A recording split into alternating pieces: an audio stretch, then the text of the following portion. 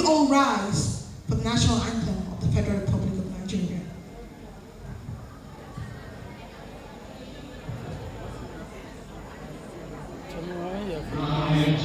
Nigeria, we hail thee, our own dear native land.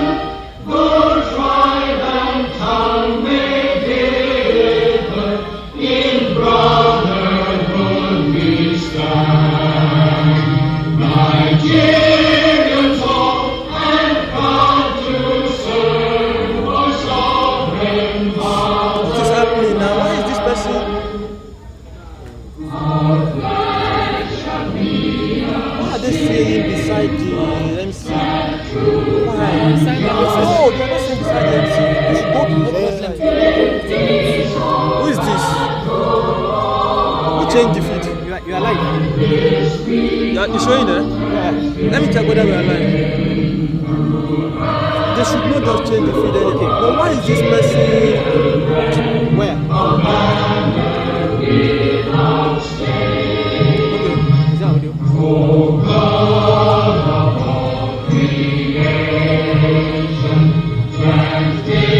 I can hear video from audio from me.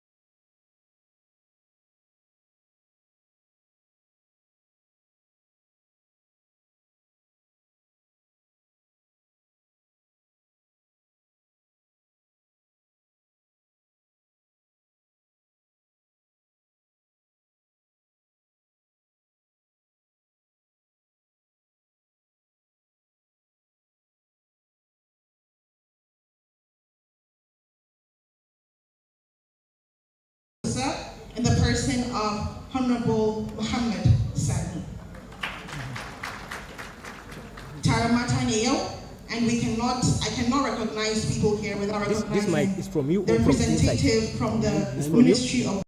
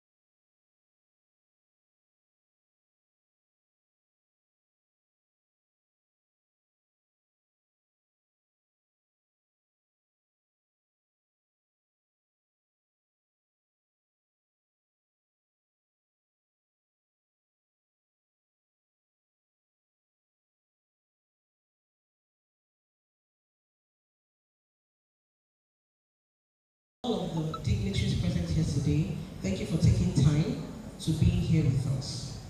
To our training partner, Faye, thank you very much for being a very good support system. Please can we give them a round of applause?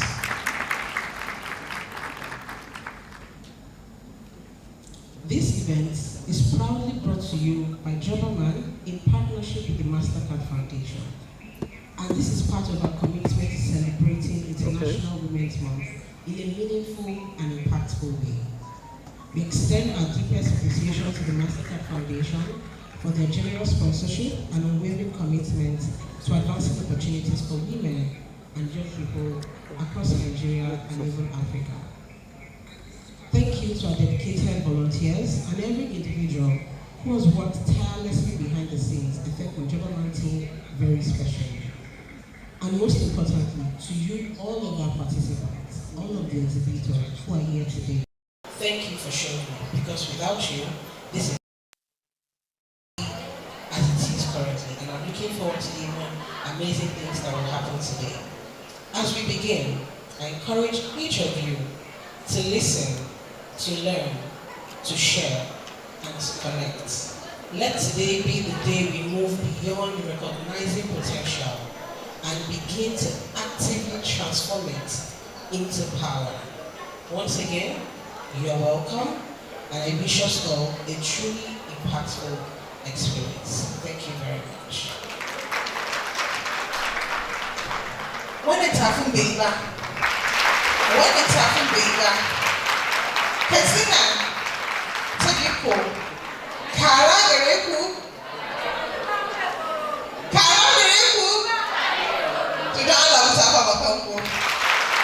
This is the first of its kind in Katsina, and thank you so much, Jobberman and Mastercard Foundation, for bringing forth this opportunity for the woman in Katsina. Kamar ta faɗa, yau rana ce ta mata. So dan Allah ba na son ku zauna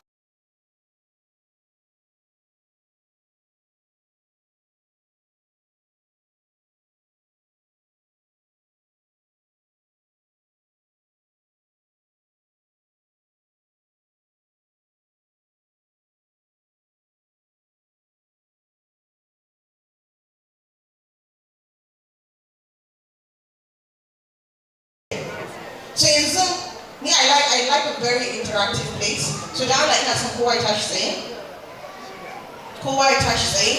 I want everyone up, including our special guest. Please, I need everyone to stand up. For the basket touch, but on your chest. And I want you to repeat these words of affirmation with me. Could it be repeat something like saboda duk abin da kika faɗa ma kanki yana faruwa gare ki. In kika faɗa negativity, you see negativity. And today is all about positivity. So I need you to say, ina da ƙarfi, ina da daraja, kuma zan yi nasara, inshallah. You may all sit. So please, a loud applause for all of you. A loud applause for you. If you're here and you're happy, I need to hear a resounding applause. Mashallah. Thank you so much, Oladuin. Thank you so much, Jobberman, and thank you so much to Mastercard Foundation. On this note, I'm sure Oladuin has mentioned a few things about Jobberman, but at this point, I would like to call on the Youth Engagement and Learning Associate of Jobberman, in the person of Samuel Moyenedu, to come and tell us more about Jobberman and its initiatives. So please, can you give him a round of applause as he comes up? Tabila nache achiga bahasiga arosusana. Yewa. So for my sisters, she might be beginning. Come on, Bani. I'm actually she might it's nice, it's handsome. Okay? Alright, please round of applause for you. Assalamu alaikum. Good morning, everybody. It's a privilege to be here.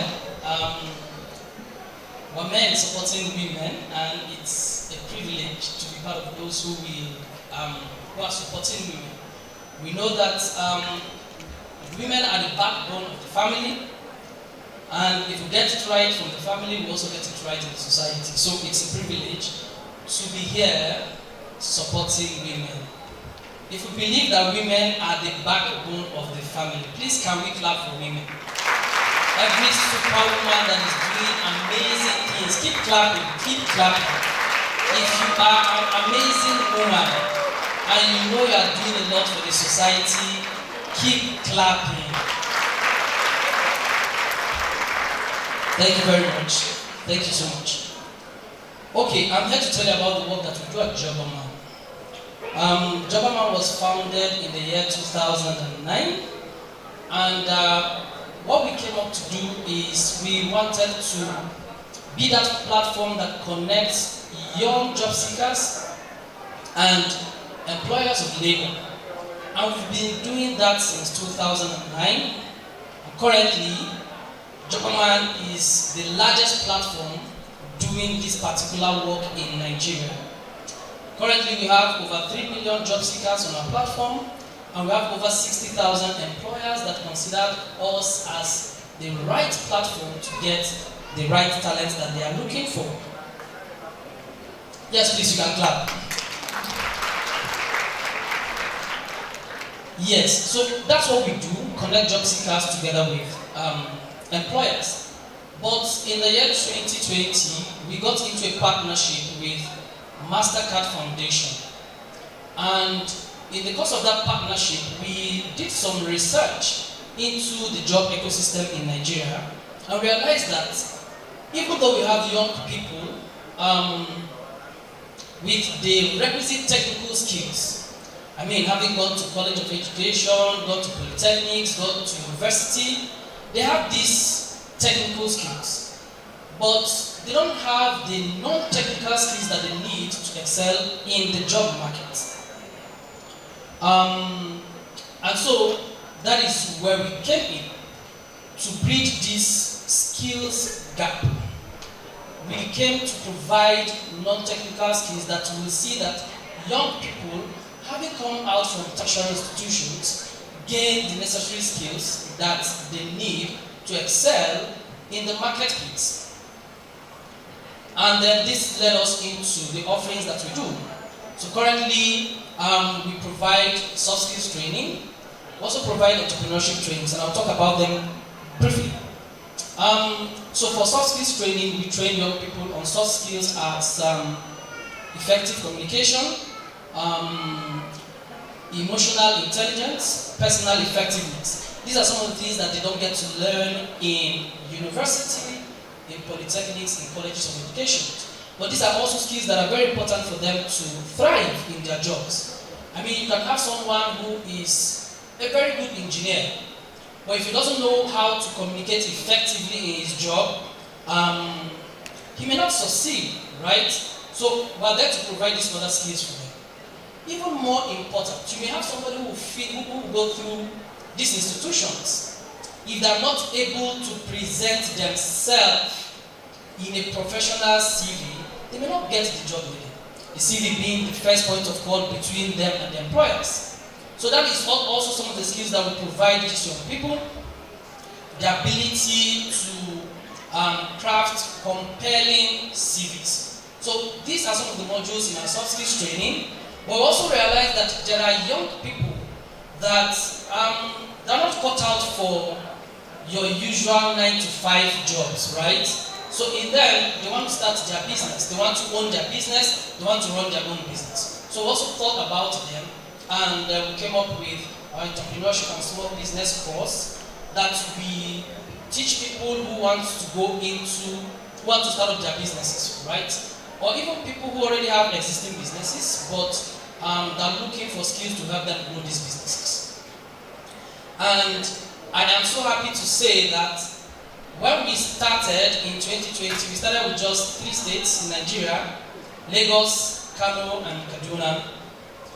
But today, we have footprints across over 14 states in Nigeria.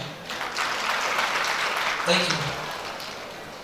And one of those states is actually Katsina State.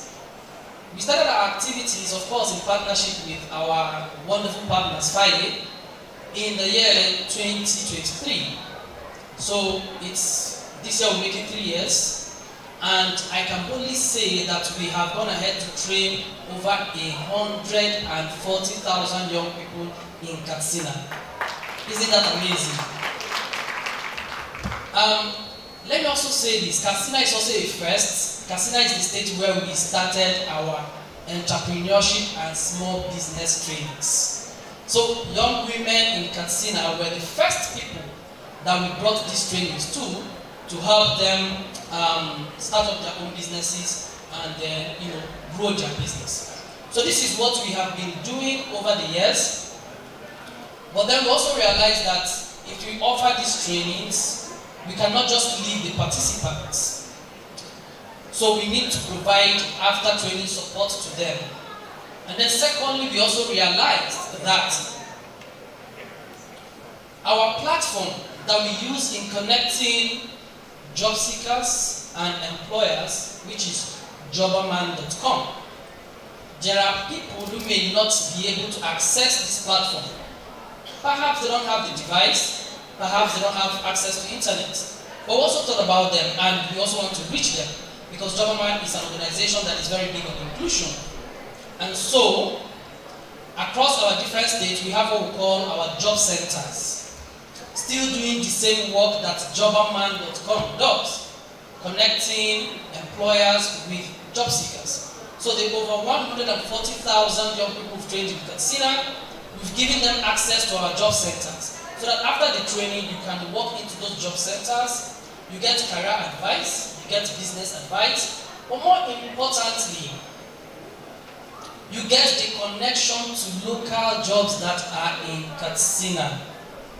So, jobberman.com, on our platform, you can see jobs across different states in Nigeria, perhaps the Lagos and the Abujas, right?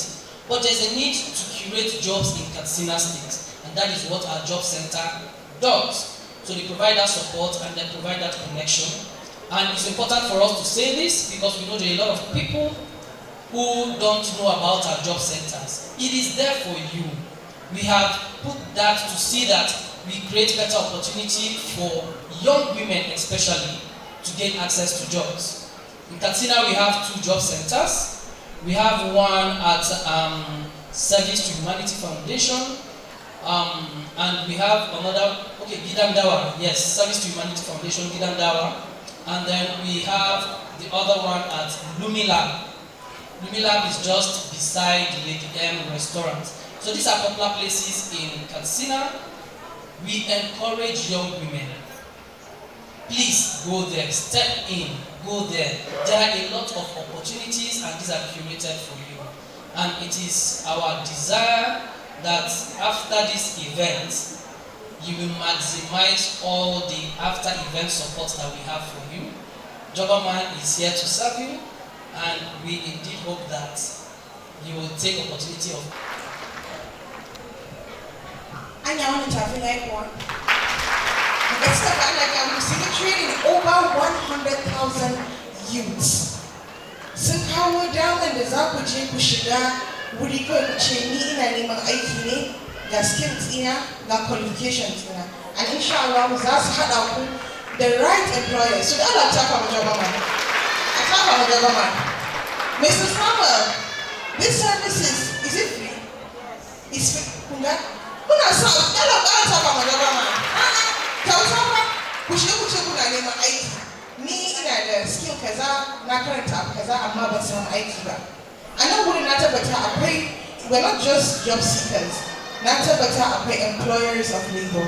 So yau idan kai ko ke employer of labor ne, kina neman ma'aikata, za ki garzayawa wa'annan job centers ne. Ki ce musu to ke gashi aikin kenan ga business ɗin kenan ko ga organization kenan, kina neman ma'aikata kaza da kaza da kaza. Su kuma suna da database da suke da wa'annan job seekers with different qualifications and skills. And inshallah, Zasi pairing with a perfect match. So that like our talk about Jobberman. Thank you, Gashkota. Thank you so very much. Okay, right about this meeting, thank you so much, Mr. Samuel. Thank you so very much. So at this moment, distinguished guests, ladies and gentlemen, we prepare to receive a woman whose presence speaks of grace. compassion, and purposeful leadership. A woman who has consistently shown commitment to the empowerment and well-being of women, families, and vulnerable communities across Katsina State. A voice of hope, a pillar of support. She is not only a leader, but a mother to many, a champion for inclusion, and a strong advocate for the woman's advancement. It is my great pleasure and honor to invite for the keynote address Her Excellency, the First Lady of Katsina State, Hajia Zulaiha Dukorada, heavily represented by Esther Angulu, the Senior Special Assistant to the First Lady of Katsina.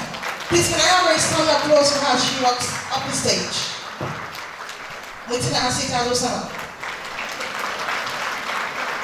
Thank you so much. Itamade, it's not the same. Come back and she looks so beautiful. Thank you very much. Good morning, everyone. Protocols are duly observed. The representative of the Honorable Commissioner of Women Affairs, the representative of the Honorable Commissioner, Ministry of Youth and Sports Development, the representative of DG Katsina, the special advisor to the Executive Governor, Honorable Kiso Suleiman Ibrahim, distinguished ladies and gentlemen, good afternoon. Her Excellency is unavoidably absent. She has another engagement, but she has asked me to deliver a keynote address, and she sends her warm greetings to you all.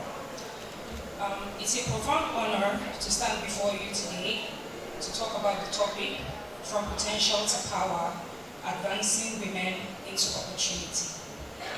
When we talk about potential and power, these are the stories of every woman in this room and every girl walking the streets of our 34 local governments of Katsina State.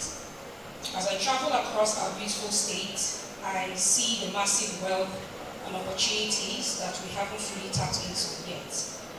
I see the young girl in a rural primary school who has the brain of a surgeon but is worried about her school fees.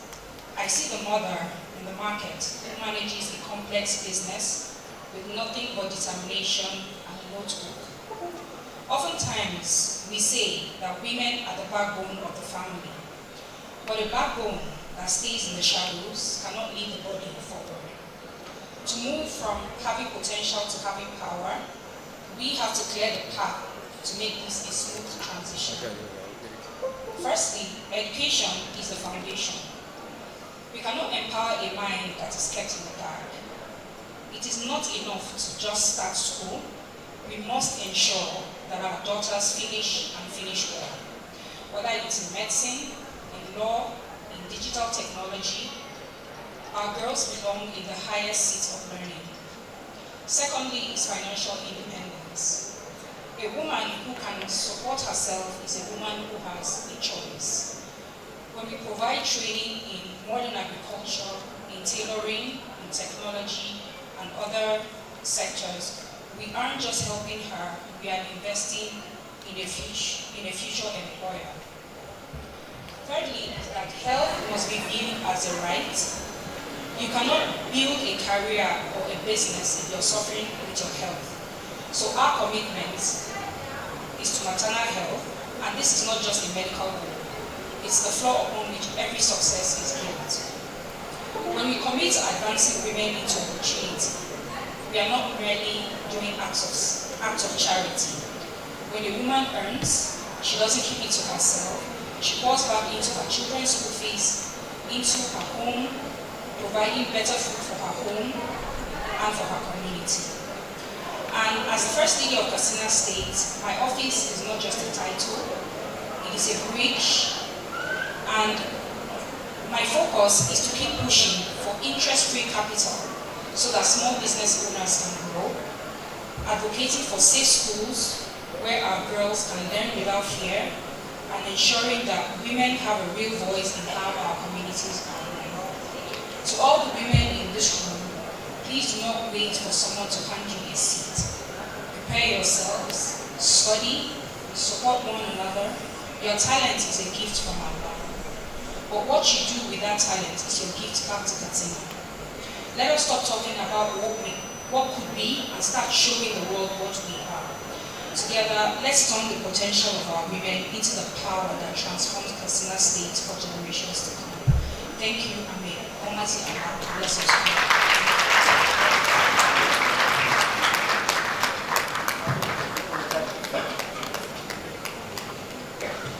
Dala atafa mata haba. First lady ce fa nan. But it's first lady take her. She's the first lady today. Thank you so much, Mrs. Esther. Thank you so much. I love to see women come together because wallahi, we are the pillars of the community, whether they like it or not. Whether they like it or not. Whether they like it or not. Women, we are the pillars of the community, of the society. When you educate one woman, you educate an entire community. So when rana namu ce, za mu yi karatu, za mu koyi skills, sannan kuma insha Allah za mu tsaya da kafanmu. Kamar yadda first lady ta faɗa, when you earn, you have a choice. Yau idan baki da abin da yake rashin earning, rashin having kuɗi, financial stability, shi yake sa a lot of women suke going through a lot of things. Ki kai zauna ki tunani, yau ina da kuɗin ɗan waje. Me zan yi? Akwai wanda ya san tuladanci? Akwai wanda ya san tuladanci? You have a choice to walk away from any and every situation you find yourself. So please, if you're a woman who has potential and is aiming for power, I need to hear a resounding applause for yourself.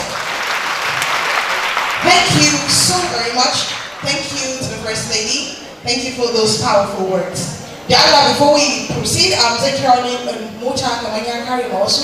So Allah, if it's your car, kindly go out so we can cherish your plate number RSH 658NK. Toyota Camry Chick, white color. And so before we continue this is the time that we're going to move from inspiration to conversations. Because real impact does not end with speeches. It continues through dialogue, constructive dialogue, shared experiences, and practical solutions. Domin kusan gaskiya ita ce, canji baya faruwa da magana kadai. Yana faruwa ne da fahimta, da haɗin kai, da kuma ɗaukar mataki. Duk muna da wa'annan abubuwan ɗaukar mataki ba magana kawai muke ai bai da amfani. So inshallah, I'm going to call on our two panelists for the panel session.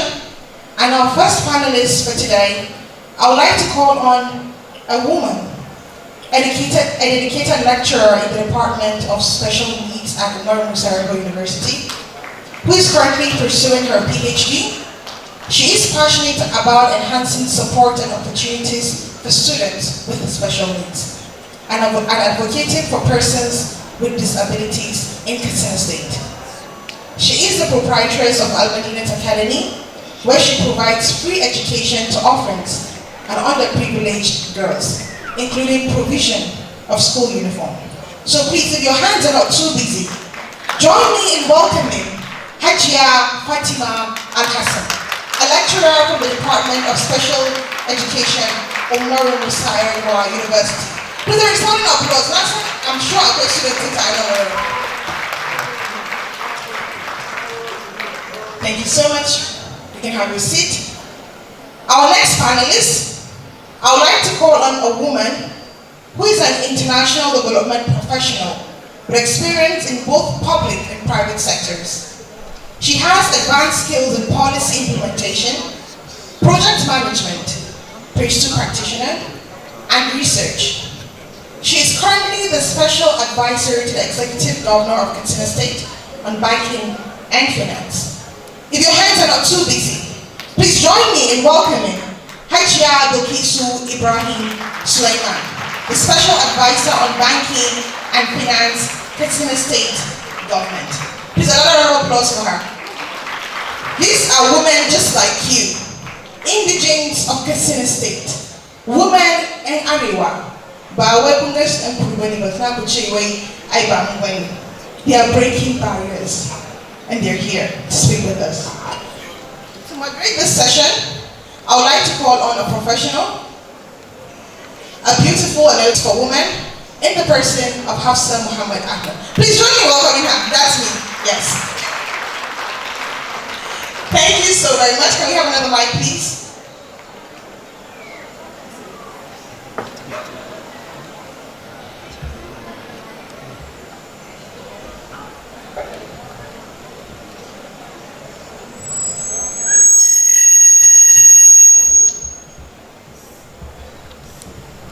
Thank you so very much.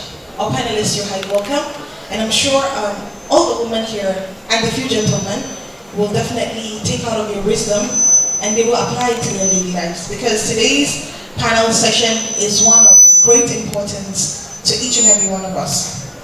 Like I said earlier, the theme of this event or this forum is from potential to power. Can we fix this, please?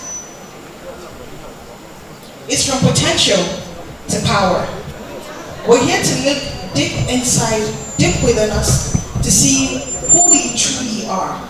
And this woman today will be our panelists, and they'll be telling you from experience, from what they have learned in their lives, what has taken them from there to here.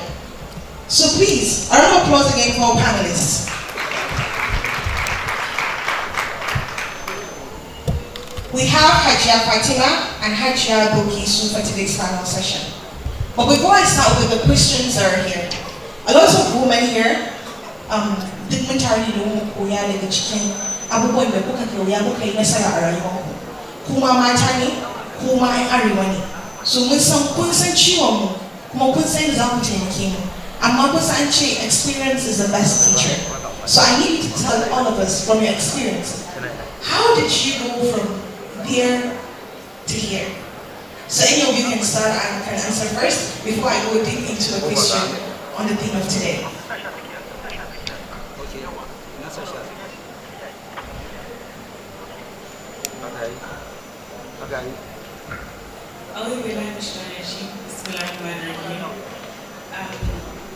Good morning, everyone. It's a pleasure and an honor to be here, and it's very exciting to see an event like this taking place in the state. And I really welcome more opportunities like this. So thank you, German and MasterCard, for hosting this. So for me, in terms of this journey, I think it's been a bit of a mix, and I think my journey is maybe a little bit different in the sense of kind of being born and raised in the UK, but also my parents both being from Katsina. I've always had that strong sense of having a sense of what Katsina is about, and kind of the issues in Nigeria and how very different the two worlds can be. But there are also commonalities where, in terms of being a young woman or a young girl, being ambitious, pursuing your education, and having the right support to do that. And I think one of the key things with that is having a strong male figure that also supports that journey. So I think in terms of society, both women and men complement each other. So it's important to have both of those sides having that support. And I think also just seeing other women also achieving their dreams is also quite encouraging in terms of pursuing that path and having people that can support you along that journey. So I think for me, that's kind of been the key thing in terms of starting and getting to where I am today, is just having support on both sides, whether that's a woman or a man, and just encouraging kind of stopping that any hurdle, but kind of pushing and persevering. So I'll try and mix with Hausa and as we be encouraged to do.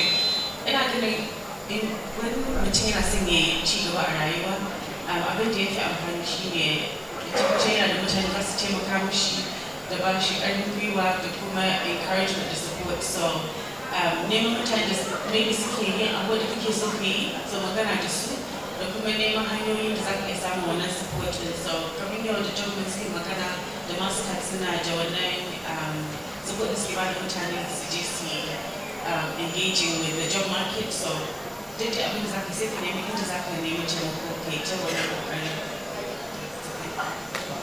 Alright, thank you so so much. That's Haja Bulkisu, and we're going to hear from Haja Fatima now.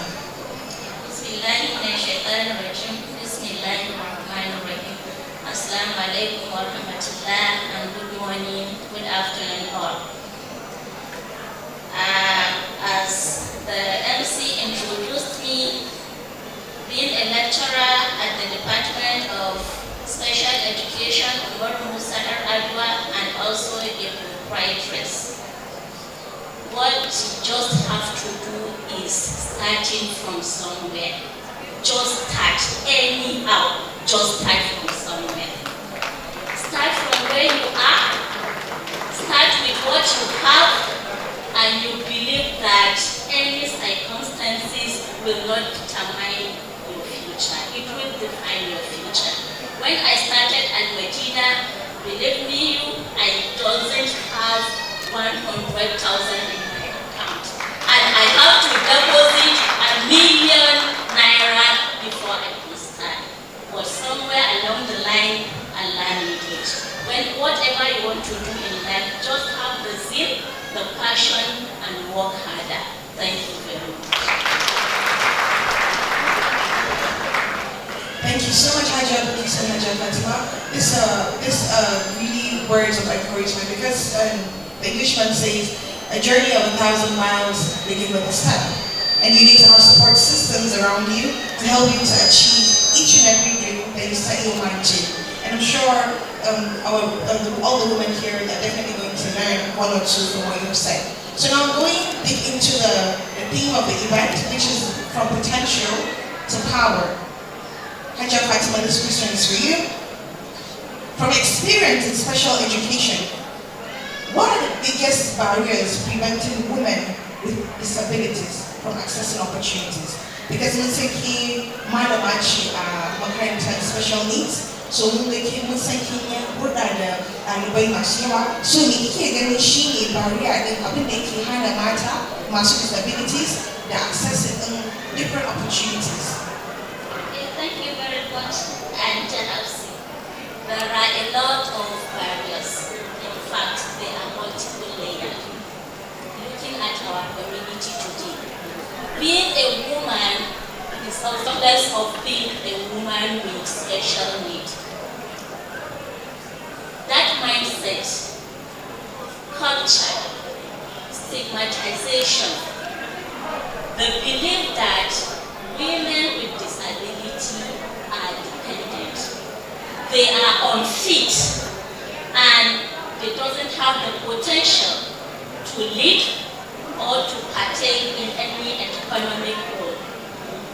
This barrier brings about exclusion in employment, education, and what have you.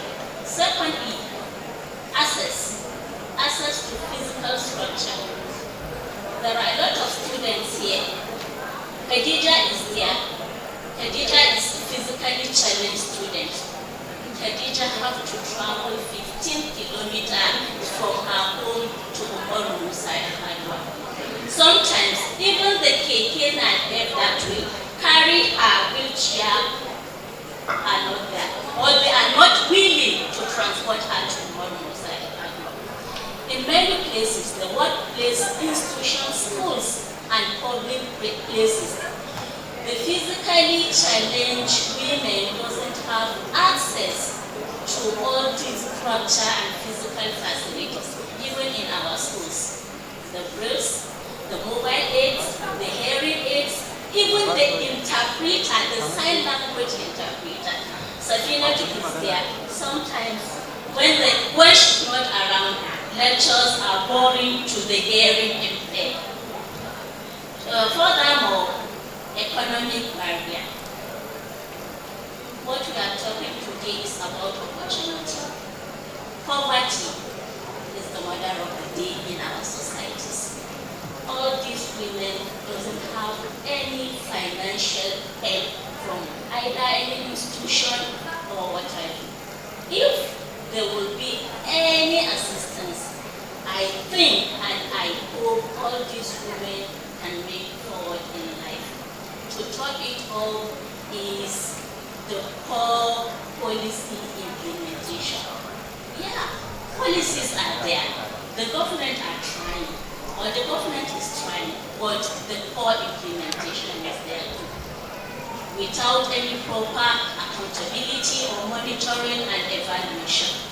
These are some, to mention but a few, some of the barriers to women these days. Thank you. You mentioned something very important, which is being a gender woman is a barrier itself. Because you being a woman alone, people see you as a dependent human. And it alone is a big barrier.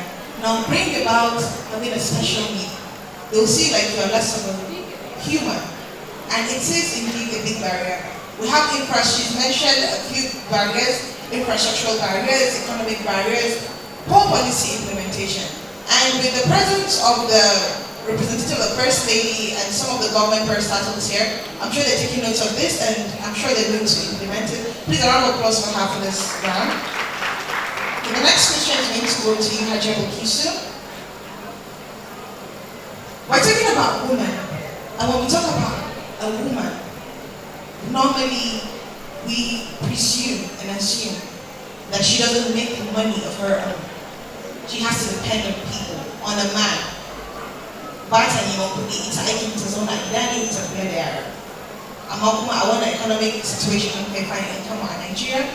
If you're a woman, regardless of your gender, you need to make something out of yourself.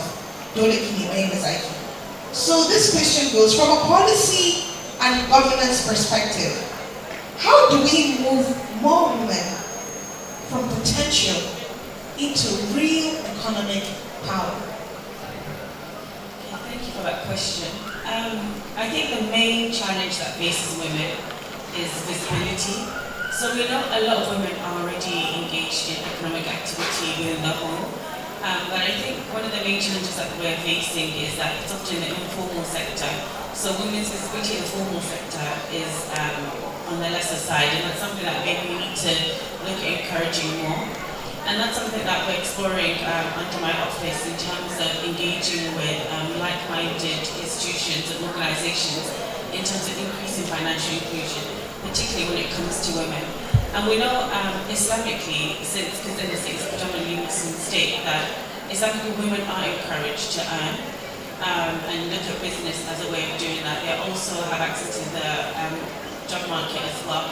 So I think sometimes where it comes is just more about the dynamics, and I think it goes back to what I was saying earlier about the gender dynamics and just having those conversations so everyone understands why this is important and that there aren't any particular barriers. And if there are barriers that people are facing, how do we address that to encourage more financial inclusion so there are more processes that government can support, and also where there are other institutions that women can have access to in the informal sector, like we all know the Hadashi system that people do, or within their kind of community. And there are a lot of cooperatives as well. Again, these tend to be less formalized, but I know a lot of women are going for where these cooperatives are recognized. So I think it's just looking at that and exploring the opportunities to do that and to encourage it, and also to publicize it. And I think that's another issue as well. There's a lot of great work that's being done, but it's just making sure that it's publicized and people know where to find the right information, have the right access. And like I mentioned, events like this allow that to happen, but there are also other activities that happen. So it's finding also a sustainable way of doing it. Let's not allow these things to be a one-off, but actually have them on a regular basis, and also have them more at the local community level, so that we can continue to build on what's being built on today.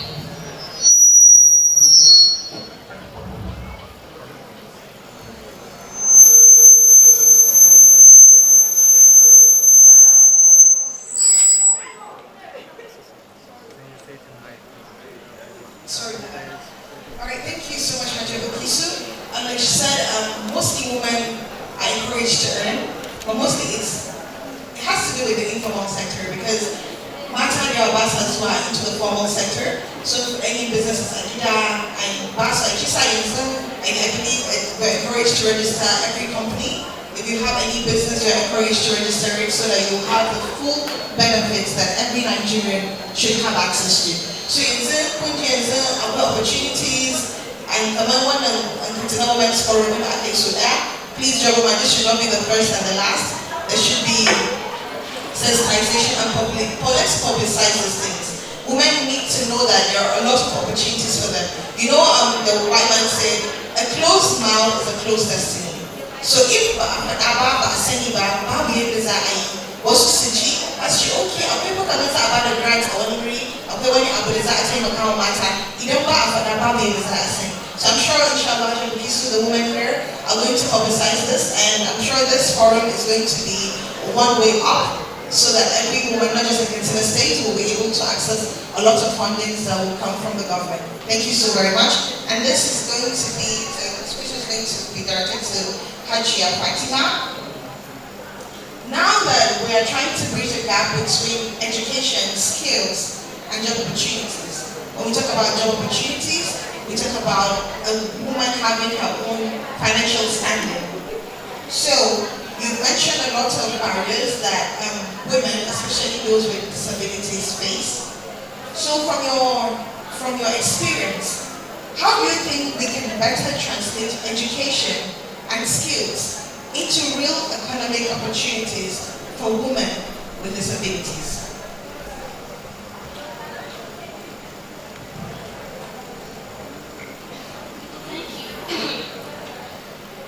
I think it is time to move education from theory to practical. Education should be beyond theory.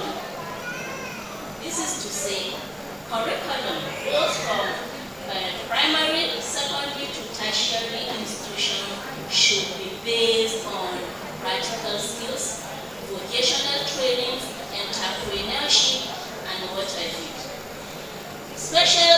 People with special needs or women with special needs should be exposed to internship, entrepreneurship, and mentorship. By so doing, education will be translated into opportunity. Secondly, as I mentioned earlier, there are barriers of access. When our schools are equipped with technologies or devices that are technologically inclined, this is a digitalized world now. When the students are technologically knowledge, there will be a shift of paradigm from theory to practical. As the MC said earlier that, not the MC, sorry, the man here, that even if you have the skills or the knowledge, you have to learn communication skills or other skills that will help you improve your profession. So that is that. Thirdly, we need career guidance. And this career guidance should be inclusive. That means including people with disabilities. Telling them or giving them the career path, professional forums like this that will lead to opportunities. And thirdly, that issue of finance and not be overemphasized. Talking from experience, there is this MTN Foundation that usually select best students, including persons with disability every year, whereby they support them with a sum of 300,000 yearly. I could remember last year we accompanied our visually impaired students to Abuja for this foundation, where they were given this amount. During the session, a young man came for, he was telling a story about himself, that 5 years back, 5 to 7 years back, he was once a beneficiary to that sum. And when he received that amount, he prayed to Almighty Allah that, Allah, I'm so happy about this money. Allah, help me so that I can invest this amount, so that I can be part of the donors. And to Almighty, he was part of the donors that year. He donated a lot of money, and that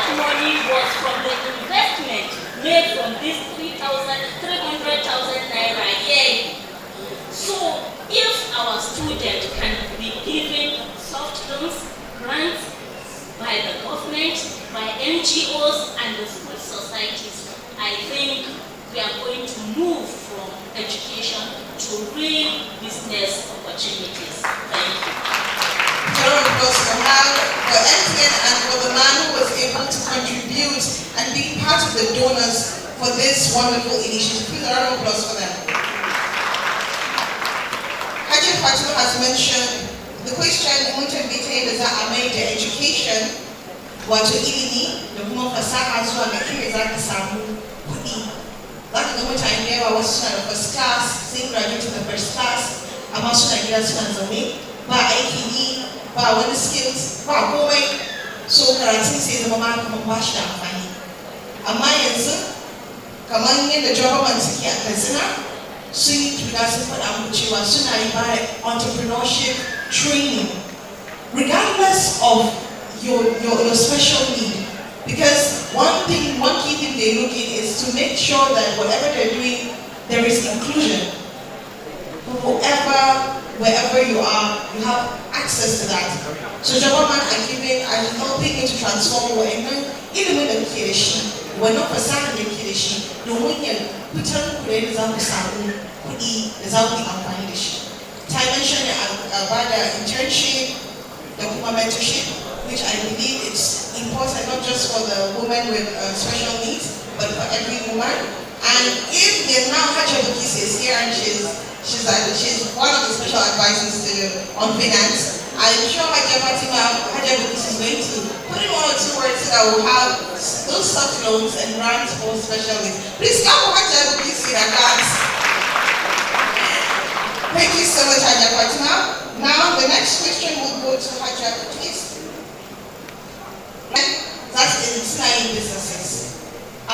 Mostly in the informal sector. So Sinai business, women with special needs, women in general, Sinai business.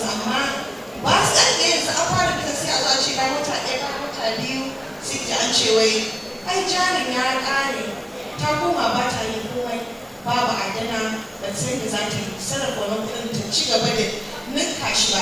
The idea that that's actually why I say, but what would my Guinea answer? How can I make things again? So, what role does financial inclusion play in helping women build sustainable livelihoods? Thank you for that question.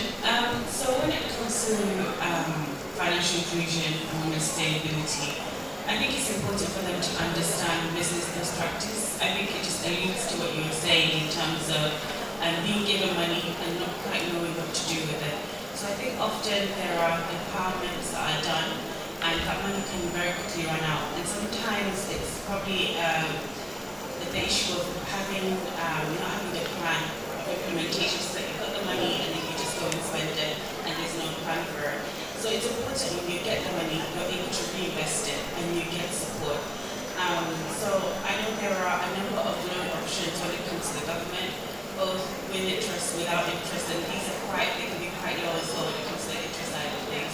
But it's important to find, we can get the necessary support to make sure that you have business best practice and you also have a business plan and get to that support. And some of the things that government has got to implement is making sure that you're registering your business. So again, having your business registered means that we have the data in the database and any interventions, we have the data that tell us what the women are doing, what businesses are being implemented, and also where the gaps are and what support can be given. So I think for me one of the key areas is looking at that, getting that information, because under the supervision of my office, we have the Amana Microfinance Bank. We have 15 branches across the state, 5 in each political zone, and there are a number of loan opportunities there, from agriculture to small business to SMEs. So there are options there, and you can get the issue support and you can speak to the bank staff there to give you support when it comes to your business plan and how it can be implemented. And again, we're looking to a number of financial institutions as well to have those kind of partnerships where you can go and get a loan and they have that partnership with government. So there's things that we're all exploring and looking at, and particularly of course women, young people, persons with disabilities, these are all categories that get considered when it comes to these decisions. So we're trying to have a far reach and having that engagement as well at the grassroots level, so we collect all the necessary information and data. And I think that's something I would like to encourage today when it comes to Jobman and Master Pride Foundation. It's something that we're open to discuss in my office and see how we can collaborate to make sure that those things happen across the state. All right, thank you so very much. Like I said earlier, and she actually confirmed what I said, a lot of women are given money, but before you know it, the money is nowhere to be found. Ankashi, some iron, Bob women is not invested in so. But when he said in Saka Asusuba, children had Asusa, you feel like Saka. I didn't junior put them. Kina junior put them. One time he mentioned a very important point. She was the invitation, they come with that touch that she, in our particular night, in our sort of part of this one. But some police are one business table. I can't tell you she doesn't like it to a release, so I like it to rush back. So you can't feel it's okay, it's about touch. The sound put the money around, the sound put the money down, the sound put the sugar. Kids are not going to put them. Can you release them? Can you see it? I'm not going to have you saying, but my people, but how to put them on the station. So, what I mean, buy the strategy, buy the plan. So, one of the things that she mentioned, big initiatives are government when they either young can know, Kijika and so on and look, but I like the look of Makalaka, have been taken towards an exaggeration. A point time is actually the key. Soon, I mean, the Zaki drafting business plan. So, for the Kidasha will not put in yet they matter, but you can't cash a sugar sula at time. Kikashi Suta yet they matter is a river, Makichuya. I've got a lot of initiatives for Katsina working the job. The most important Chiwa, where any initiatives in the Sakao is to supplement the grants and then reaching to all the appropriate persons. They come out to see benefiting from it. That's how I'm going to the government and national official. Thank you very much. I'm encouraging a coup, but we're going to have a Q&A session. So the other either put at a time where you come in for that for a coup, you're running. So please feel free. If you have any question, write it down. Because we're going to have a Q&A session. And you want to get Tambaya, Zadi, Amatamai, Coconut, Kunya, Kaributa, Kika, Kibama, one outside the oceans, and that's the one and the room current time. Let's do what to have questions for our panelists. Thank you so very much. Now, moving to this question is going to be put to Hajia Fatima. Hajia Fatima, from your experience, Kina, you're a proprietress, you're a lecturer, you deal with a lot of women and women with special needs. You know their problems, you know their challenges, you know the barriers that they're facing. The kids somewhere in our house, but they came on the list of some of the barriers they're hitting.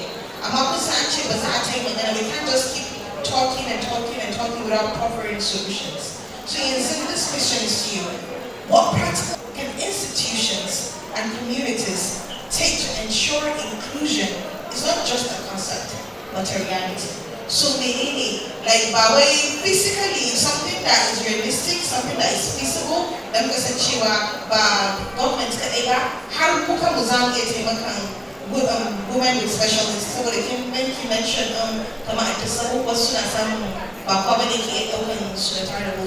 so what practical steps do you think that institutions and communities can take to provide the solutions?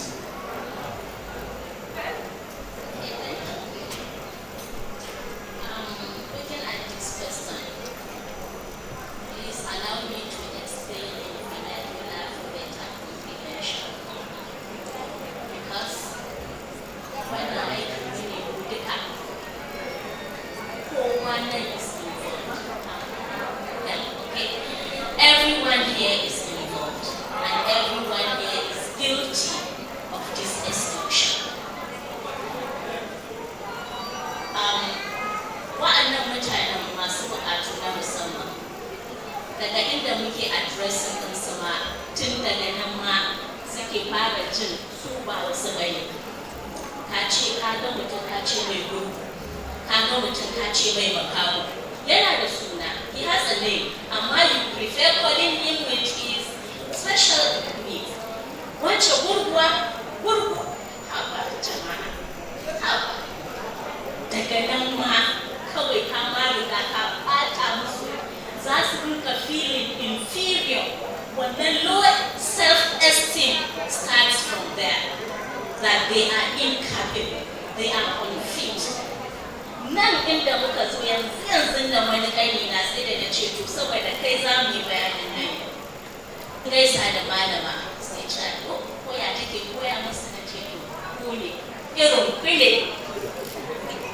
irin kule ya za ta koya musu. She's visually teaches in the school for the blind. That means the equation matters. Ita tana da potential da za ta koya musu su gane me naka. Ina da wani ɗan uwa cousin da suke da wata yarinya mai Down syndrome. Za ta yi wanke-wanke, za ta yi shara, amma a bata kuɗi ta yi sana'a ba za ta iya ba. Kawai kuɗin za a bata, yau wannan ne za ta iya, for goodness sake. So advocacy and awareness should start from the community. Ku gane mutanen nan suna da capacity kamar the potentials are there.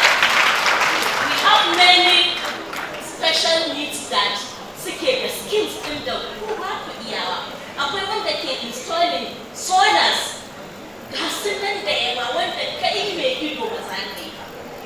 So let the advocacy continue. Awareness from the society, from us. Mu fara da kanmu cewa mutanen nan ko mutane ne kamar kuma za su iya abin da kai ba za ka iya ba. In kuka je ka duba results ɗin students ɗin za ka ga visually impaired students na first class. The so-called normal na the probation.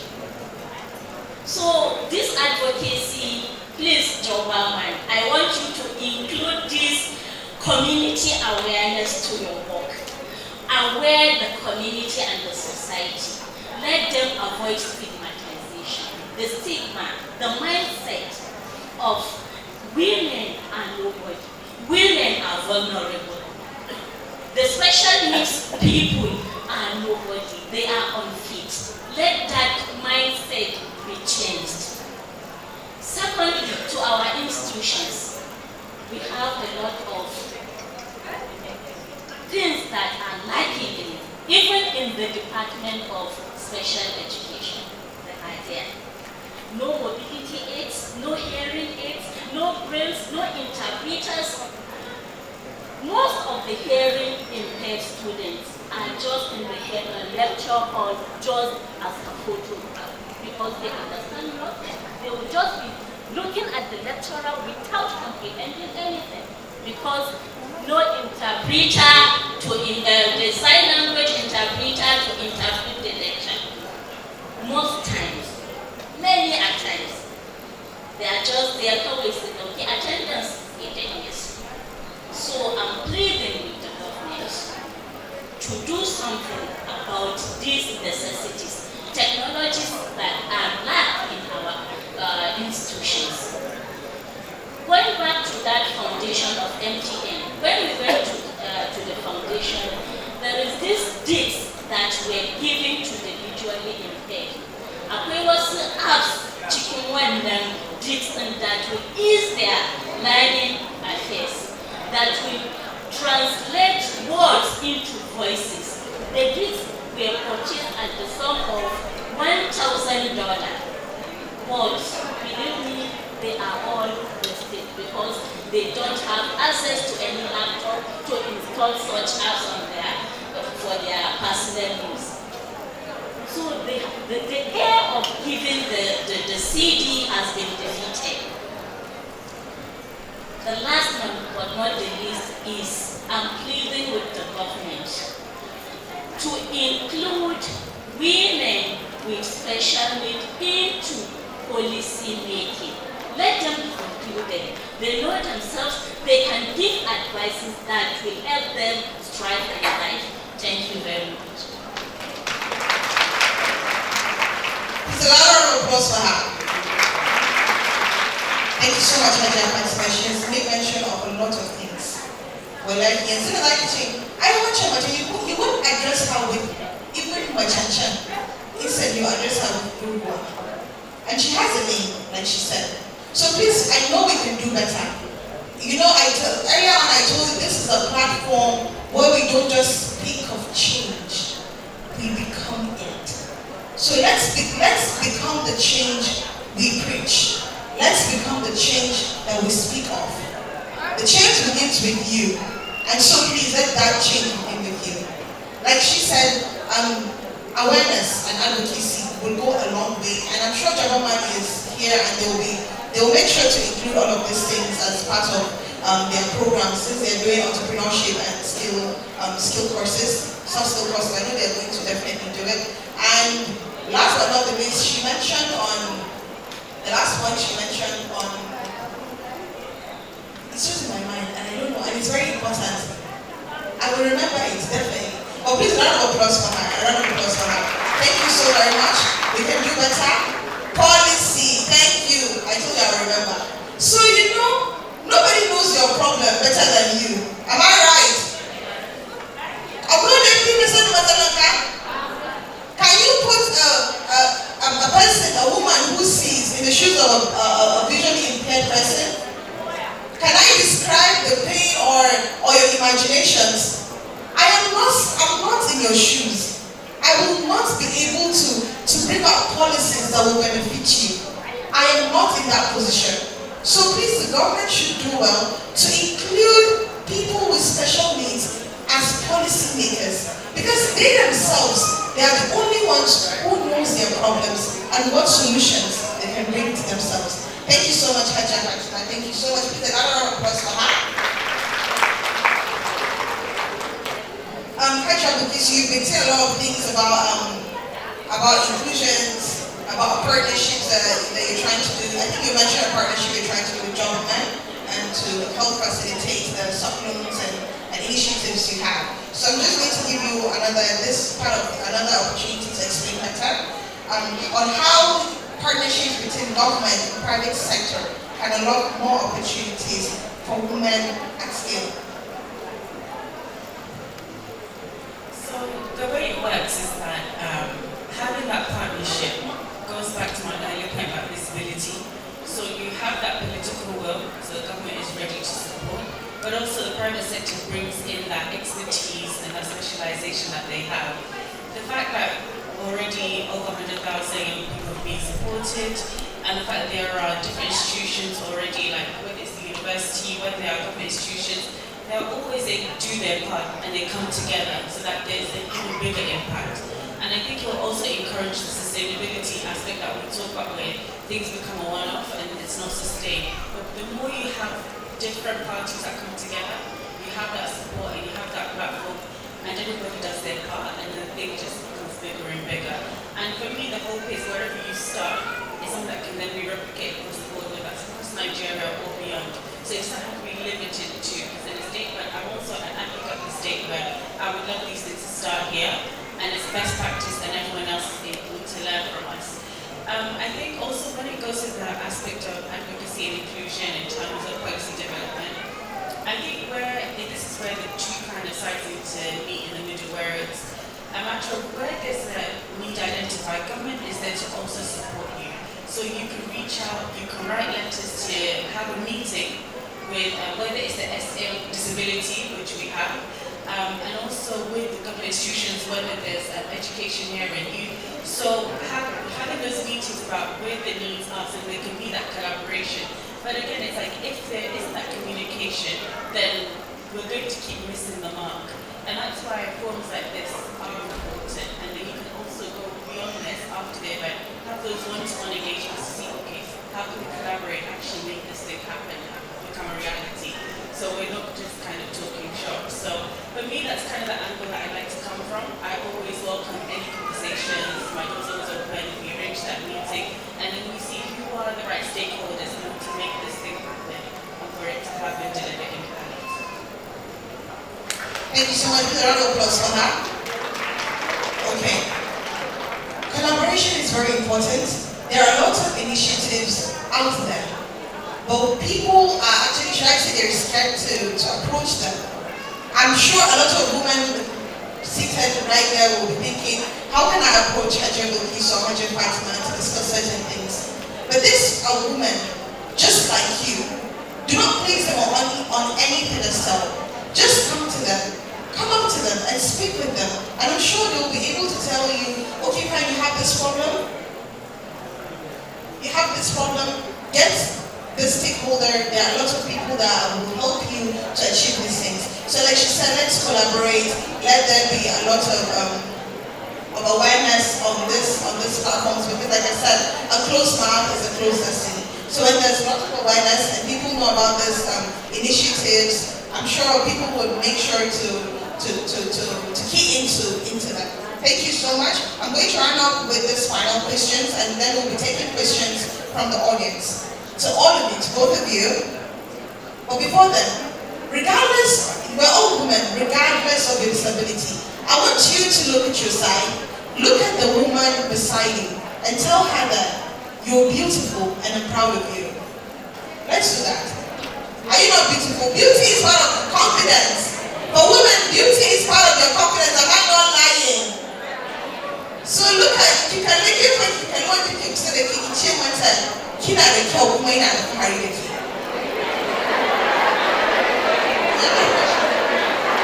Now everyone is laughing. Thank you so much. So to round up this session, I have a final question to the panelists. If you had to leave every woman here today with just one piece of advice to help them find clarity and succeed in their career or business, what would it be? So you know you can start answering.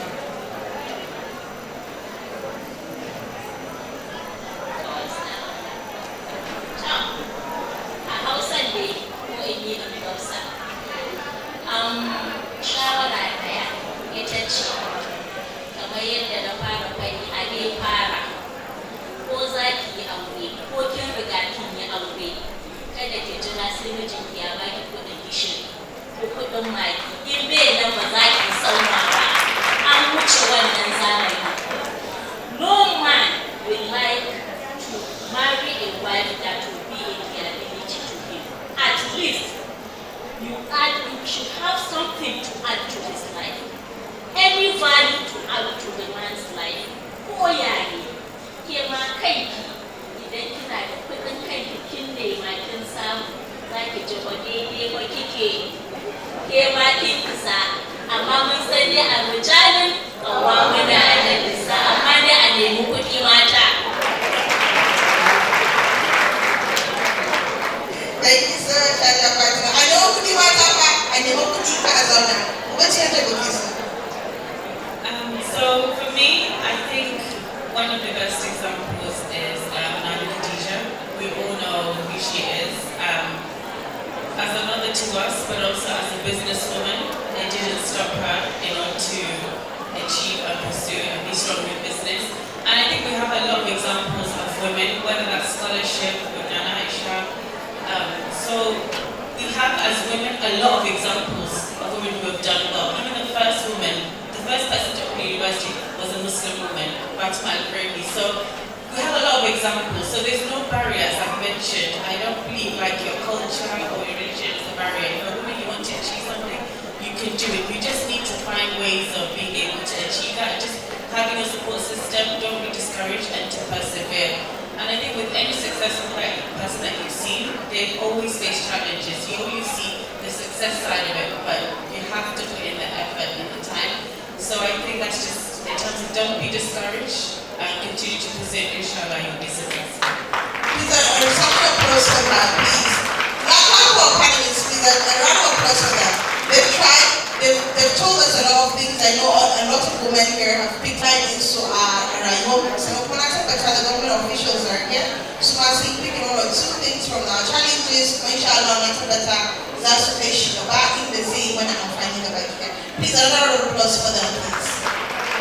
So I'm going to take 10 minutes for questions and answers. Please, where are the volunteers? Let me have like two or three persons. So please, if you have any questions, you can raise your hands. Then before I'm able to now read the ones that have been passed to me. So is there anyone about to mic where are volunteers? About to mic? Share a question for one of our panelists or both of them. In our mic, where's the other mic?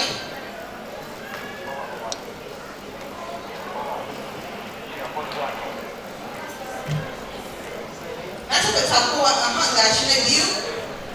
In the where the good. So let's start from the first lady that view.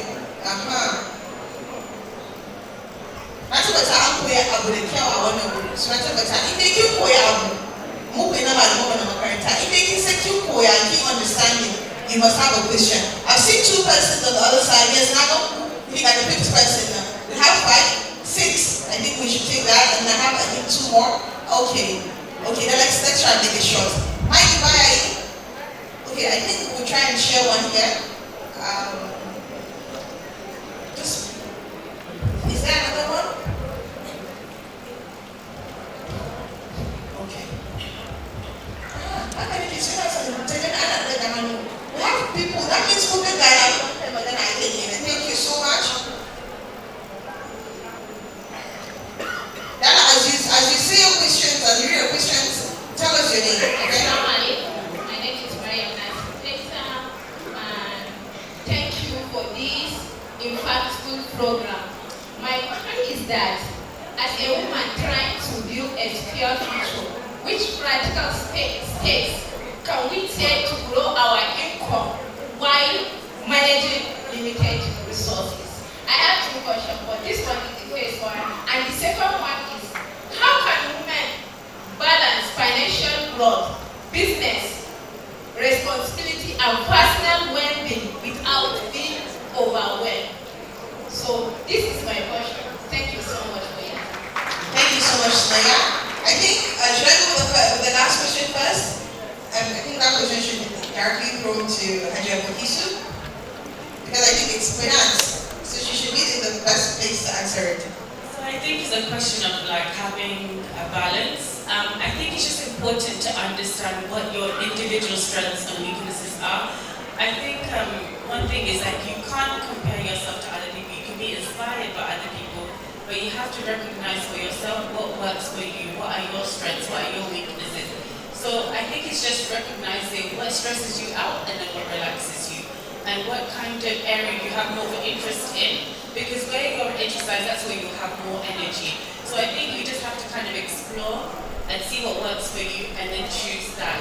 So focus on yourself and what works for you rather than looking on the outside and copying somebody. You can be inspired by them and learn from them, but apply it in terms of your own context. All right, thank you so much. So focus, Sumaya. Yeah, Allah, she read a question, but she's not listening.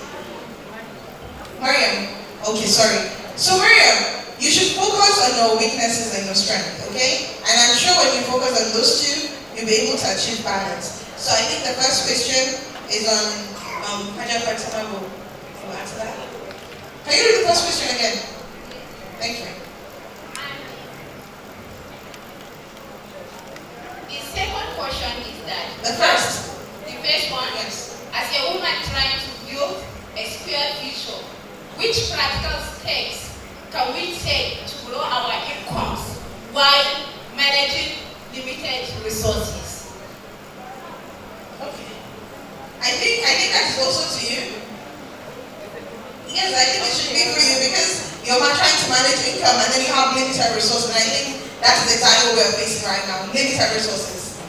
So I think it's important to see how much resources you have, and then kind of looking at, in terms of how much you have, what's your kind of risk appetite with that. So, and also having a plan. So don't think, okay, because I have this money, I'm just going to put it all in and it's all going to come back, because you know business is a risk. Like, you win today, you lose tomorrow. But you need to have a plan. So if you're up, what do you do with it? How do you reinvest that money? And then when you're down, how do you kind of manage what you have? And it depends what industry you're in. So I think you need to find people that are successful in that particular field or business sector, and have those conversations and see what works for them, how they become successful, and then when they've had challenges, how they address that. So I think you also have to recognize it's not necessarily overnight, experience. If that happens, great, and you got lucky. But also recognize that sometimes it can take time. So it's better to have consistent and gradual increase rather than one go, because often it's more about luck rather than having a process. So I think have a process, stick to it, and if you have any questions, help advise you and guide you on that process. All right, thank you so much. You can have a applause for her. So that's about why they keep part of business. Keep not getting your say that it's a car. Say that without woman, seeking this in 6 months like some FM here. You You need to be consistent, you need to grow, you need time. Wow, what I can put in this market if I'm a poor I do the nation happen. So within that, let's not rush. Don't run faster than your shadow. Thank you so much, Does that answer your question, Mariam? Thank you so very much. Please can you give it to the next person? Over there. Katsina,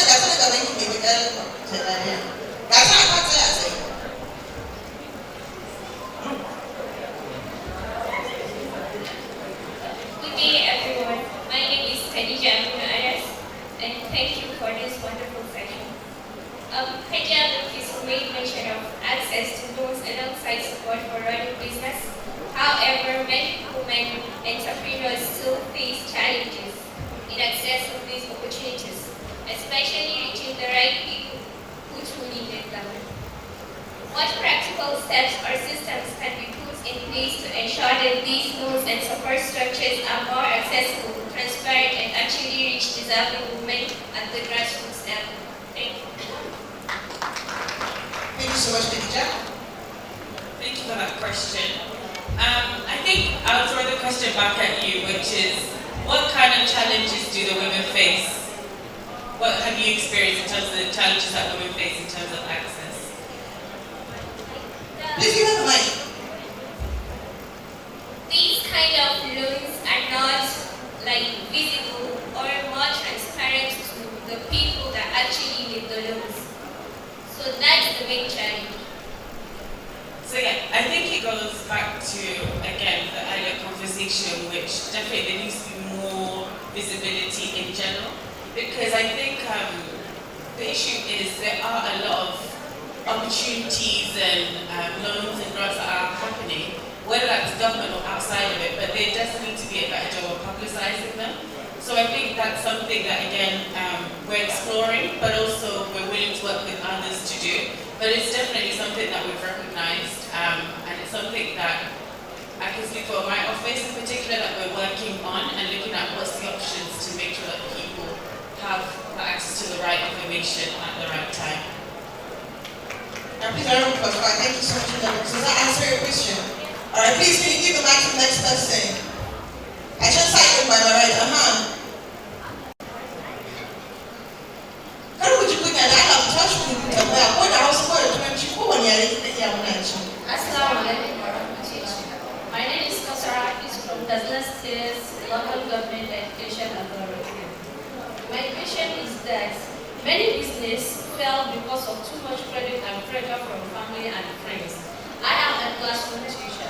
I have no time to go to markets and provide any business. During coronavirus, I intended to open a classroom, extra lesson classes in my house.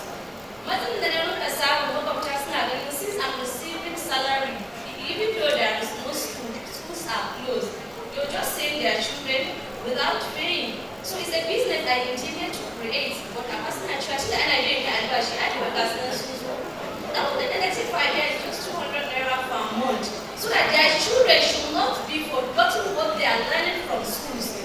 But my problem, not my neighbors and my even relatives that are living close to my house, that pay me, and I'm not going to school. So let them use benefits. So that business, this guy has there. Now you might be the macaroni that's there was that's current business. Now look at your mother's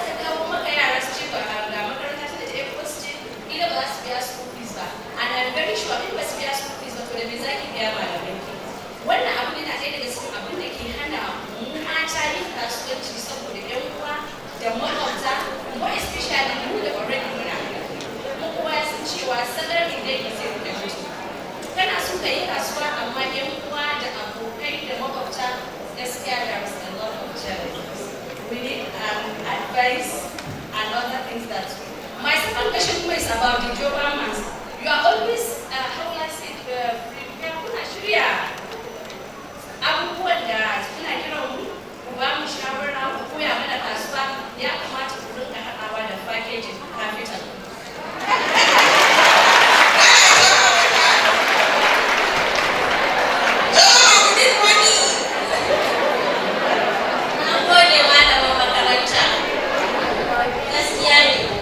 We all know that business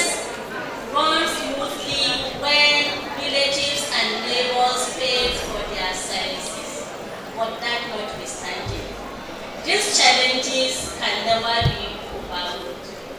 Dole sai kin samu wannan challenge. When I started at Medina, I started with 10 orphans. Now they were orphans, girls that I picked from the street, and I started teaching them personally without any amount. But later, the Allah ya samu hannun albarka. How an orphan's matter, girl child. So when other people started bringing in their children and what, akwai families now. So what I do is, family and friends pays 50%. 50%, yes. And including the relatives of the staff, they pay 50%. And when male orphans are brought, they pay 50% too. But for the female orphans is free. It's free. So what I want to tell you is, you dialogue, ku yi magana. To wannan abin da nake ina yi ne don nima in yi grooming, in yi improving kaina. As little as 200 naira.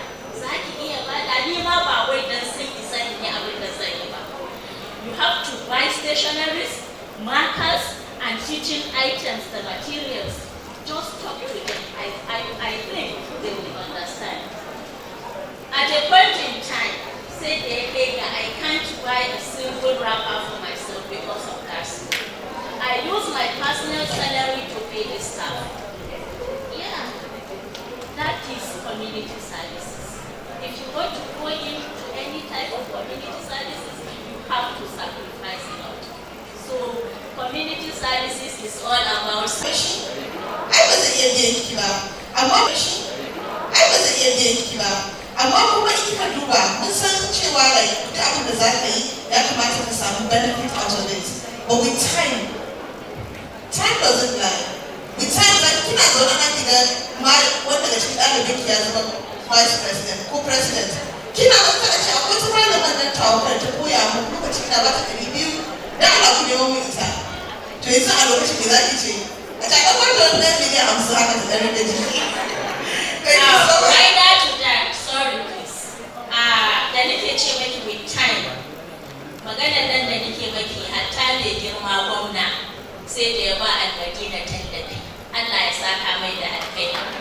Saboda ya ji labarin abin da ake ya ba mu tallafi mu gode. So if you are doing it, insha Allah, Allah will open doors for you.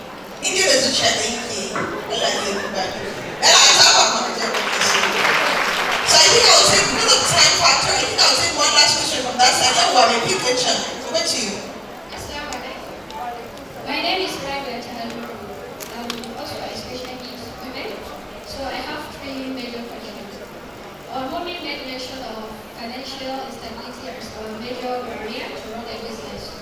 So my question is that is there any provision from the government that will make us easier to access loan from the bank of industry and any other bank? Did they have ever trained us based on our disabilities and also make us to have much empowerment based on our disability? Then the next question is there what governments are doing in enforcing or strengthening the law, such as the United Nations Convention on the Right of Persons with Disability and the Discrimination Act against people with disability? Are they strengthening the law? Thank you. Please start from our earlier question. I think the question is to both of you. Yes. I think the first question is to Hajj Bukisha and the other one is for Hajj Fatima. Okay, thank you for that question. When it comes to government grants and loans, there's a criteria that one needs to fulfill. So even when it's targeting at women or young people or persons with disabilities, it's just that if you meet the set criteria. And this is where I say, if there are particular issues that need to be raised, this is where it's like, okay, if there's a particular need or people are not getting the access they need, then it needs to be kind of vocalized, if that makes sense. Because as far as what we do when it comes to putting together policy, we always look at a criteria that's fair. So anyone can access as long as they meet it, and there shouldn't be any barriers per se. So as long as you actually meet the criteria, you'll have access to the loan. It's nothing to do with whether you're a woman or a young person. So those barriers are there for anybody to sorry, those criteria are there for anybody to meet. So it should be easier for you. And so even if you have a disability, you also welcome to apply for those loans. Does that answer the question right there? All right, so yes. Okay, regarding laws, as I made mention earlier, there are policies, but you have poor implementation. Policies are there. The government are doing their best, but their best is not best enough. There is poor policy implementation. Like the policy of every ministry, when given an employment, should give 5% to the people with special needs. Are we taking, is that policy implemented? No. No ministry is giving that quota, 5% quota to the people with disability. But I think, and we pray, the representative of Her Excellency is here. We plead to the government to create ministry for people with special needs. If that ministry is created, I think all these issues are going to be tackled. Thank you so much, Rabia. Does that answer your question? Thank you so much. No, please. If you have any question for Haja Fatima, you can meet them personally. I'm sure they will be open to answer your questions. They already have two, I think they are from some of our sisters. So I think this one, I think it's for you, Haja Fatima. Is there any website or an office that a woman or any person can go to access business loans or business implementations? Is there any website that any of us could just like right now take our phones, Google it, and then we can go directly to the portal? Is there any? So I believe we have the representative build on your agenda, which is Katsina. So they are the Katsina Development Enterprise Agency. So they offer loans and services there as well, in particular when it comes to business. So that's, they have a portal and they have a website there. So I believe the representative will be making some remarks later, so maybe they'll go into detail at that point. So already representative in Katsina as well, so that's Magana even when the state art website is actually accessing loans for small businesses. That's essentially inshallah was also there and then you can visit that. So another one says, and this one I think we will address it to every woman in the room. She said, in the spirit of she's more, I think that's addressed to Jabama. In the spirit of she's more, please women should be more welcome and supported. But women tend not to do that. So I think she's just trying to say there should be more support to women to participate in programs and forums like this. And this one, I don't know, but then I would agree because it's been passed to me. I do not think, personally, let me say this, I do not think Islam or any religion limits women in certain capacities to earn their own money. Like Hajj Abdul said, we all know Nana Khadija. She was a businesswoman, a very successful one at that, and she's the first Muslim. So I don't think personally, I would say this before reading the question. So she gave two questions, and the first one says, what do we do when religion is biased to achieve a certain level of opportunity and growth for women? Like I said, I don't think Islam is biased in any way, but it's a question, so I have to throw it. And the second one, I think this one is very important. So let me just read it. What do you think about marriage? Only marriage and first marriage. That's what she's saying. Just marriage, when just to marry, or they force you to go and marry one old baba. As a challenge against women's growth. So how do you see a first marriage or a woman to just go and marry? How does it stand as a challenge for her growth? So do you think marriage is an obstacle for a woman's growth? I do not think that as well, but I'll show it to the panelists. Any of you can answer?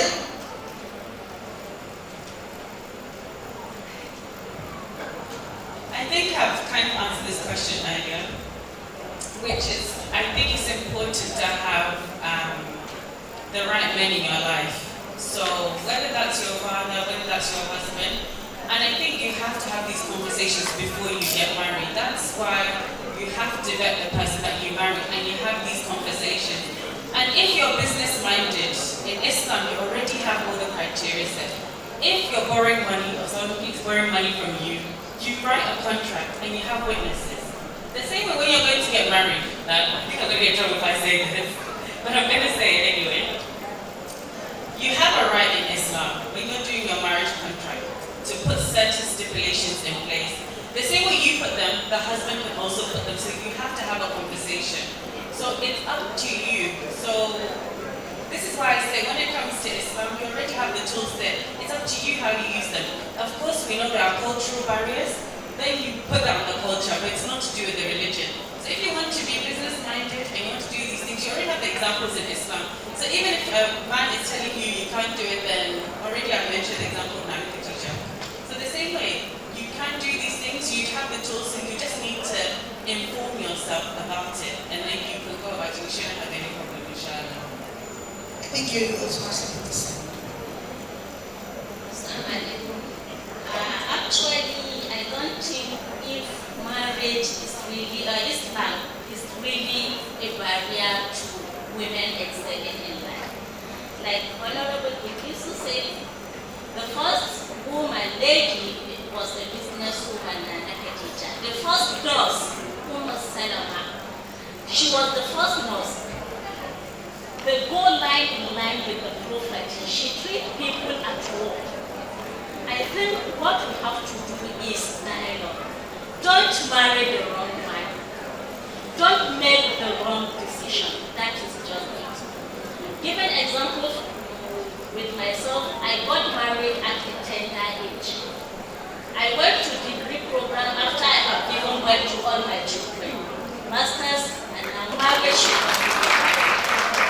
Only if you are married to them and understanding, getting or venturing into that marriage, please have a dialogue and include parents into the dialogue. That is that.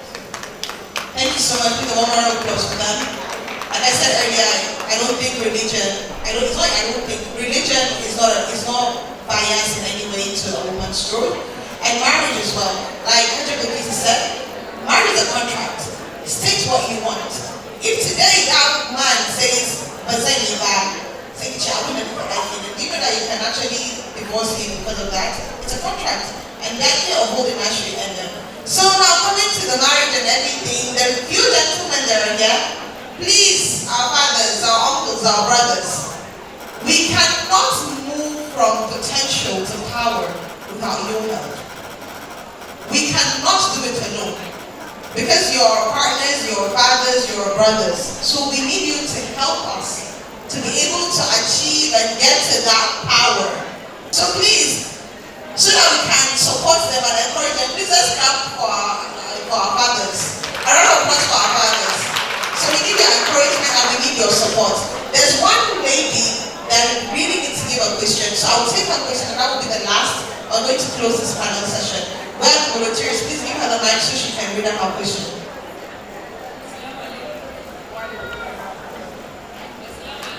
My name is Sophia Moresada. I'm a mother and a woman on wheelchair for 18 years. I would just want to advise people with disabilities that first of all you should respect yourself and accept yourself the way you are. And advice to people with disabilities.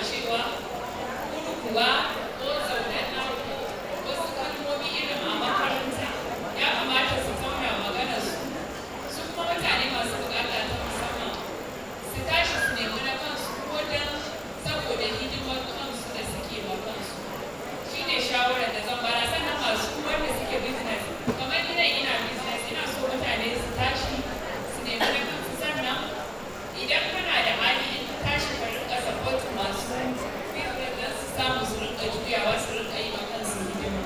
Thank you very much. When you set a limit for yourself, that is where the potential of someone starts. In the book you're given challenge, no opportunity, the power of when you're firing. So da Allah mu tattausa makalamu saboda kamar ta faɗa a kaddara ne Allah ya dora wani kuma ba wani karfin kaddara. Gobe kina gani gobe ki zama ba ta ne. Gobe kina tafiya da ki zama kina zama. So da Allah mu tattausa kalaman sannan kuma mu san cewa duk ɗaya muke a duniya na kuma a gaban Allah. Thank you so very much. Haja Fatima, you have something to say to her? You have something to say to her?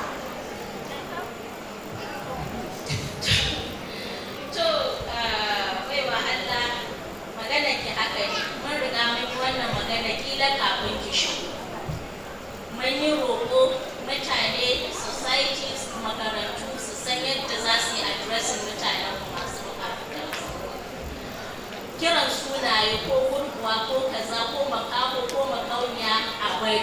Kuma mun roƙi Joe Biden cikin programs ɗinsu su sa awareness da advocacy yadda za a rinka communicating da kuma a rinka respecting people with special needs. Sannan kuma mun ƙara roƙo a buɗe mamu ko kuma a yi mana ministry ɗinmu daban wanda duk wata buƙatu na mutane masu buƙatu ta musamman za mu yi channeling ɗin shi zuwa wannan ministry wanda za a kai wa mai girma gwamna. Kuma na san mai girma gwamna mutum ne wanda in dai magana ce wadda ta danganci mutane masu buƙatu ta musamman to wallahi is ever ready for it, the orphans da kuma less privileged people. Sannan kuma roƙon da za mu yi ma so-called normal people shi ne don Allah ku rinka patronize musamman idan sun ga suna yi a sana'arsu don Allah a yi patronizing ɗinsu za su feel loved. Sannan kuma wannan patronage da aka yi musu wannan 'yan kuɗin zai ƙara musu kaini wanda ya tsaya yana neman na kanshi bai tsaya bara ba ya kamata a jinjina masa. Yau a cikin musamman yanzu za ku ga suna kusa titi suna bara. So idan kai patronizing ɗinsu zai taimake su in a very long way. Thank you. Put a round of applause for them. Put a round of applause for them. I believe at one time let us get questions. Now, because of time, yanzu muka fara ko we have abubuwa da za mu ci gaba. Dan Allah ku rubuta tambayar. In kina so ki meeting din su ne, ga sanin Hajiya Fatima da Hajiya Doki su ya open, please just walk up to them. Tambayar school is up to this. Inshallah, muna son za su answer. Please a round of applause for them. Thank you so much for this impactful session, and I'm sure everyone here has gained something from your wisdom. Thank you so very much. Please a round of applause for them as we close this panel session.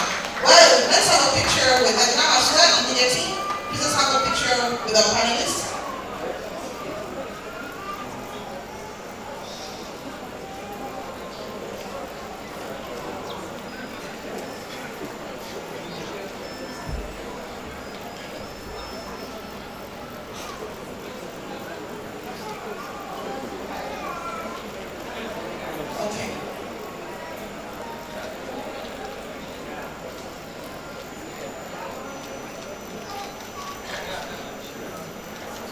Your Excellency, please come up.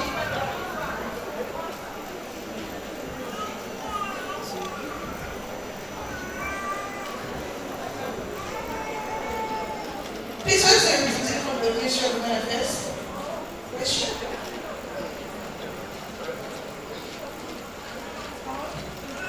And also, yes, she's here.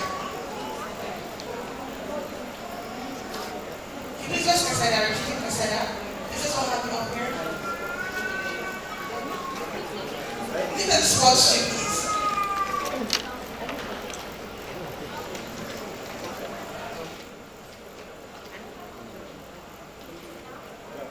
Okay, representative from IDPs, please also come up here.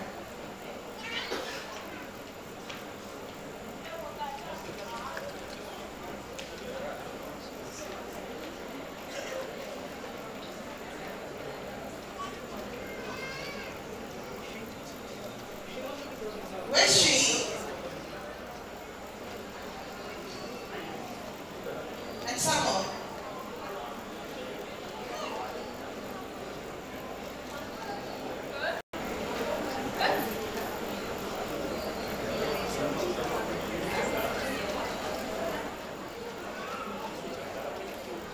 Thank you so very much. Thank you so much. Please, a lot of applause for them. A resounding applause for them.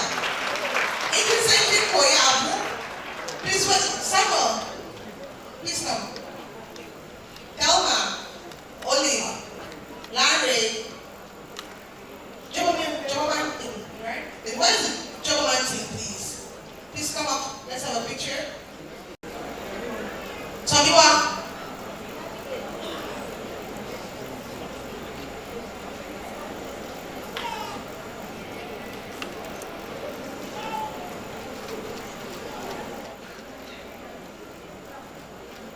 All right, thank you so very much.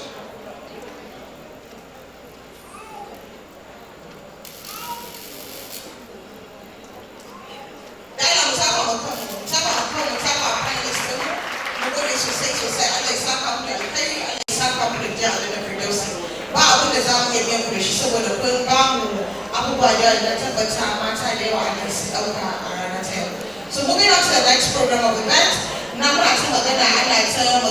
entrepreneurship training, the soft skill courses. So thank you our partner in Jogaman. On this, thank you our the fire team. In our team of fire, so let's have them to say some things about the training about the program. Then I talk about the staff direction. Who does it mean?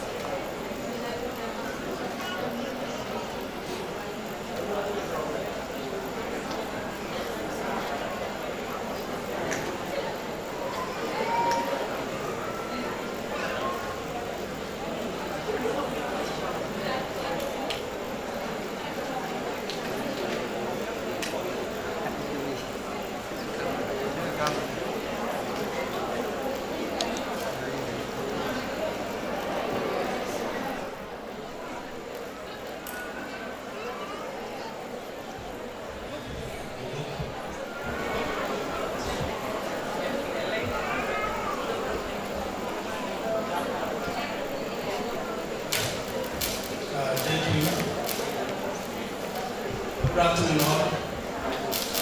Before I start, let me first of all commend the panelists for their job well done, and as well to congratulate the audience for the justice done by these panelists.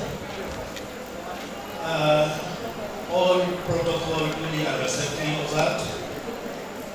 FAI is a non-governmental organization in Katsina State, registered with the Cooperative Commission in May 2008. FAI's mission is to have a highly sensitized society in which women, children, and youth have access to information, services, and basic life skills to make a worthy living. The organization's mission is to improve the standard of living of women, children, and youth by increasing their access to health information through education, advocacy, adolescent health services, and skills acquisition. The organization focuses on key areas of youth empowerment and public enlightenment and child survival as well. FAI has worked with many organizations such as UNDP, Pathfinder International, PI, Lucy and Packet Foundation, Society for Family Health, Association for Productive Health, Save the Children International, UNICEF, DRPC, SUBEB, and the Jogaman as well. The organization has been able to discharge its responsibility and contribute to the overall success of its partners. Since formation, Family Health and Youth Empowerment Organization has concentrated in sensitizing women, youth, parents, policy makers on the importance of family health, the empowerment of female and male youth, as well as the political, economic, and social rights of women, youth, and the people with special needs. FAI partnership with Jogaman Nigeria and Mastercard in order to garner and enlist full support and cooperation of stakeholders and gatekeepers in Katsina State. FAI relentlessly map out the prospective and potential communities, localities for the purpose of creating enabling environment toward a hitch-free successful implementation of job around project across the entire state. Activities conducted include advocacy meetings and visits, community sensitization and mobilization activities. Mobilization and logistics are the key implementation of job around project in Katsina State. FAI has mobilization and logistics as mobilization and logistics partner with Job Around Limited in the state in the implementation of soft skills and entrepreneurship training in Katsina State, part of Young Africa Works project. FAI has so far mobilized over 140 participants on soft skills and small business training. Participant age between 18 to 35 in Katsina State from October 2023 to date.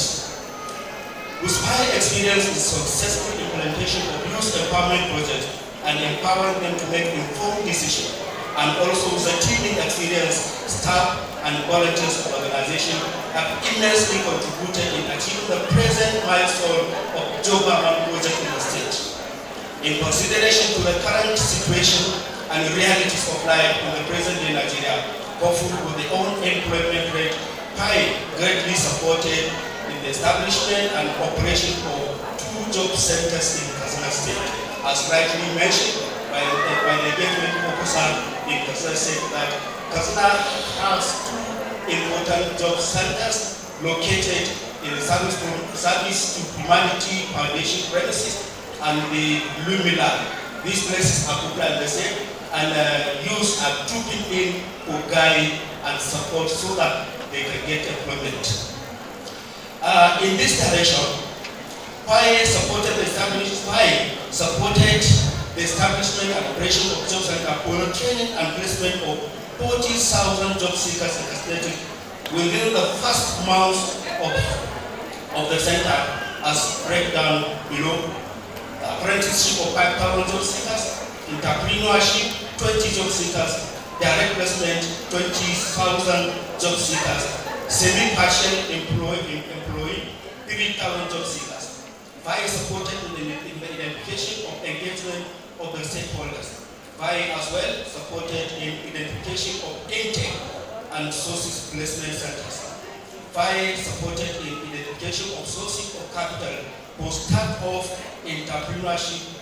FAI also supported in identification of skill development centers and supported in awareness creation and registration of beneficiaries. In this regard, FAI consider it pertinent to provide sustainability measures so that beneficiaries can sustain their activities so that they can make a worthy living. In this regard, to ensure long-term sustainable placement of youth in dignified opportunities, Katsina State, FAI has facilitated public and private funding with foundations, private companies, philanthropies, and non-governmental organizations for the training providers to procure relevant and the basic equipment and rehabilitate relevant facilities in selected institutions to meet the required standards to achieve the project goals. As well, formed beneficiaries into clusters and register as cooperative societies and developing capacity of local trade and business associations, and as well localization of manpower and services in the state. I cannot conclude my remarks without expressing our profound gratitude and appreciation, enjoying tremendous support from the Katsina State government and its agencies. The state governor in person gave us approval through the Ministry of Basic and Secondary Education to mobilize 700,000 recruited teachers for the SST and the EDT, that is soft skills training and entrepreneurship development trainings in the state. The project also enjoys active support of all the traditional and religious institutions in the state, of which we are grateful for that. We also appreciate the efforts of FAI Board of Trustees, who have gone a long way in working hand in hand with this project to make sure it is a huge success. As well as the management staff that have been on the field mobilizing organizing and ensure government had history training. Above all, our profound gratitude to the government team and the Mastercard for giving us this opportunity, which becomes a reality now, which resulted to this important Women's Forum in the state. We are indeed grateful for this opportunity, and we enjoy the participants who have successfully participated in this program to make best use of this opportunity, because it is one of its kind in the state, and we hope for more to come in the state for the benefit of our women in the state. Thank you very much, Dr. and Mosaka. We appreciate your intervention in the state. Thank you very much once again.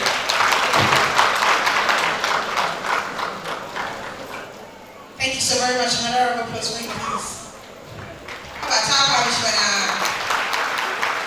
Thank you so very much. Nobody to say.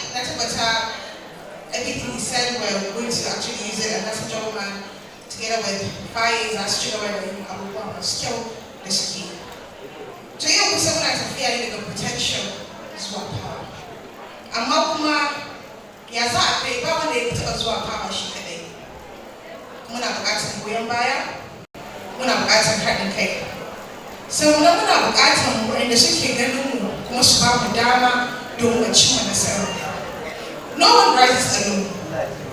Power is built through partnerships, through support, and through shared visions. So I want to look at inshallah one of our fathers, someone that essentially is doing a supporting vision, supporting potential into the right power. Please join me in welcoming for the goodwill message the Director of Youth Development in the person of Honorable Sani Yahya. Please a very round of applause as he comes up.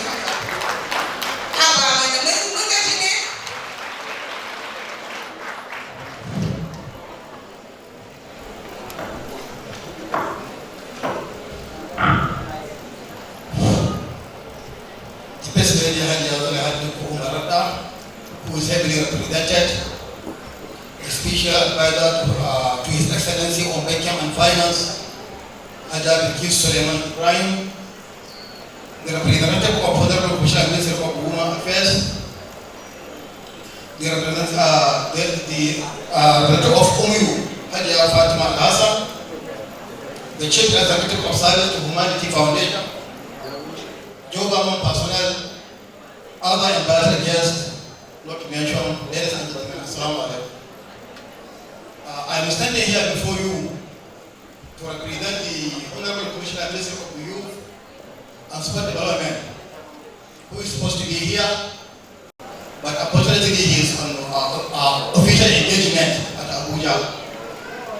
So I am going to make a presentation to read this short presentation on the importance of women entrepreneurship and skill acquisition. It is my great honor and privilege to stand before you today to represent the Honorable Commissioner of Youth and Sport, Katsina State, at this important on the importance of women through entrepreneurship, development, and skill acquisition. That's from potential to power. Let me begin by expressing our sincere appreciation to the organizers of this program, that is Jobaman. Your commitment to empowering women and building capacity at the grassroots level is not only commendable, but essential for sustainable development in our state. Ladies and gentlemen, the importance of women entrepreneurship and skill acquisition cannot be overemphasized. Across the world, and particularly in developing societies like ours, women remain a powerful and yet underutilized force in economic development. When we invest in women, we invest in families, communities, and the future of our society. First and foremost, women entrepreneurship promote economic empowerment. When women are equipped with practical skills to start business, they gain financial independence. That will reduce their vulnerability and increase their ability to contribute meaningfully to household income and decision making. Secondly, women entrepreneurship are job creators. From small-scale entrepreneurs such as tailoring and food processing and retail to larger ventures. Women generate employment opportunities for others. This directly contributes to reducing unemployment, especially among youth. Furthermore, secure acquisition plays a critical role in addressing the challenges of job scarcity. In today's rapidly changing world, reliance on white-collar jobs alone is no longer sustainable. By equipping women with relevant vocational and digital skills, we prepare them to self-reliant, innovative, and competitive in the modern economy. Another key benefit is poverty reduction and improved family welfare. Evidence has consistently shown that women reinvest a significant portion of their income into their families, ensuring better nutrition, healthcare, and education for their children. This creates a ripple effect that strengthens the entire community.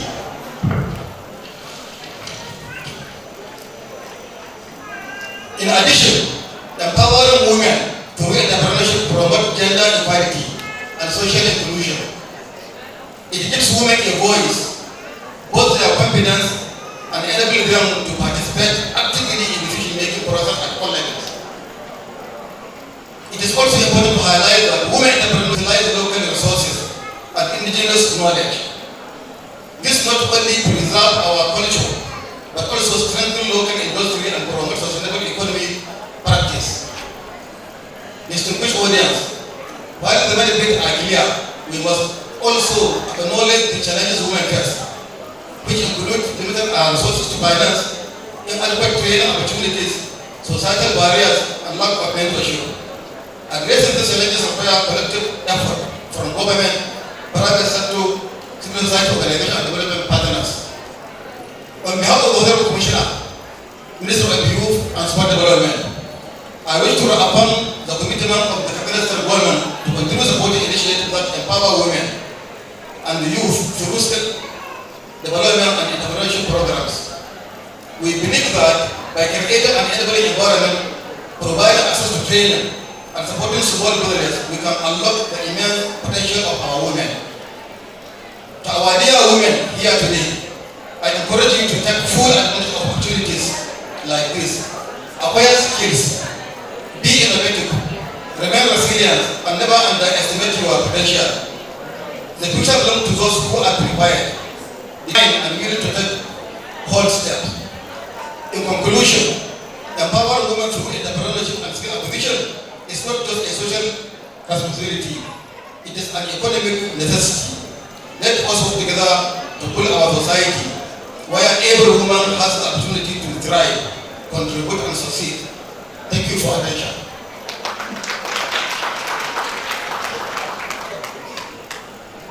Thank you so very much. A lot of applause for him, please. Thank you so much very much, sir. Alex Akari, da Allah iyayen da suka ajiye yaran sa nursery, wasu daga cikin suna kuka su da Allah in kin san ki ajiye yaran ki ko yaran ki a nursery, Allah ku je ku duba su. Kuma da farko na faɗa muku akwai basic medical checks a waje su da Allah za ku fita ku je ku duba lafiyar jikinku. Money point suna waje suna da free accounts, suna ba da BOS zuwa ga wanda suka zama eligible. So da Allah ga kuma akwai exhibitors na waje wanda suka trade fairs, women supporting women, da za ku iya fita ku je ku cika ku ga me suka kawo, while kuma a cikin nan za mu ci gaba da program. Amma I'm encouraging all of you da Allah a tashi a fita a je a dudduba, na tabbata ba za ku rasa one or two things da za ku yi a waje ba. Kar mu manta, a yau muna magana ne muna tafiya daga power, daga potential zuwa power.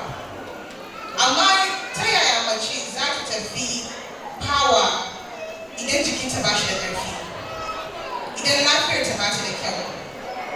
Don mun san lafiya ita ce tushen ƙarfi. Health is wealth, kamar da bature yake faɗa. Because your potential means nothing if your body cannot carry it. Down in the hospital, whatever time you are sending someone to buy, you can already go out. Please, ushers and volunteers, please help them work quietly. So when it comes to be distracted, when it's okay, jail and find out about them here chicken. That let's work quietly by sending someone to buy Anna. Thank you.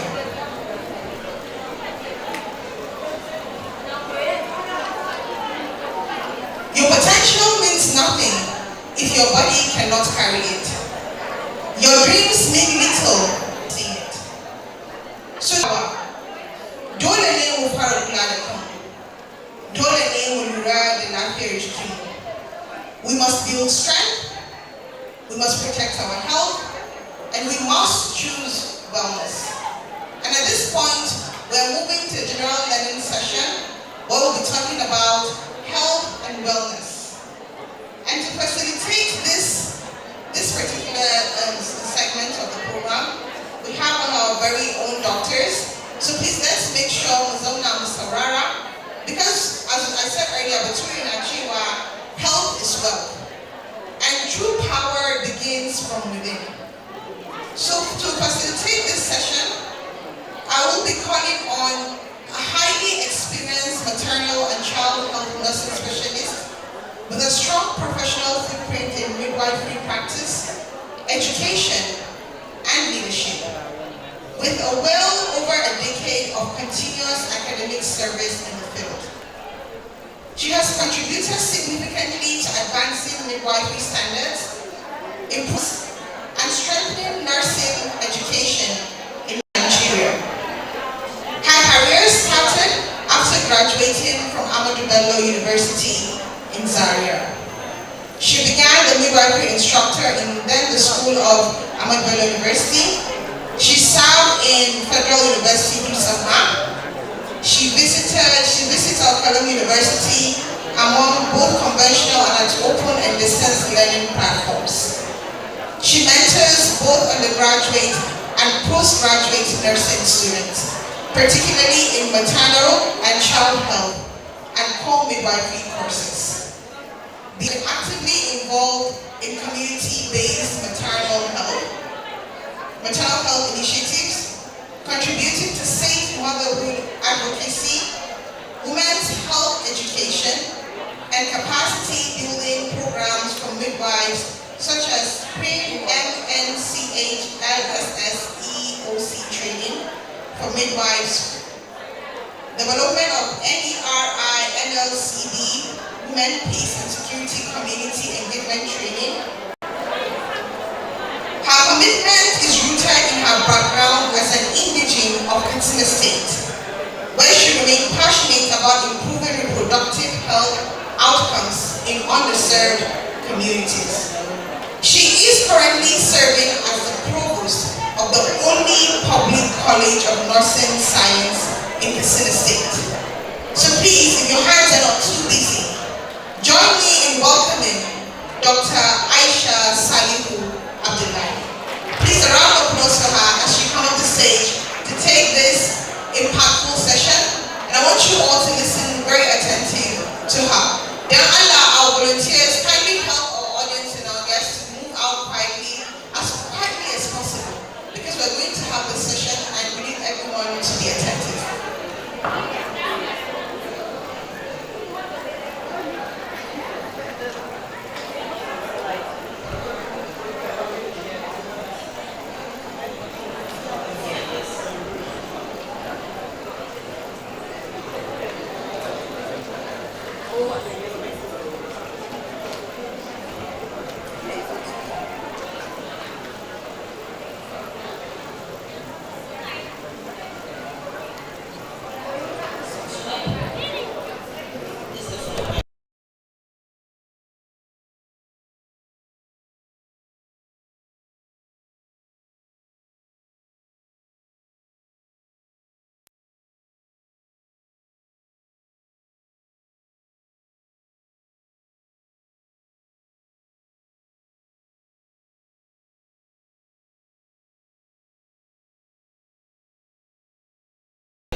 representative of the Commissioner of Women Affairs, the special advisor to the governor, finance, here they are available.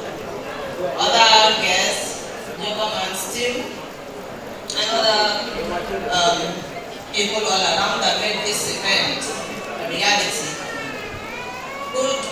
I think it's afternoon. Good afternoon, everyone. It's time now for us to talk about our health. And I felt women's health is about women going into power. Women in power, as our teacher rightly mentioned here, it is only a matter of time when you climb into that ladder of power. I remember myself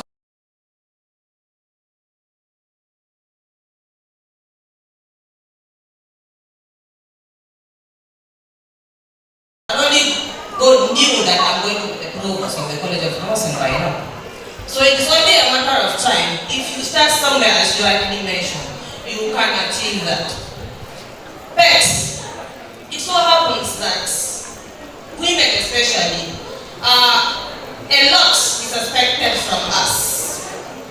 And that made us more vulnerable than our health is very important, and we in most cases disregard it. How often have you sat down to listen at yourself? How often did you get the chance to ask yourself how healthy you feel? Most of the times, we are saddled with a lot of responsibilities. We are mothers, we are wives, we are sisters, we are teachers, we are businessmen, women, so we have a lot of responsibilities. We care for this one, we care for the other one. And as we do that, we find ourselves forgetting about our own health. So I think this is an opportunity for us to sit back and listen to our health. How often have we checked our blood pressure? How often have we listened to that slight headache that is rising in us? How often do we get the chance to listen to what our stomachs want? In most cases, we wake up in the morning, we're only thinking about how to do the child chores, let them go to school. They finish, they go to school, it is the husband now, let him go to the office. You finish with him, he goes to the office. And the next will be the house itself. Let me put everything in order. By the time you finish putting everything in order, it will be lunch. They will be coming back. And the cycle continues. And by the time you went back in the middle of the night, when your back aches, you start to. So this pain is still there. Maybe you were thinking of going to the facility that day to ask the doctor what is wrong with that back. But you forgot because you are busy taking care of others. So that is what the women's life is all about. So today we look at other aspects of health, but we also look at reproductive health. What can you do to improve your own health reproductively? With all these youngsters here, I believe that it is an opportunity for us to discuss on reproductive health among ourselves. So to help, what makes an individual healthy? Let's look into it. There are three key issues with health. When you look at health, you look at it that there is that physical aspect. Okay, my slides are up. So can I control the slides? Who is? Can I control them? Or you have to do a control by this way? I can move the slides. So before the previous slide, please, before we talk about why women's health matter, let us look at the total concept of health. When we say an individual is healthy, what are we talking about? For an individual to be healthy, he needs to be physically healthy. Now when we talk about physical, it's what you can see. An individual able to sit up, to walk around, there is no wound that is visible, so you can say that that person is physically healthy. That is that aspect that we call mental health. Now that has to do with your thoughts? Are you capable of thinking straight? Are you capable of reasoning and making the right decisions? That's the mental aspect of our health. Then we also have emotional health. No, I'm not yet to the next slide, please. We also have emotional health. Your ability to express the right emotions. If it is for you to be happy, your ability to be happy at the right moment, or to cry when it is the right time to cry. A lot, in most cases, emotional. We are very good with our emotions. We can always laugh. We can make others laugh. We can make others cry. You know. So your ability to do that at the right time is also a part of your own health. Then we look at other aspects of health also. Social well-being is very important. Your ability to interact with others is an important aspect of health that we all need to be mindful of. All these can only be possible if you express an optimal functioning and a level of wellness. So please let's go to the next slide and see why it matters for us to discuss women's health. Why is it important? As I rightly mentioned, it is important because whether we like it or not, you are taken care of by women. It is either your wife, or your mother, or your sister, or your daughter. So women are caregivers. We are always taking care of one or two people. So it is important for us, if we should continue taking about others, to look about our own health. So we need to be in the right health situation for us to take care of others. Why is it also important? Because as we care for others, we build a community, isn't it? We are the ones that give birth to the children, we are the ones that care for the children, and at the end of the day, you will find out that everything revolves around women. So it is important that we are healthy. And also I say, poor health reduces your functionality. If you are not healthy, we are not healthy, we wouldn't have been here. Those of us that have any type of physical, mental, or social health, you may find it difficult to be here. So if at all life this will continue, we need to be healthy. So let's go to the next slide. This is the reason why we need to talk about women. Now we are starting with mental health. How can we assess if we are mentally healthy? Now one of the key symptoms of mental health is the presence of stress. A lot of us are stressed. I don't know what has happened to the air conditioning system, and that it was working here. We are all feeling hot now.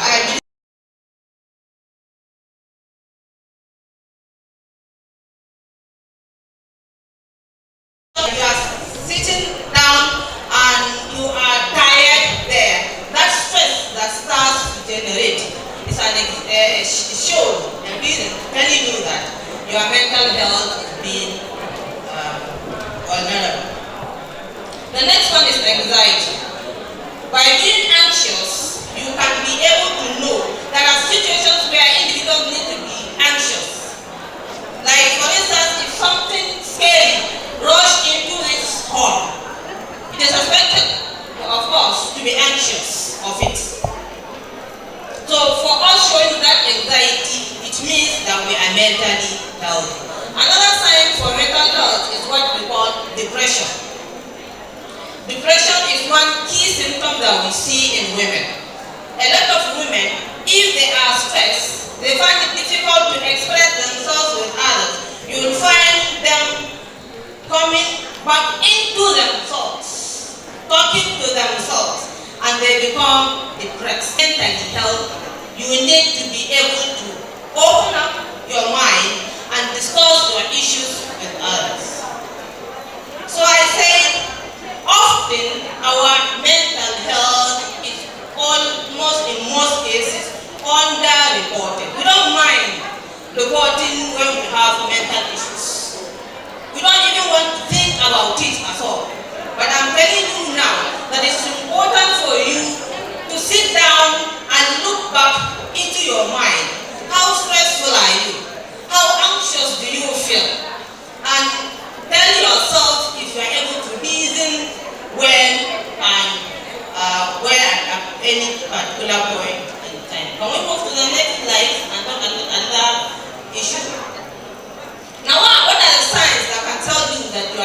distressed. One good sign tells you that you are in distress is sadness. When everyone is happy, you are expressing sadness. You are feeling sad for no reason. Or you are feeling fatigue. For most of us, because you do one thing or the other, you move from one activity in the house to another, you finish with this one, you move into the other one, you are fatigued naturally. But excessive fatigue shows you that you are becoming distressed, and that means you need to look at your own health. Another thing is poor sleep. Your ability to be able to fall to sleep early, to stay asleep for a particular period of time, and to wake up refreshed. That is that kind of sleep that you will have, that after waking up, you can remember everything that goes on while you are asleep. That is not a refreshing sleep. When you are asleep, you should be able to have that sound sleep, enough that will take you out of the environment where you are. You should be able to go out, explore that supernatural environment of dreams. Yes, that's the sleep that you enjoy. But if you fall asleep and you can tell everyone that I can hear you, when you are asleep and the children are at home, and you are fearful whether they are playing in the sitting room or they are playing in the kitchen, you'll be hearing everything that they are doing. That is not a refreshing sleep. So that poor sleep is a sign of distress. Sometimes we fall back in our bed and we find it difficult to fall asleep. And you start asking, do I need a drug to fall asleep? If you ever need a drug to fall asleep, then you are in distress. You don't need to take a drug to fall asleep. All you need is a relaxation. Relax and you can fall asleep. So what's the other one? Sign of distress. Irritability. If you are distressed, whenever they come around, they start, you find yourself shouting at everyone. That's a sign of irritability. If the husband says one thing, then you say three. So you are back. Everything is back in the house now. So there will be no rest at all. You become so irritable at everyone. That is a sign that you are becoming distressed. So can we move on? How do we manage stress? As individuals, we should be able to manage our stress.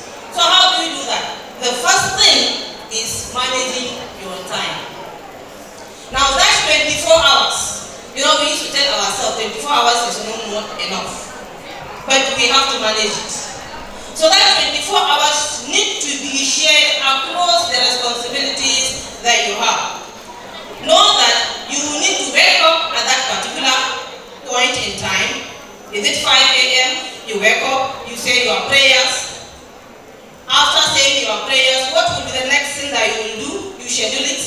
After they go to school, what will be the next thing that you do? You schedule it. So if you're able to manage your time appropriately, share that 24 hours across your responsibilities within your day, you will find it a lot easier to manage. So the next thing will be relaxation. Do we have time to relax? I don't know. Do we have time to relax? I hardly get one. But you have to create that time to relax. Is it either when they go out that you do relax, or when they are in, you attach them to some other person? You can delegate your responsibilities. Look at the older one and tell him, now you are me.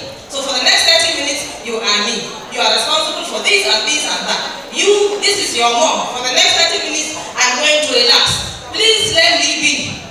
Sometimes we have to do that. Sometimes we used to share with my husband. It is my time to relax now. So I went to the room. So he will not allow anybody in proximity to that my room. So when I finished my relaxation, I came out, then I'll give him his own 30 minutes. Then he goes back to relax. So whichever way we are going to do it, we need to find time within that 24 hours. Not the time that you are going to sleep. The time for sleep is separate, but you also need to relax. Then as we relax, also we exercise. We need to exercise ourselves. One mistake we made is to tell ourselves that we are always engaged in household chores, so we don't need exercises. But we need exercises. our 24-hour household chores are not enough for an exercise. You know why? Because for an activity to be called an exercise, it has to raise your heartbeat. It has to be able to change how you feel your heart is beating. That is what makes it an exercise. So even though you have a large home, you roam around the bedrooms, the sitting rooms, the backyard, the kitchen, the dining, we are good at that. We are here, the next minute we are there, we'll be roaming around the entire household. That does not replace our exercises. We need at least that 30 minutes to exercise, especially early in the morning. Exercise ourselves. That is in addition to the prayers that we do. All those regular activities should not be replacing our exercise. And the next is what? Support systems. For an individual to be able to manage his stress, you need someone to support you. Yes. And that important support usually comes from our partners. Between you, the wife and the husband, between you, the mother and the children, between you, the sister and the brothers, you will have to find people to support each other.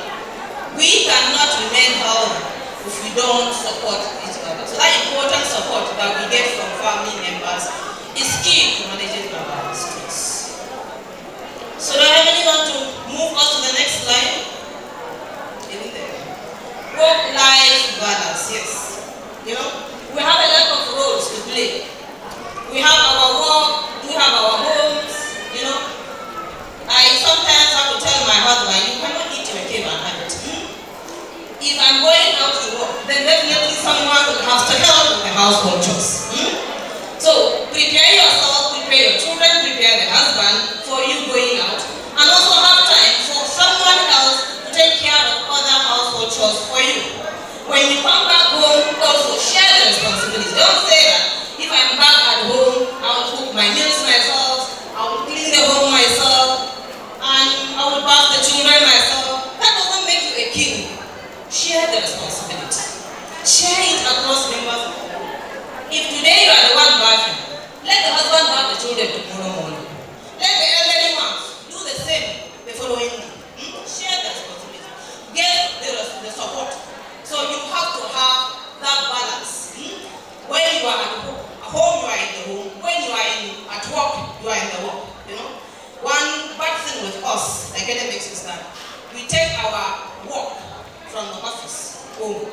That's our health. You will come back home and you'll be facing the computers, and the children will want to discuss one or two things with you. They will want to play with you. What kind of balance is there if you take work from the office and back to your homes? We should be able to have that balance between the two. So can we move? Wow. Yeah. Caregiver fatigue. That is one key thing that we all experience as women. Because we are the ones that take care of everyone. So as you get up in the morning, you'll find yourself waiting for them to complain to you. What will the husband say that he feels today after waking up? Today, the sleep is like this, the waking up is like this, I feel I'll have this. Before he finishes his own, the children are up with their own. Everybody will come to you. This is what I feel, this is what I want, this is how it should go with me. Nobody says how it goes with you, fam. But we have to listen to ourselves. So that is what causes fatigue in us, caregivers. Now, learn whenever you are discussing with others. Learn to also share your own experiences with the other person. As you are taking care of them, let them also reciprocate by taking care of you. So caregiver fatigue is something that you find from prolonged care of others. And most especially if you have someone who is ill or who has a special need within the family, Naturally, especially in our own communities, you find every role and responsibility within the home goes back to us, the mothers. Everybody expects us to do this one or two things. Sometimes you need to tell them, what of you? What will you do? Today, help me with that, so that they can assist and reduce your fatigue. Don't allow yourself to become irritable. We become irritable when we are already tired, and people have to come back to us also and to express what they need to us. So let's quickly go through the next slide. Managing balance. Yes. How do we do that? I said delegate tasks, share responsibilities across people, find time to take breaks. That relaxation is very important. We need to relax, and that support is very important. You cannot do it alone. You need to use other people around you. In fact, it will even down on you that the more you involve others, the more responsible they become. There was a quote that I saw of a father that was shared his experience with a younger child. When he shared household chores with the child becomes so responsible and was happy to be important in the home. So some of these responsibilities we need to share them with the members of the family for them to give us that support, and also for them to be able to take part in the home appropriately. Can we move? We don't have much time. Yes, because I wanted to talk about reproductive health. This is an important aspect of women's health. Women are so special that we have some needs that are by far different from the other gender. There are some aspects of health that is only relevant and important to women. Now when we talk about menstrual health, we need to remain healthy at that particular point in time. Every woman have a time within 30 days that she is special and she needs to take special responsibility upon herself. Now it is upon us, healthcare givers, to empower all women to be able to manage their menstrual health well. We need to be clean at that particular point, exceptionally clean, so that we maintain health. Why? Because that menstrual blood is a good culture for growth of microorganisms.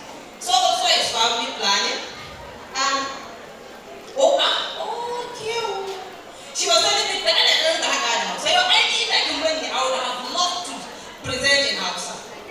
You know, I would have loved to present in Hausa. It would have been easier. But do you know that there are some words that even if I translate them into Hausa, people may not understand what I mean. There are some words, especially in health, but I would be very happy to have even started everything in Hausa. You know, who matter here? Aikin mu yana da yawa. Our role in the family a cikin iyali yana da yawa. So if muna magana reproductive health, we are talking about wannan bangaren na lafiya that has to do with us being able, mu mata, mu da kadai muke haihuwa, ko ba haka bane? Mu da kadai muke al'ada. So that is why in ana maganar lafiya, so dole magana ta mata daban take da ta maza. Menstrual health, that is maintaining lafiya, yin tsafta a lokacin da mace take da al'ada yana da muhimmanci sosai. Saboda shi wannan jinin al'ada hanya ce babba wanda ƙwayoyin cuta za su ke samun su yawo.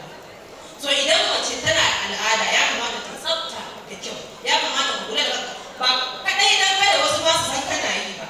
A'a, dan lafiyar ka kai ta kanka. Saboda wannan hanya ce babba da ƙwayoyin cuta za su iya shiga jikinki, kuma ƙwayoyin cuta za su iya bazuwa cikin iyali. Abu na biyu da nake so in yi magana kan shi akan bangaren iyali shine abin da muke ce ma tazara haihuwa. Kamar yadda na ga cewa da yawa masu sauraren mu a nan gurin yaran mata ne.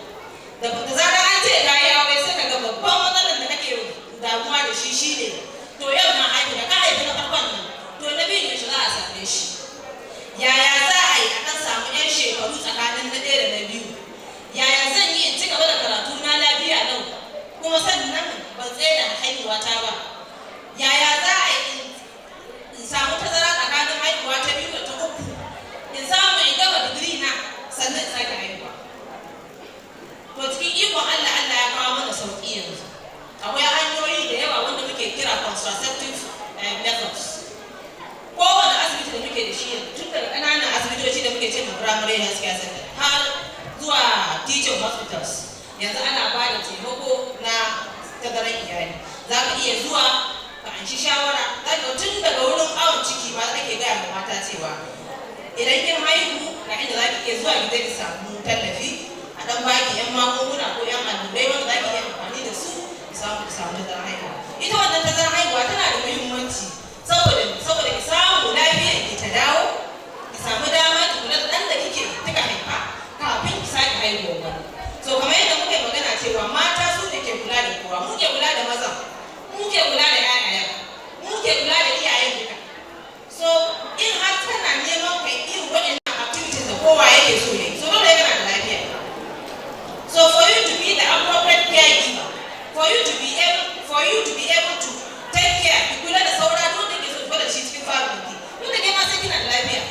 So yana da kyau yau da gobe mu rinka lura da waɗannan hanyoyin kula da lafiya. The next slide, please. Yes. So kula da lafiyar mace a lokacin da take haihuwa yana da muhimmanci. Why? Because for once yana rage abin da ke kira mortality, mutuwa, dalilan da za su kai ga mutuwar ƴa mace. Mu har yanzu a nan ƙasashen Afirka, a nan Najeriya muna da wannan matsalar na cewa idan kika samu ciki to fa sai kin haihu sannan za a tabbatar da kina.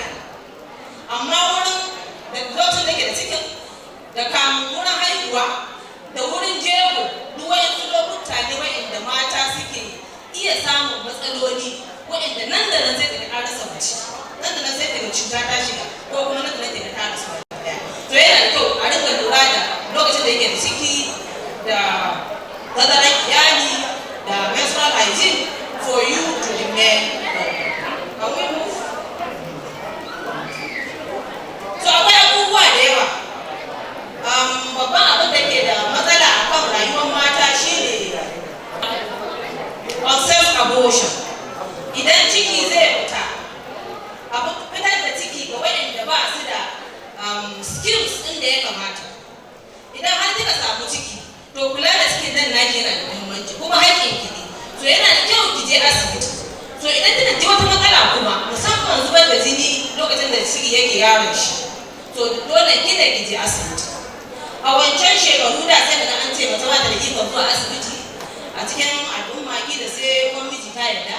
To yanzu uwaye mijin, duk mu ne uwaye mijin, mu ma kan asibiti muka je muka haihu. So haihuwa da renon ciki yana da muhimmanci sosai ga mace ta ankara da wayannan. Idan ta samu ciki ta kula da shi, idan akwai alamun ciki zai zuba a je asibiti saboda kaucewa abin da muke kira unsafe abortions. Let the abortion be as safe as possible as it can be. Sannan kuma ya samu ciki a je awo. So da yawa idan mace ta haihu ɗaya, ta haihu biyu, ta haihu uku, ya gabata son ta je awo. Sai da ta harkar ta zama ya gida. To abin da nake so mu gane shi ne ita haihuwa tana ƙara nisa, tana ƙara matsaloli. So ya fi wa'annan wa'anda suka daɗe suna haihuwa su muka fi so su je asibiti ma akan wa'anda suke fara haihuwa.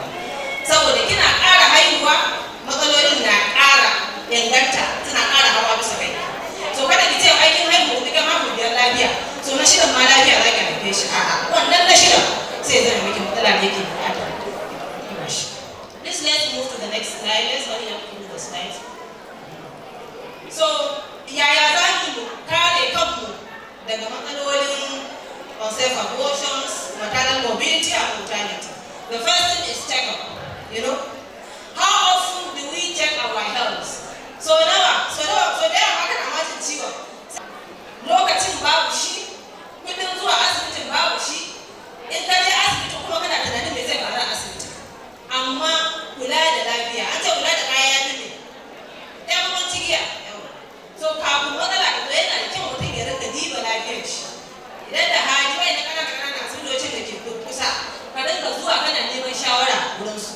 Dan screening, akan yi screening kyauta sau da yawa a wasu lokuta ko a cikin unguwa ko a ƙananan asibitoci.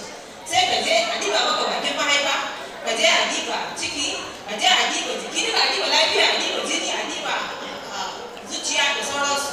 Da wayanda ya ce su ma suna taimakawa sosai. Sannan kuma akwai allurar rigakafi na wasu matsaloli, musamman idan kina ciki. Akwai wanda ake yi ma yara ƙanana, wanda da mahaifa muke kai su da damar mai sosai. To ga masu ciki kuma yana da kyau ka dinga zuwa kai ma ka shi wannan immunizations. Abin mu sai abinci yawwa yana da kyau. Wannan wata harka ce da ya kamata mu diba ta sosai. So da yawa a gida idan aka zo aka abinci wa yake da kwanan farko baba ne ko yawa wannan mai dan manja manja da sai ki ɗaya sai ki washi dan wasa da duka sai a kima sai a washi saboda shi na kawo abincin ko sai ce samu karfin abin nan to unfortunately for you kuma shi ne wata ya ƙare a duk wani mai tsire kuma ya ƙara wani son nan mai dan mai kuma ya kika bashi so dan abin da za ki kula da shi ki diba ki ba ma yaya yan ganyayyaki da kike bukata ke ki ci a lokacin da kike da ciki ko lokacin da kika haihu yana da kyau mu rinka lura da wannan. Sannan ruwa hydration yes yana da muhimmanci sosai rinka shan ruwa akai sannan sai mai kuma sai exercise motsa jiki yau da kullum yana da muhimmanci sosai. Sai muna magana kan abincin da ya kamata ganyayyaki proteins irin su wake kifi nama wanda ake raya gurin awon ciki a ce ka rinka cin su to ko yaya zaki shi ba kuma ce ki samu na kanki so in ki samu na kanki kina ki dan rinka saye ma kanki aka ce me ya fara ina kowa ta ko cin tsiran mata yawo so in har kina da kudin kina za ki iya sai ma kanki ki ran ki ci so a zo a nemi sana'a da a samu dama a sai ma kai wannan tsire da kai Can we move to the next slide, please? Self-care. Yana da kyau, ina so in tuna muku cewa yadda muke kula da sauran mutane mu ma muna buƙatar kula da kanmu. Mu rinka tunawa da kanmu. Listen to your mind, listen to your body. Idan bayan nan ya fara ansawa ka saurare shi. Ka kai shi a diba shi tun daga farko ba sai ya zama yau in an fara zama bugun nan na ansawa. So a saurare shi. Saboda wata rana waɗannan da ke goyawa ba za ki iya goya su.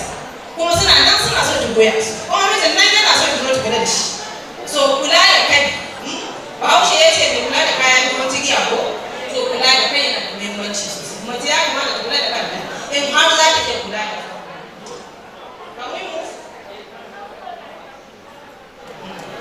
Akwai abubuwa da yawa da suke hana mutane musamman mata kula da kansu.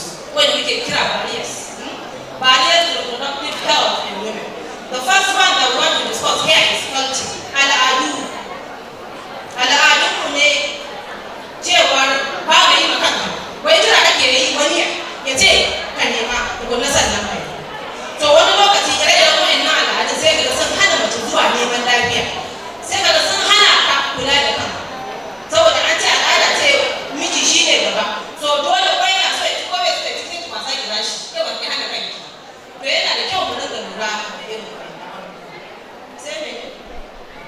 sai kuɗi wanda ake magana da su yau finance kana buƙatar ka samu na kanka don ka kula da kanka to da yawa mutanen mu ba su zuwa asibiti ne saboda kuɗin da za su kashe wata ma ne da kuɗin mashin din da zai kai ta asibiti rigima ce to rashin wannan sai ya hana ta neman lafiya to shi sanya yanzu aka miƙe ake neman yaya za a samu sana'a ki samu sana'a don kula da kanka da ki samu gidan ajiye idan ta kama gida da ki ga likita da ɗauki cikin adakan ki je ki biya kuɗin magani a wani abu kuma shine access wato accesses kasancewa ma waɗannan services ɗin a available wanda ma lokacin ba da wasu ba su san cewa akwai wannan asibiti da ya iya baki waɗannan kula ba ko kuma ya san cewa akwai wannan likita ko wannan malamin lafiya da za ta kula da ki so sai ki ka kasa zuwa asibiti ka hana maka ka zuwa in ba ku sani to ya kamata mu san cewa abubuwan da ke tare da sannan na ƙarshe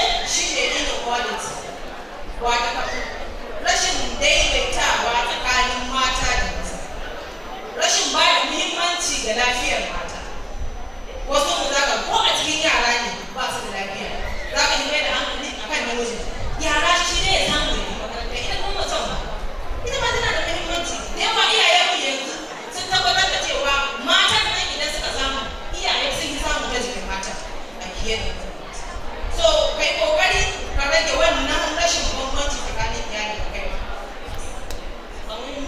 from the barriers the next slide so abin da nake so mu tafi da shi yau shine in har kina so ki samu na kai ki ci gaba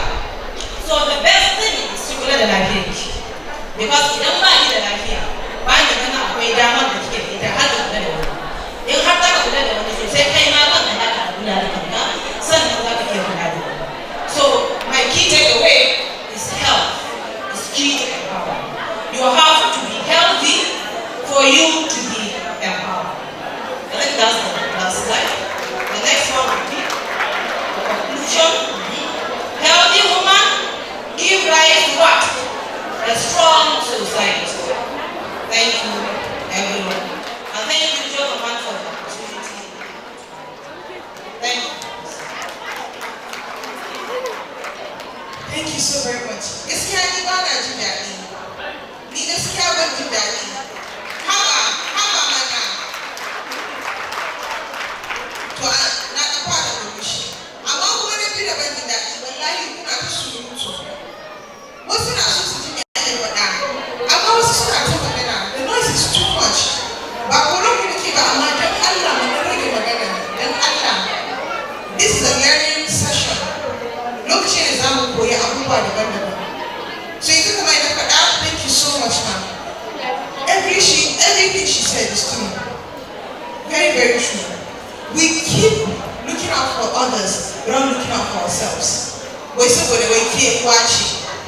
Putting husband first, putting your kids first. Who are you supposed first happen pinky? Say, I do not. Wallahi, that is so labian to kalau Adina. Wace ki ba ki kalau? Abu na mai yana damun ki kadai kika sani. So dan Allah, let's do well to make sure this time we got our basic medical checks and one last level of blood pressure to come in there, Dr. Tafada. Go and check your blood pressure. Take time for yourself. Doctor, when you were saying we need support systems, kika ce yau idan kama yaron in kin dinka bayan ya wanka gobe sai yayi wata abana suka ce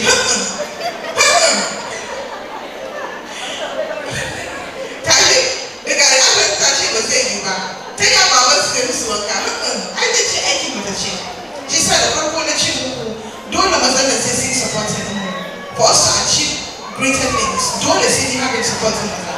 So because of time factors, okay, like just 2 questions or 3. If you have one of the volunteers with the mics, please. I already have one. Muhammad a question already. Then I now assume by the mics, by the volunteers. Now what mic, Anna? Assalamu alaikum. Then I want you to tell again, anyone can be a volunteer. Thank you. The first question now, that's a jump. I'll have 2 more so that if you have any question from here, I'll pick it up. Good afternoon.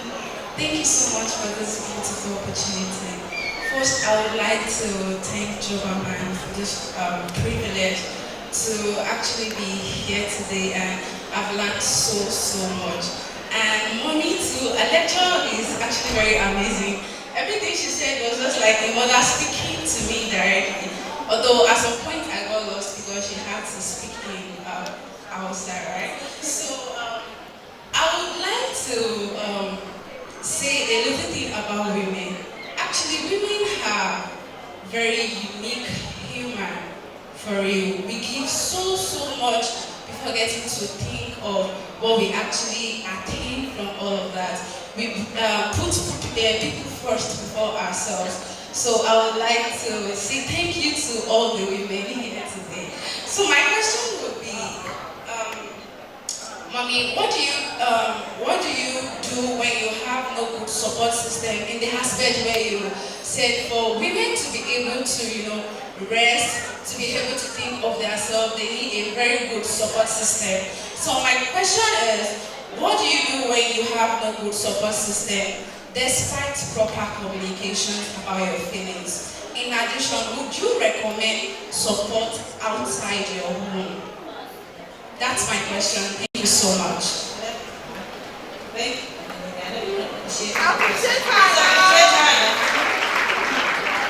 Now, having a good support is important. I said you need to get that support.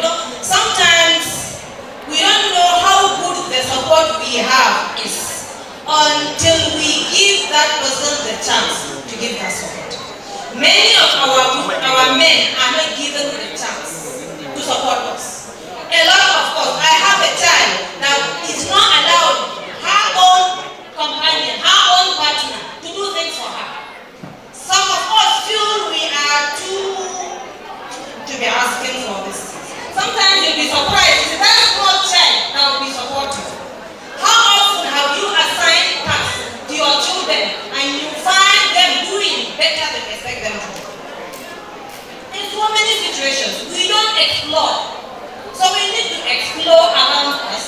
But if you don't have that support, you can actually go outside the family to get the support that you need.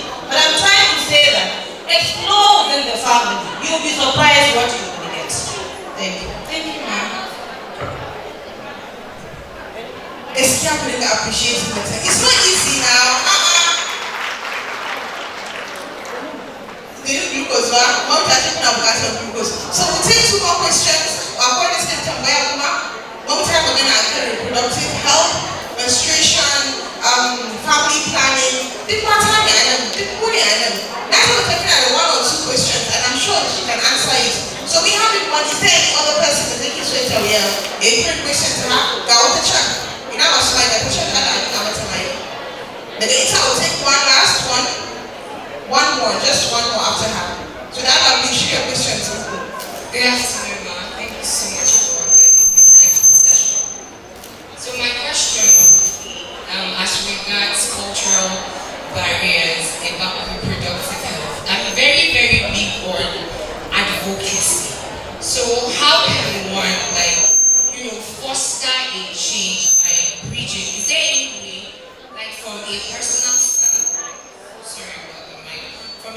standpoint, where you can help with bridging those cultural barriers? Because even amidst education in recent times and exposures, there are still persons that are skeptical about going for reproductive health care and the rest.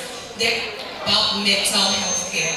You said most persons underreport mental health care and mental health issues. Could it be that they don't pay enough attention or do not know the intensity? Because certain persons just feel, I can be sad, mood swings are part of life. So is there something we should know or do better?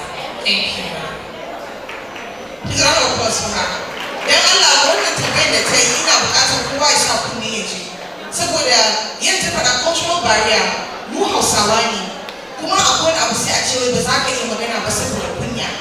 Ke mu da ce ba ki magana period da mamanki ba, ba za ki magana family plan da mijinki ba. So dan Allah ina sa a so kunne saboda a ji wannan answer da doctor za ta bayar. Thank you. So why you should do both? Whenever we get it. Culture is a very strong barrier to many of us. And let me tell you, even within healthcare providers, that barrier still stands.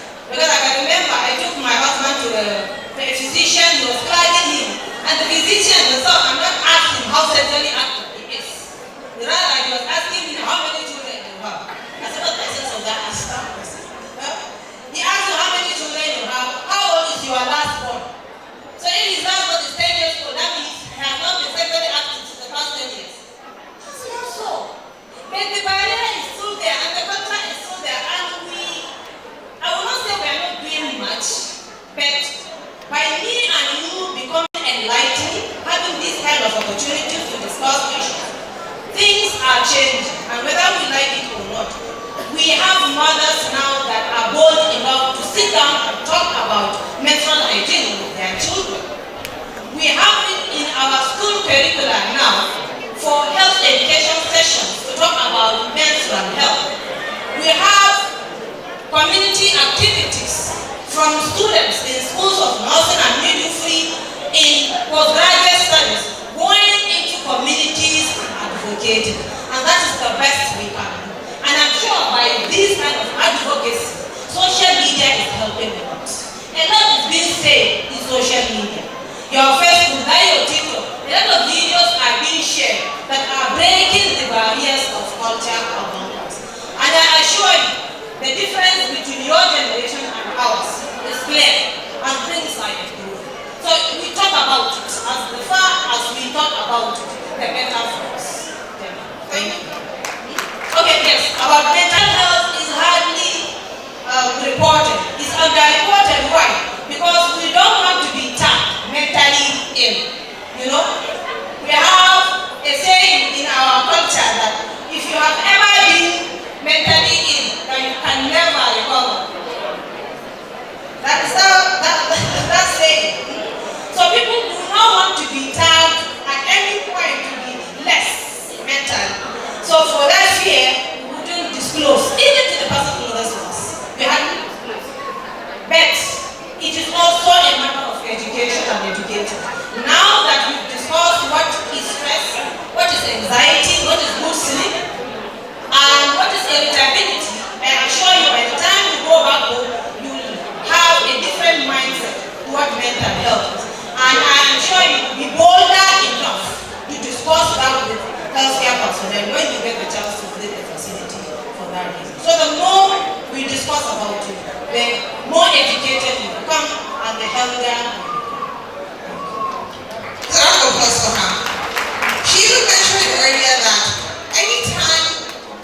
caregiver, your husband or your children, your sister, sibling come to you, telling you about their experiences, try as much as possible to also share with them.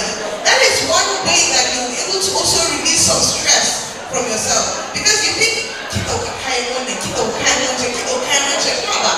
keep our computer, but the computer might have gotten to it.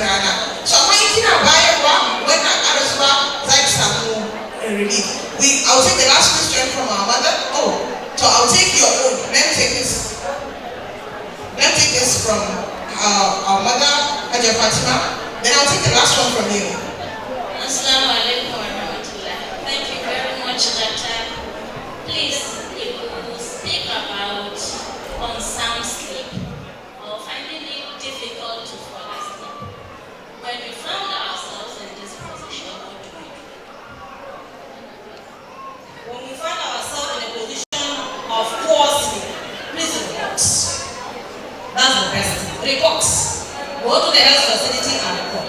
But on your own, the advice that I will give, not when you find yourself only to fall asleep. Tell yourself that it is your responsibility to fall asleep and clear your mind as much as you can. One good thing that prevents individuals from falling asleep is having something in their mind, especially something you want to do the following day or something you should have done the previous day. So if that continues to mean that inside your mind, it prevents you from falling asleep. So what you need to tell yourself is take a deep breath. That deep breathing exercises are helpful. Forget about what happened. Allow sleep to take charge of that time. If it is at all time for you to sleep, tell your mind that it's time for me to rest. And you rest, allow yourself to wait for tomorrow. Because whether you make up one issue for the next 8 hours, it won't solve the problem. So you need to tell yourself that will not solve my problem. I will have to have that sound for me to wake up refreshed the following day. So if you have that in mind, you can say some prayers to support you and you will be able to sleep better. Thank you. Thank you so much, Doctor. Where is the volunteer, please? There's one more last question we're going to take over there. Yes, sir, because what you want to know, what you want to chew when you have. Can you think that you might have what you chew and like the chew? Okay. Chew and like the chew. But you imagine you have a lot of things going concretely in your mind. How do you expect to sleep? What is that stress happening?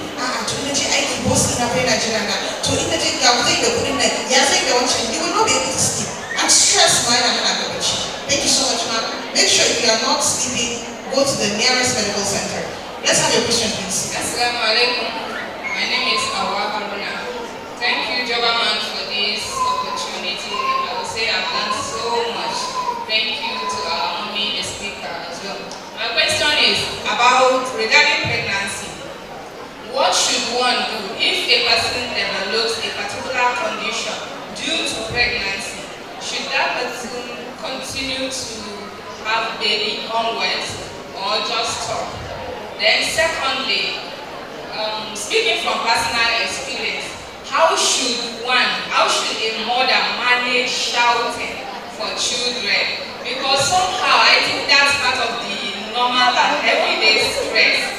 And for the last question, I don't know if it's not part of the wellness talk, but I wish it's included, which is sex education for children, younger ones. How do we mothers give it to our children? At what age? The approach as well. Thank you very much.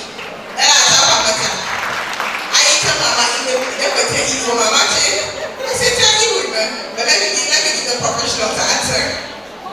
That is men are really to tell ourselves that we don't need to shout like that for them to hear. They can hear us. And that shouting takes a lot of energy from us. It takes a lot of energy. And tell yourself that you are irritable. When you find yourself shouting, you will find that you learn to control your temper, even in the presence of the children. You don't need to shout to be a mother. You don't need to. In fact, some situations, it is eyes that will talk to you. So you need not to shout, please. on pregnancy. You say if one becomes pregnant and there is a condition, whether he continues being pregnant, there are a lot of conditions that can be brought about by pregnancy. So that your question I found is very vague, because there are a lot of things. When you are pregnant, visit the nearest antenatal care facility for you to be taken care of from that time until you deliver. So within that antenatal care, you will find that you would be given the opportunity to be diagnosed. If there is any condition, it can be diagnosed and it can be managed accordingly. There are conditions that can aggravate pregnancy, like heart conditions, for instance. If you have a heart condition, when you become pregnant, it becomes more severe, and you may be advised to withhold the next pregnancy for a particular period of time because of that condition. But there are a lot of them. So without knowing which one you are referring directly to, I cannot tell you that after your first pregnancy, you don't become pregnant again because of the condition. But go to the nearest healthcare facility, let them diagnose which condition is, and I'm sure they will advise you appropriately on whether you need to space or whether you need to consider stopping getting pregnant. So that's my advice. Then the next one, yes, on sex education. This is a critical thing, especially nowadays, that our children, as young as primary school, they are exposed to a lot from their own. It is advisable that you, the mother, should start to talk to your child as soon as possible. Let them hear it from you that there are important parts of your body that you are responsible to. Nobody should touch that particular area. Where are those areas? Show the child this area should not be touched by anyone. Even in your class, not your teacher, not uncle, nobody. So you need to start, depending on the age of the child, what you tell the child matters. So at that young age, maybe that is what you need to teach the child, the private parts. What are private parts? Who touches the private parts? Who is responsible? Do you understand? These are the sexual education that you start at that level. When he moves to secondary school, she starts menstruating. Show her how a pregnant woman is. This is how pregnancy occurs. If you allow any boy in your class to have access to this area via that, then you can be pregnant. Especially now that you have started menstruating. This is what is happening during menstruation. So if an egg will pass here, it can plant itself and it can develop into another human being. So don't have that human being until you are ready for that responsibility. So you can start to talk to the children, especially when you start becoming fearful that they are becoming exposed. So the earlier you start, the better. But to know specifically what to tell the child and what to allow the child to listen to. Sexual education is really important, especially in this era now where social media is taking charge of our lives. So before they become exposed to what they shouldn't hear, it would be better for you to tell them the right thing, so that when they get that exposure, they know, mommy said this or that or that. So I'm sure it is this or that. So you try to protect them as well. Thank you so much for the round of applause for her. And that will be the last question. Thank you so very much, ma'am. And one advice I'll give women, please stop shouting on your children. It is one reason why women are getting high blood pressure. My mother will say, when I hear pressure, what is it? She will look at you and say, but what is it? What is it? It took one ego. Zafgani is a basa gani ego. Basa gani ego. Say, are you going to come up for the sex education? That's what we look at you, my children. Then, couldn't you do the yard in it? Mama said, I don't know, very special. Thank you so very much, and thank you so much, Alexa. Please, a lot of applause for her, please. Thank you so much. It has been an impactful session. That's a good time. We are going to one session. So that's a big announcement, and the registration about who are new tickets. So that I don't want to take the new ticket in town will not have access to lunch. So please be careful with your new tickets. Okay? So don't go away exhibitions. So women's supporting women, we can go there. Thank you so very much. Please another round of applause for yourselves. Everyone is here. That means we're actually doing great. Moving to the next agenda, I would like to call on for the goodwill messages. Madam Apo and Lokachi, Muna Bukati and stakeholders, then Allah Mishu. Who was there? I don't know again. Mutaya? Dan Allah, bring your suit. Dan Allah, thank you. Apo and Lokachi, Muna Bukati and Taimako, Muna Bukati and Hadan Kai, domin mu ci mu burinmu. And we're not simply having people in power. So now we're going to have two group messages, and the first one we're going to have from a representative from the Ministry of Women Affairs in the person of Hajia Aminatu Sada Mashi, PRO Moa. Please a round of applause for her as she comes on the stage. At the top of our at the top of our so women supporting women. Where's the clap now?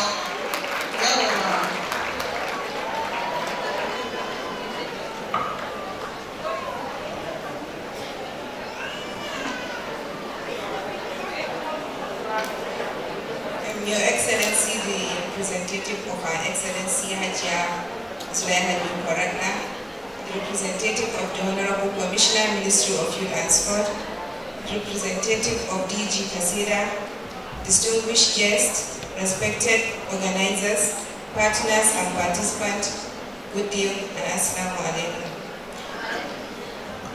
On behalf of the Honorable Commissioner, Ministry of Women Affairs, Katsina State, Hajia Aisha Aminu Malumfashi, I am honored to extend our warm goodwill message to Joberman and Mastercard Foundation and appreciate the organizers of this impactful Katsina State Women's Forum. We commend your unwavering commitment to empowering young Nigerians, particularly women and vulnerable groups, through skills development, employability training, and access to sustainable opportunities. The remarkable achievement of training over 40,500 young people in Katsina State, most of which are women, clearly reflect your dedication to inclusive growth and economic empowerment. The Katsina State Women's Forum is both timely and impactful. By bringing together women entrepreneurs, professionals, people with special needs, and internally displaced persons, this initiative creates a vital platform for knowledge sharing, networking, and expanded access to business and financial opportunities. It aligns perfectly with the vision of the Ministry of Women Affairs to promote women's economic independence and social inclusion. We encourage all participants to take full advantage of this forum, learn, connect, and transform your ideas into sustainable ventures. Empowered women are the backbone of resilient communities. An initiative like this paved the way for a more inclusive and prosperous Katsina State. The Ministry of Women Affairs remains open and committed to strategic collaboration that will further strengthen the support system for women across the state. We look forward to deepening our partnership with Joberman and Mastercard Foundation to advance shared goals of empowerment and development. Please accept our best wishes for a successful and impactful forum. Muna fatan alheri daga ma'aikatar kula da harkokin mata ta jihar Katsina, ƙarƙashin jagorancin Hajiya Aishatu Aminu Malumfashi. Kamar yadda ita Hajiya Fatima Alhassan ta ce suna sa Ministry for Special Needs, domin kusa ita gare mu, saboda kusan duk matan da ke nan wurin sun sani, ina san su, hada mazan ma mutanen ma a fiye su ne gaskiya, duk abin da muke yi muna tare da su. Kila dai ku ne da ya zama ba mu sani ba, kusa ana kama abin siyasa muna amfani da CSA ne suke ba mu beneficiaries. Amma yanzu insha Allah za mu haɗu da ku. Dan ni ban taɓa ganin mace ma na interpreting sign language mutum da muke program sai kaza. Amma yau na ji daɗi da na ga mace, wanda insha Allah duk abin da muke yi za mu ci gaba da yi tare da su. Da na zo duk programs ɗinsu muna ciki. Muna ta yi sai daga kamar mataran su ne ni su suka gayyace ni ba ma wannan ba, saboda muna tare. Insha Allah kuma da vendors ɗinmu na Katsina da sauran mutane za mu ci gaba da haɗa gwiwa domin ganin ci gaba da kuma kare haƙƙi da darajar mata a jihar Katsina. Mun gode.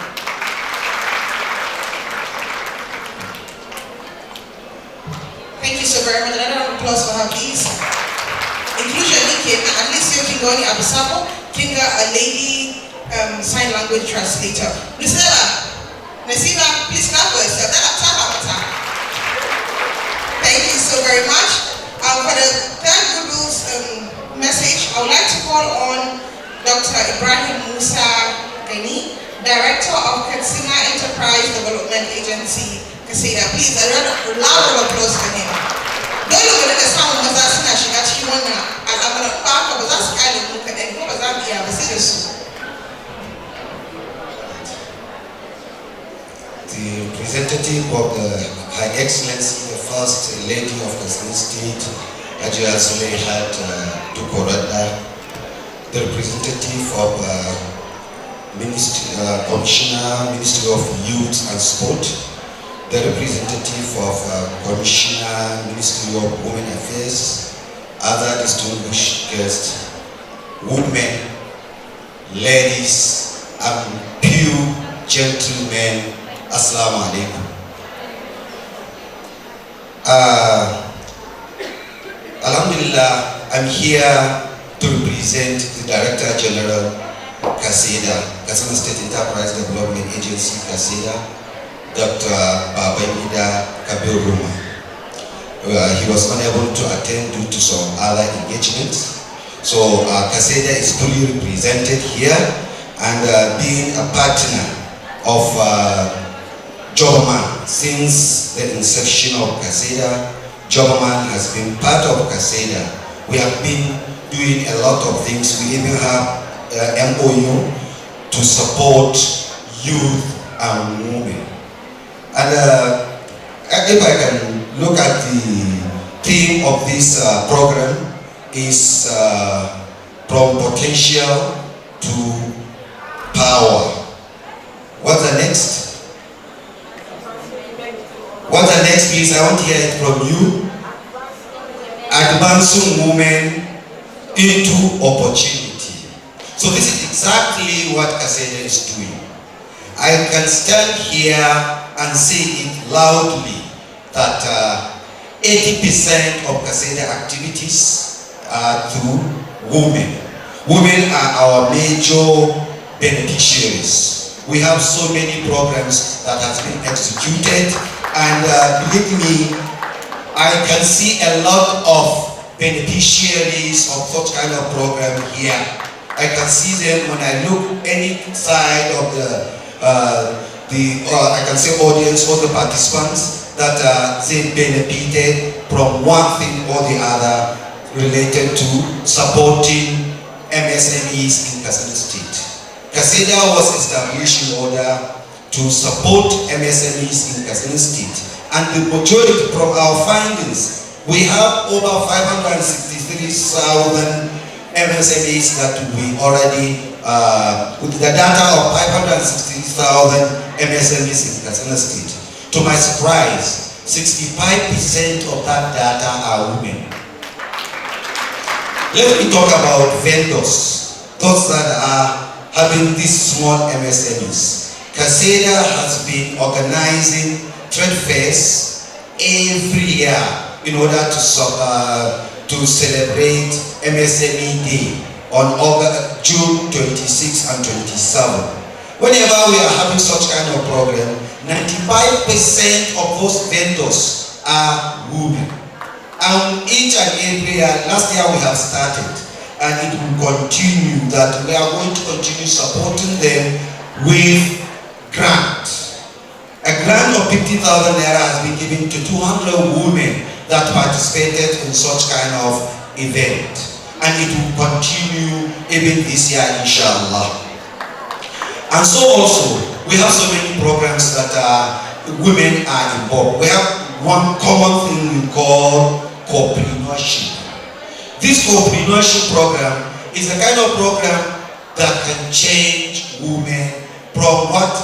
Power, from potential to power. Because we are going to make cooperative societies across the 34 local government in 361 wards of Katsina State. We are going to make them into cooperatives, women only. so that we can empower them with grant and loans, specifically loans from this nano, micro. We are going to concentrate on nano and micro businesses that are within our wards. You know, rural women are the ones that we are expected to support much. Street kind of entrepreneurship, we have 500 million naira that has been approved for that program by His Excellency, the Executive Governor of Katsina State. So also, we have another program we call Katsina Graduate Entrepreneurship Fund. That fund is made of almost 3 billion naira, and it is targeting only graduates that graduated from our polytechnics, from our universities, and from our colleges of education. And they are going to be given a support of both grant and loans so that they can start their own businesses. In that regard, we already making that 60% of those are going to be women. Do you know why? Because men are always struggling to get jobs, even though we are trying to discourage those men from going and looking for a white-collar job. So that is why women are always being left behind. If they have their own, or what we call their own capital, they can be able to start their own business without looking for a job, same as men. So this kind of fund is available, and it is going to start soon. And I wish, I believe most of the women that attended here are graduates. So please, whenever we start this kind of program, go back to your school where you graduated and submit your name. We are going to announce it, and then please try and get that soft loan. It is interest-free loan. Whatever been given to you is what you are going to return back. And then we have a grant that we said we are going to make as like pitching. If you have a bankable business plan, you plan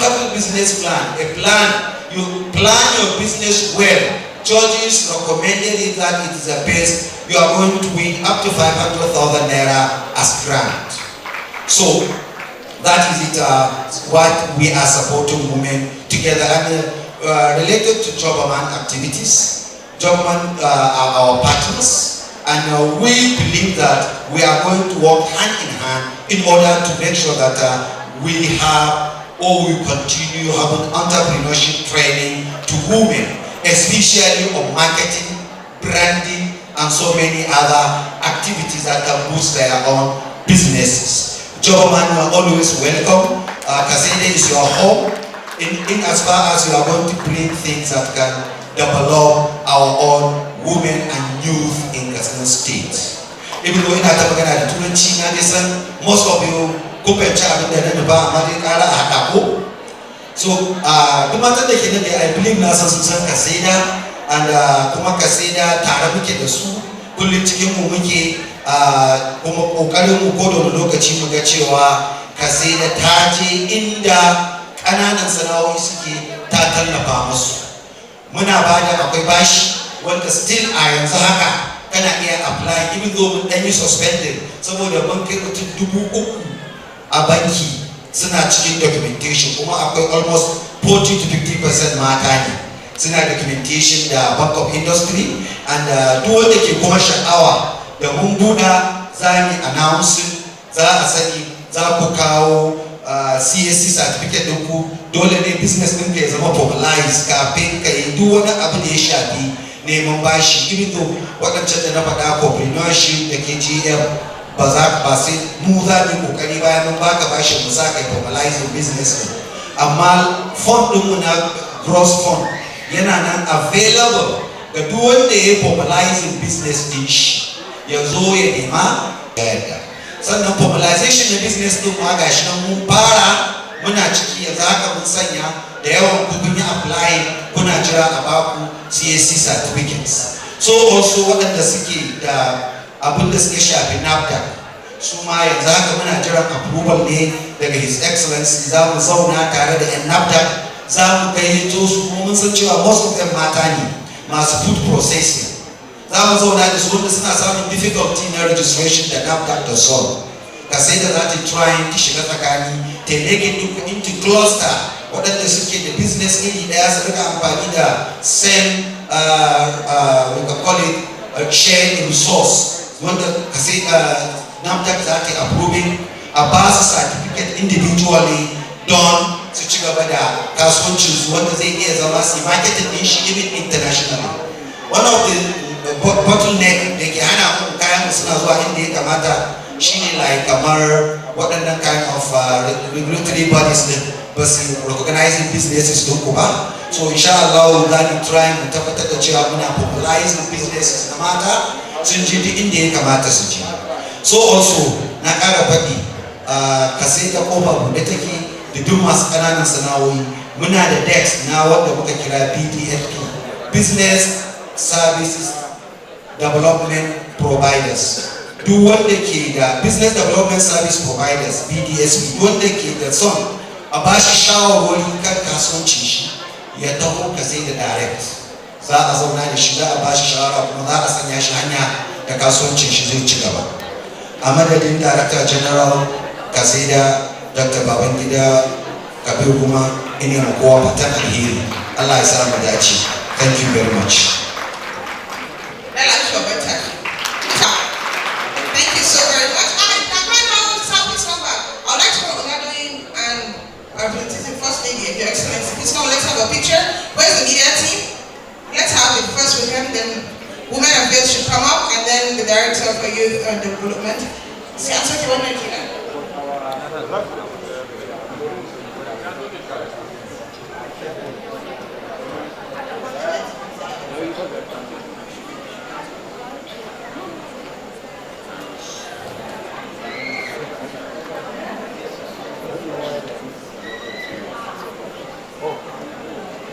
Let's have three of them first, please.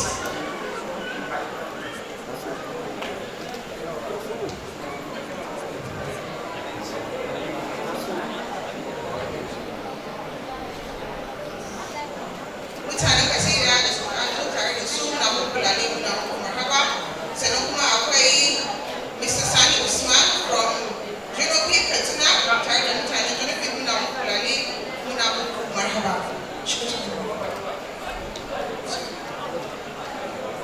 So it's not then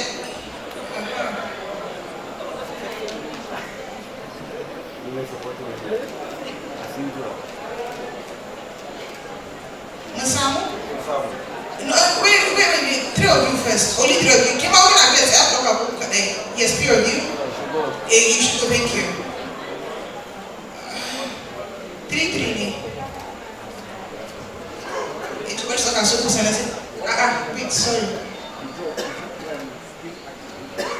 Take my shikazu. So thank you. Here we go.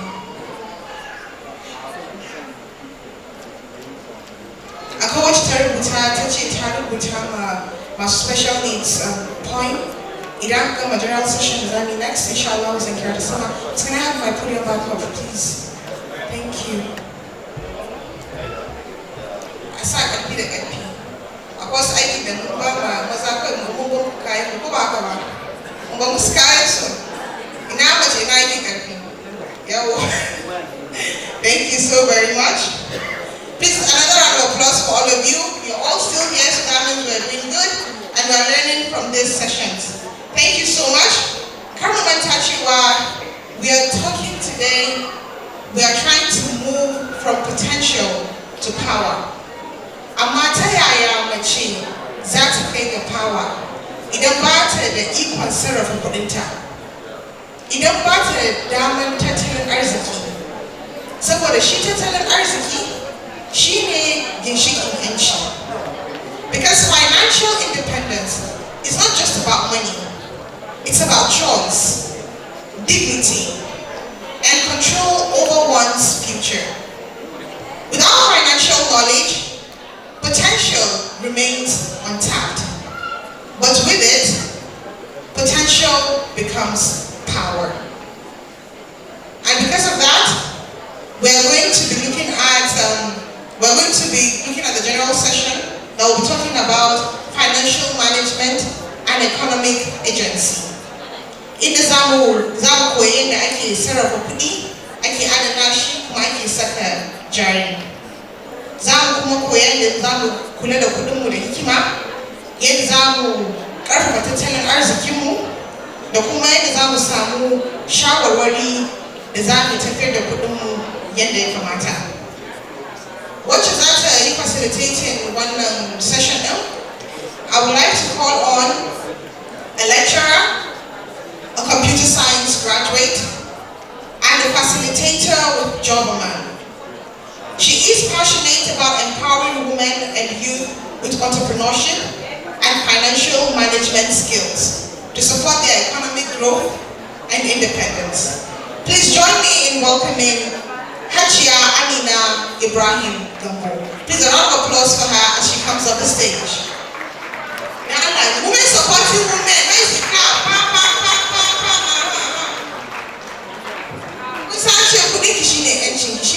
So please let's listen very well.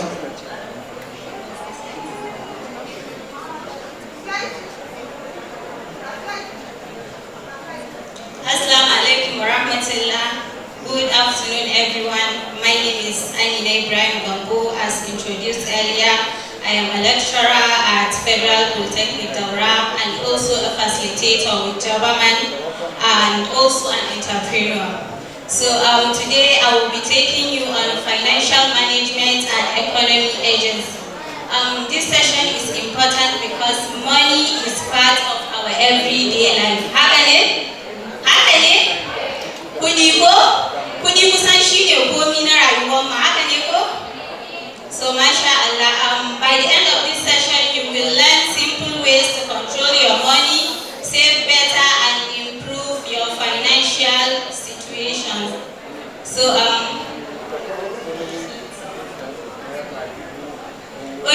so before my slides comes up, I would like to start with a simple discussion. And this discussion is, I want to ask you a question. So the question goes like this: how many of you here save regularly? Do we have adashe, asusu, ko asa a banki? So do we have anyone here? Do we have anyone here?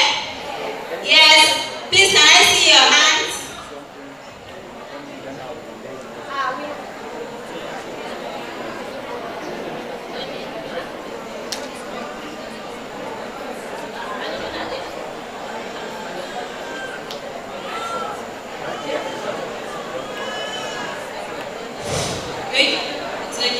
So the question is, how many of you save money regularly? Regularly, yes. Adashe, ko asusu, ko asa a banki, ko aba wani ya ajiye, and many more. How many of us here? I'm among. That side, you don't save money regularly. So thank you for that. Another question is, how many struggle before the end of the month? Do we have people who struggle before the end of the month? How many are we? We are many. So that's good. So can anyone here share why you think that happens? Why you struggle before the end of the month? Can we have a volunteer? You can share. Someone wants to share.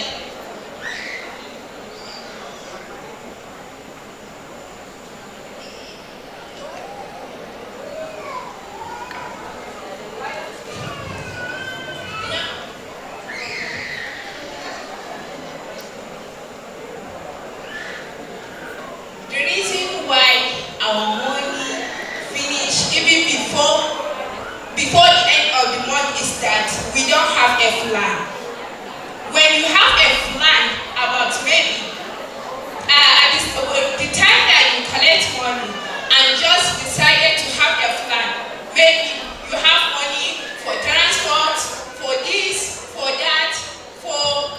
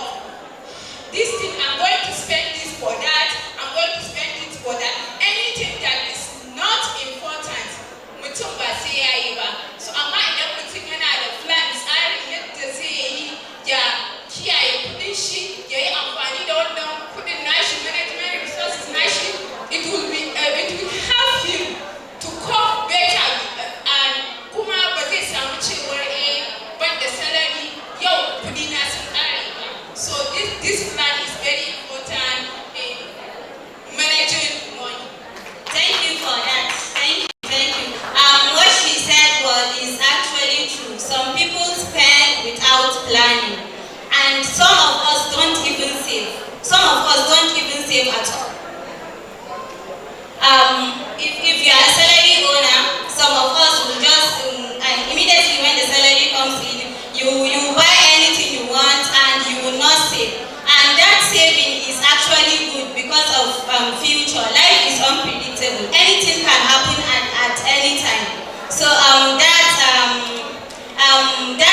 these things normally happen, and that is what we will learn today, how to fix these ways. So my slide.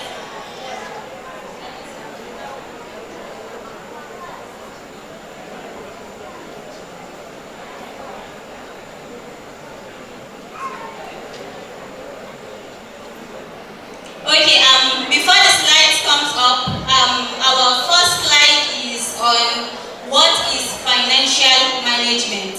Menene shi wannan okay, next slide please. We have passed this next slide. So it is what is financial management. Menene shi wannan financial management? Financial management simply means how you handle your money in your daily life. Ya kake tafiyar da kudinka?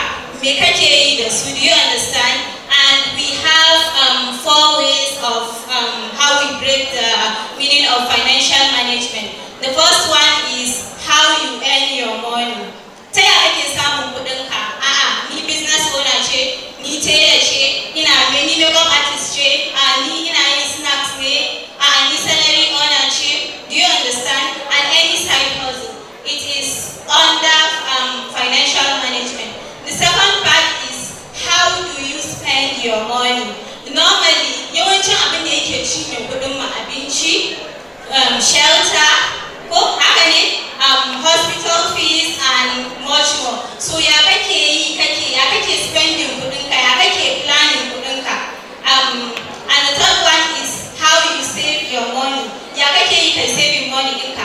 Ni maybe ina da save a gidana inda nake ajiye kuɗi. Ni ina adashe ne. Ina kaiwa banki ne, ina da personal account wanda nake saving and much more. And the third one is how you plan your money. Ya kake planning kuɗinka?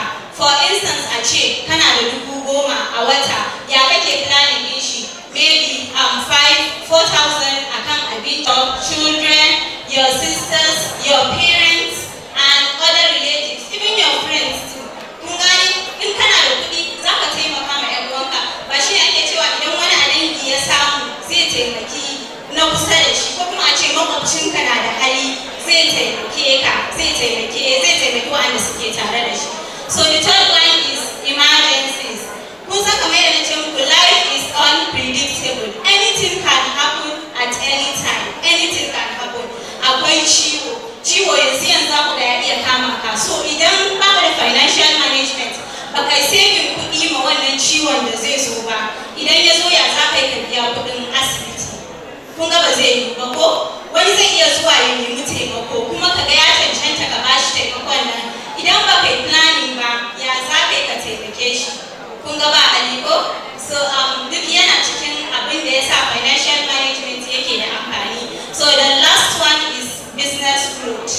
Idan kana da financial management, kana planning, business ɗinka zai ƙara hauhawa saboda kana planning, kana saving, wannan kuɗin da kake saving yana ƙara ma kasuwancinka ƙarfi, kasuwancinka yana growing. So duka wa'annan suna cikin dalilan da ya sa financial management yake da amfani a gare mu. Next slide. So the next slide is we are going to talk about budgeting. What is budgeting? Budgeting simply means planning your money before you spend it. Aka ce budget ko ka zauna ka tsara yadda kudinka zai tafi. Misali a ce kana ansan kudi, za ka zauna ka rubuta ka tsara, zan siya kaza, zan yi kaza, zan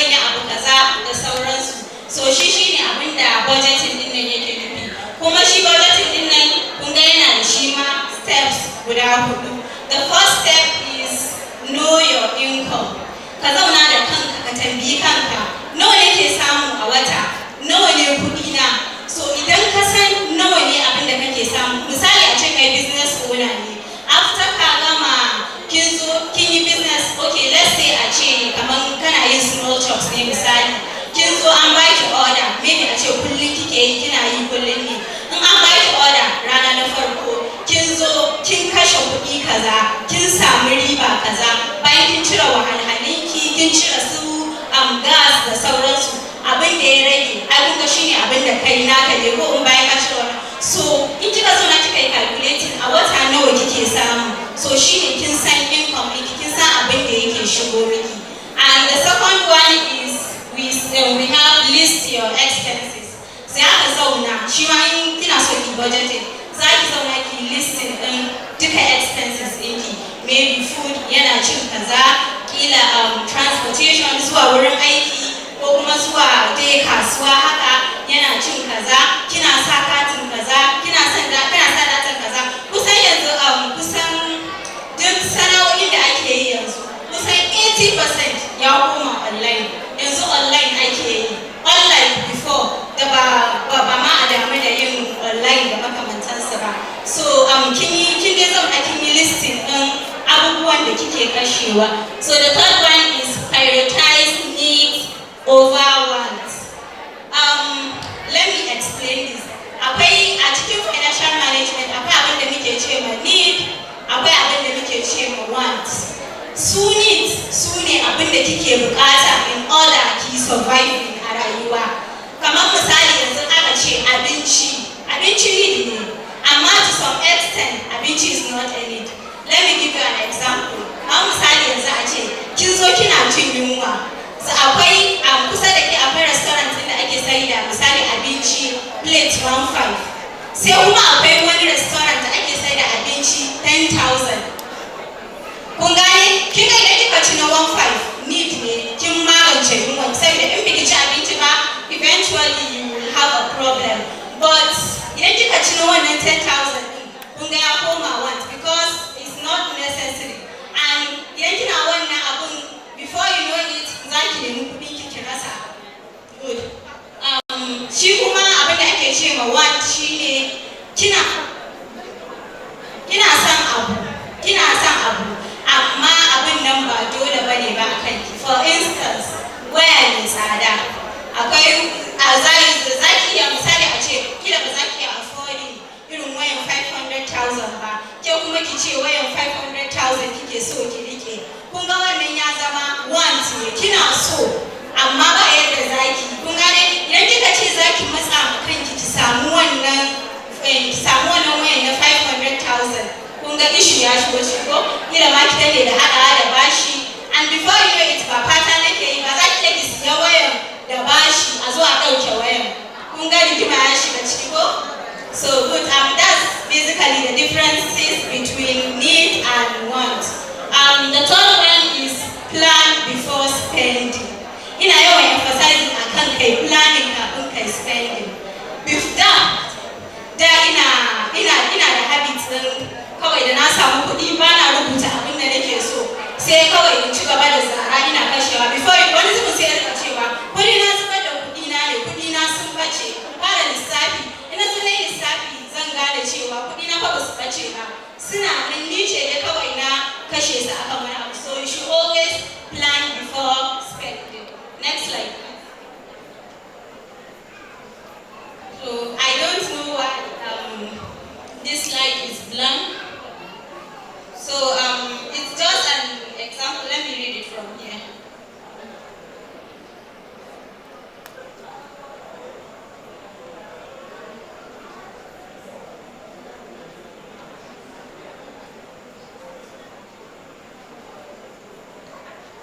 So this slide is basically talking about Aisha. Aisha, can you see her? She has 5,000 naira. So she uses 20,000 to buy food, and she uses 10,000 for transportation. She saves 5,000, and also she uses 15,000 for other things like airtime and so on. Do you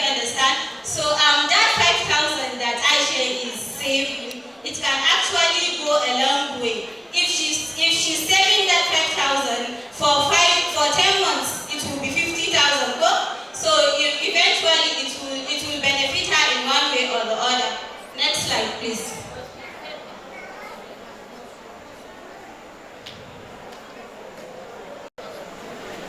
So this slide is talking about saving.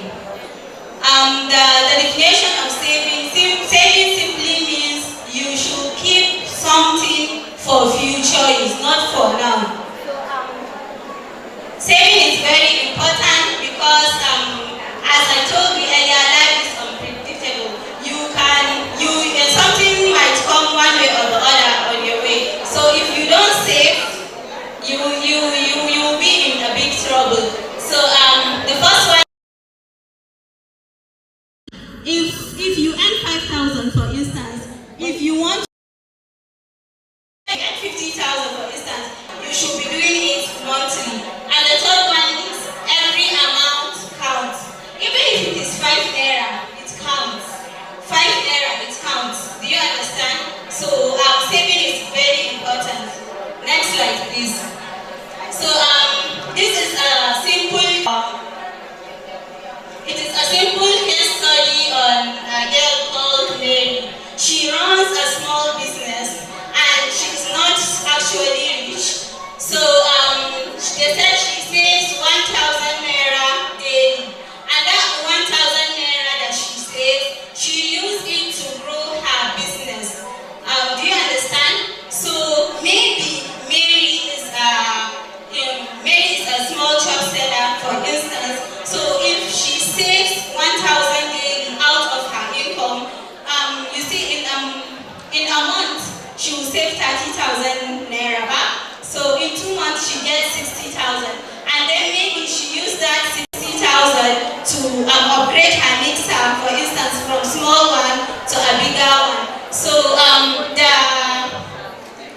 the lesson learned in this case study is discipline leads to success. Idan kai hakuri ka daure ka jure, insha Allah za ka samu nasara. Kun ga ta danna kanta ko bata kashe kudin ta ba, amma ne da ta yi hakuri kun ga ta yi succeeding, ta yi upgrading daga karamin mixer ta koma babba. Next slide please. So and the next slide is managing irregular income. Okay. We don't have much time actually. So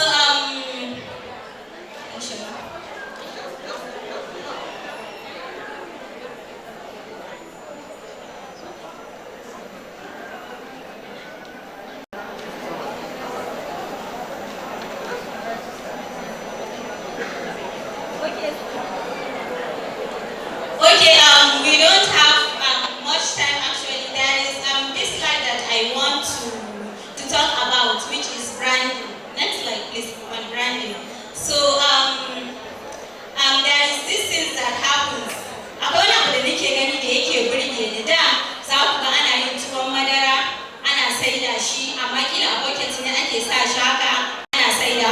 But yanzu na ga mutane sun yi improving, za ku ga an yi tuwon madara, an yi packaging din shi ko cikin bottle ko kuma cikin leda, an yi branding din shi, an sa mai sticker, wasu ma ku ga cikin wani brown envelope haka ake sa shi a jera candies ciki. So wannan abu gaskiya abu ne mai kyau. Kun ga mutum yana gyara kasuwancin shi. Kun gane? Amma for instance yanzu a ce kin zo kina saida abinci, kin bar wurin abincin ki duk guri ya lalace. Kun gane? Ba wanda zai zo wurin ki. Amma kina gyara kasuwancin ki yana da amfani sosai. And sannan akwai abin da ake cewa marketing. So shi wannan marketing din shine ki tallata kasuwan ki ko kamar yadda na ce muku yanzu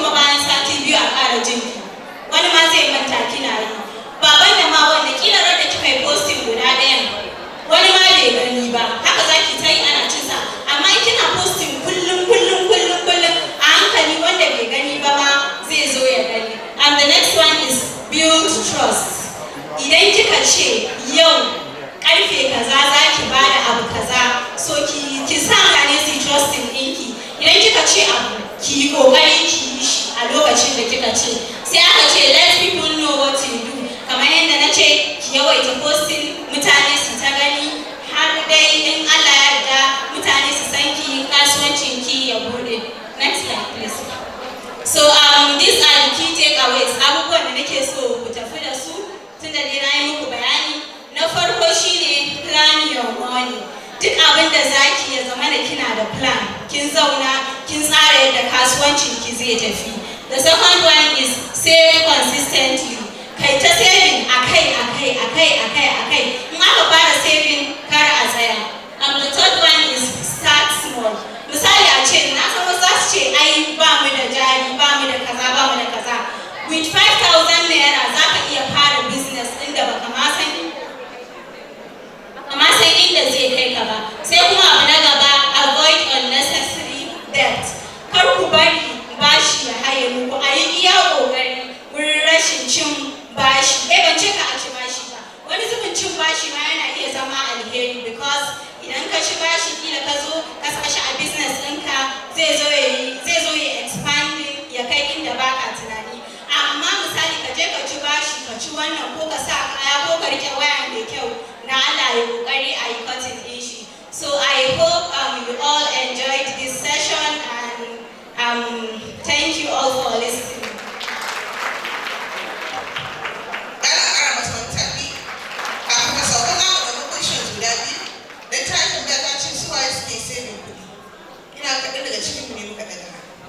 Majority mu kawai samu ɗinka kawai ka kashe.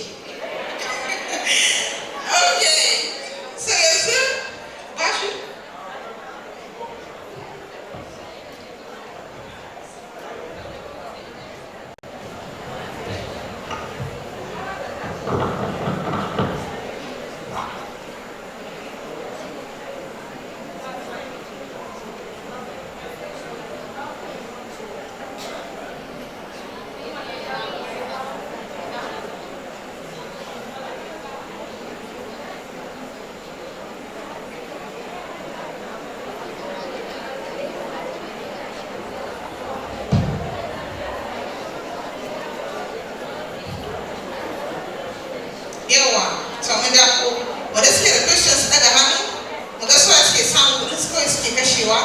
Wanda za su ce daɗi ya kashe, da wahala ya kashe ni.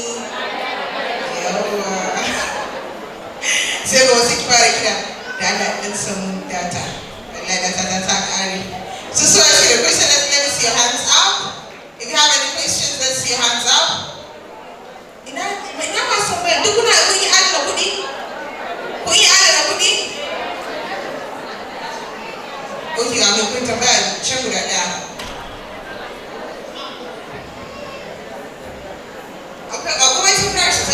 Assalamu alaikum warahmatullahi ta'ala wa barakatuh.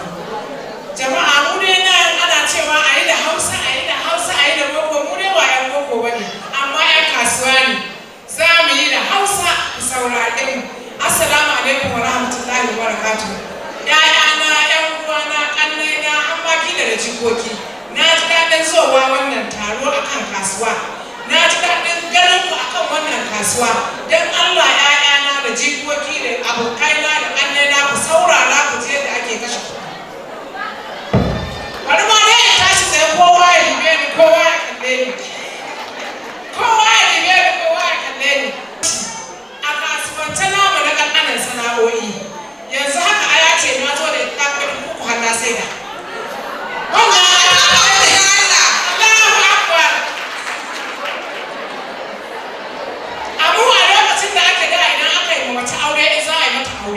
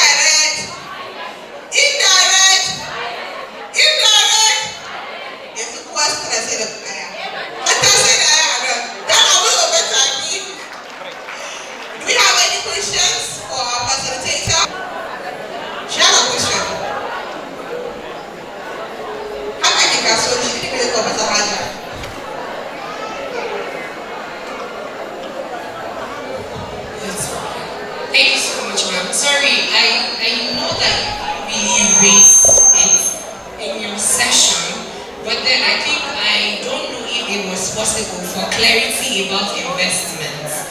Most of us actually have learned the culture of saving from our parents, dropping money in your PEs, but not many of us know how to make your money work for you. And in recent times, I think there has been a growing talk about investment, but not many of us know how to go about it. If she's asking about investment, we save a lot, but we don't really know how to invest. If today you tell someone I have $1 million and I've saved 500,000 naira, but I don't want to save the 1 million naira, I want to invest it. How do I go about it? So you tell someone I can investment. So when you want to invest, first of all, you first know your skills. Do you understand? What can you do? What can you do better? Do you understand? If you know what you can do better, for instance, if your profession is tailoring, do you understand? So you buy things that matches the tailoring. Maybe you buy an industrial machine, the one for embroidery, the one for doing that stonework and so on. So you first know where what is your skill.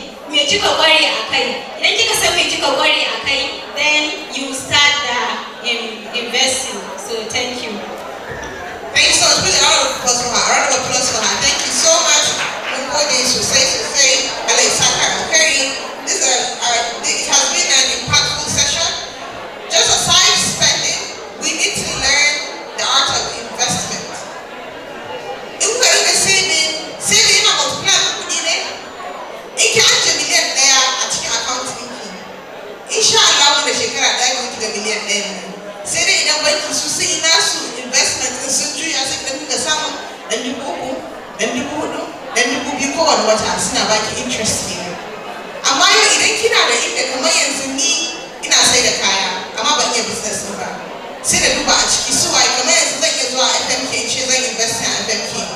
About $1 million Diana, check the dash to add a business the she Tabali returns every month or quarterly in Tanabani when you have $1 million Diana, one in the Shikara, they $11 million Diana, that I'll tap on.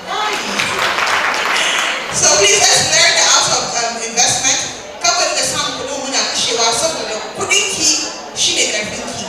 In Canada, putting kanki, one like you for Kulagachi. Zai kept the kanka any situation to some kanki. Yes, look away a pull on chain. Do what you would be able to follow in the Mezzanich of Frigo, since she didn't be able to have some white heater.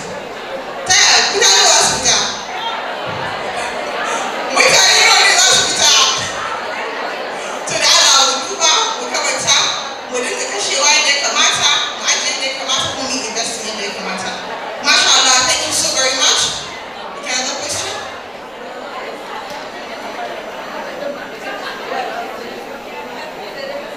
Okay, as I run this session, because we have only 2 things on the agenda, Zao powered the refreshment, so please everyone should be seated with their meal tickets. Our refreshment will be passed across. Once your refreshment is given to you, Zao and send tickets to Haniki. So please, we're going to do it quietly and as orderly as possible. Then I'll put the Hayanya up on the street because we are not done yet. So MashaAllah, the theme for today, we are moving from potential to power. Moving much into telling our key savings. Amakuma akwai mataki na gaba. Mun tsaya nan mun yi magana. Mataki na gaba nan shine opportunity. Dama. Because if the knowledge is not enough. The knowledge you have is not enough. We also need access to the right tools, platforms, and opportunities. And this is where one of our partners come in. Partners who are not just speaking about empowerment, but actively creating systems that turn financial knowledge into real economic power. At this very time, I would like to call on one of our partners, MoneyPoint, an organization that is playing a key role in expanding financial access, supporting small businesses, and empowering individuals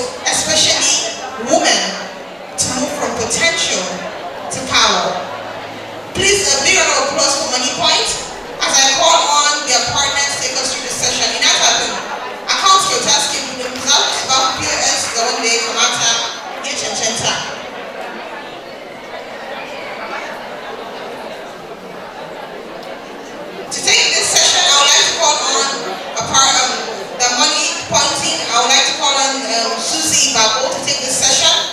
Please wait, Susie Babo. Please round of applause for her. She comes up. Okay, please come up. When it's because of the bosses, I'll pay bosses because she's not made a good. The way to do the bus, I'll pay bosses that's made a good. So go down.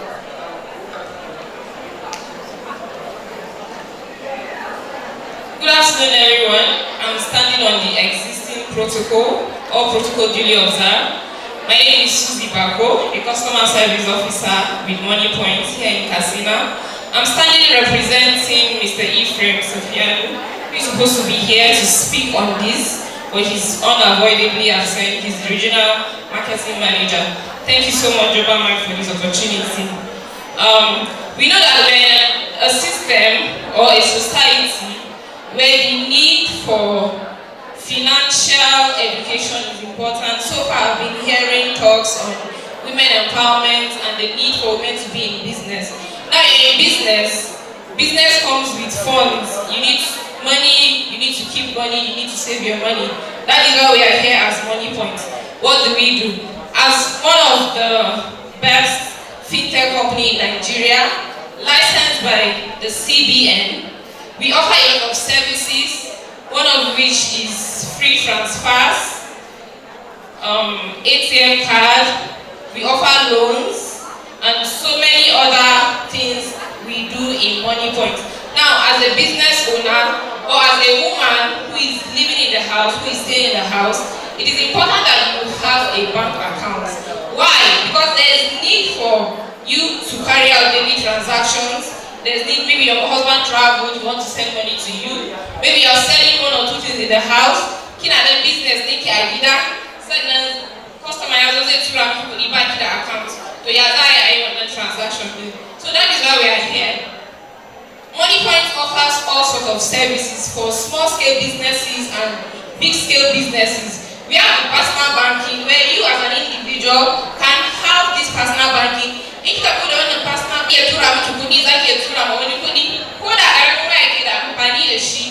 may touch light, you can use the USSD banking and make your transaction seamlessly without any issue.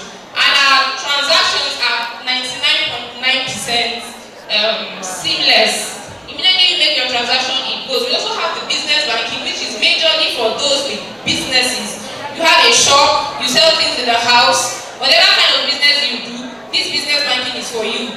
You can get the business banking app, enroll, get your POS machines, which we give, and carry out your daily transaction. And then Money Point also offer loans to these businesses. Maybe you're struggling and then you need to empower your business, just like it has been preached here, and then you need some money. Now, you have an account with Money Point, a business account. You come, we look at your transaction, we look at how long you've been using the account, and then we give you the loan as it is due for you, and you can use that to empower your business. As a business owner also, we have a money book system where you can track all your inventory, track your businesses. Let's say you have more than one business or more than one shop in different branches, you can use that money book system to track. Like a year ago, I want to shop with me, I can make it cheap. Yeah, I can carry out transaction, your staff and everything, you can track it with that money book system. We also have a saving plan where you can save your money. Let's say you're planning for a wedding, a naming ceremony, or any event, and then you need to save. We have saving plans that is very, very reliable. Once setting on a saving plan, you say, you withdraw your money as it is due, and then there are certain advantages. Once you can activate it and enjoy the services. We have a stand outside. We give free ATM card. Once you open the account, you're entitled to ATM card. We have our stand outside. You can meet us outside for any information. And then we also have an office here in Katsina, Kulfi House, same building with Stanbic IBTC. We are open from Mondays to Fridays, 8 to 5 p.m. So you're welcome to visit our offices for more information or for more guide on how to access this Money Point account. As a woman in business, as a woman at home, it is very important you have a bank account. And don't just look anywhere, come to Money Point because we are 100% reliable. As well as put the account to the Money Point. Say Kuzo, thank you so much. That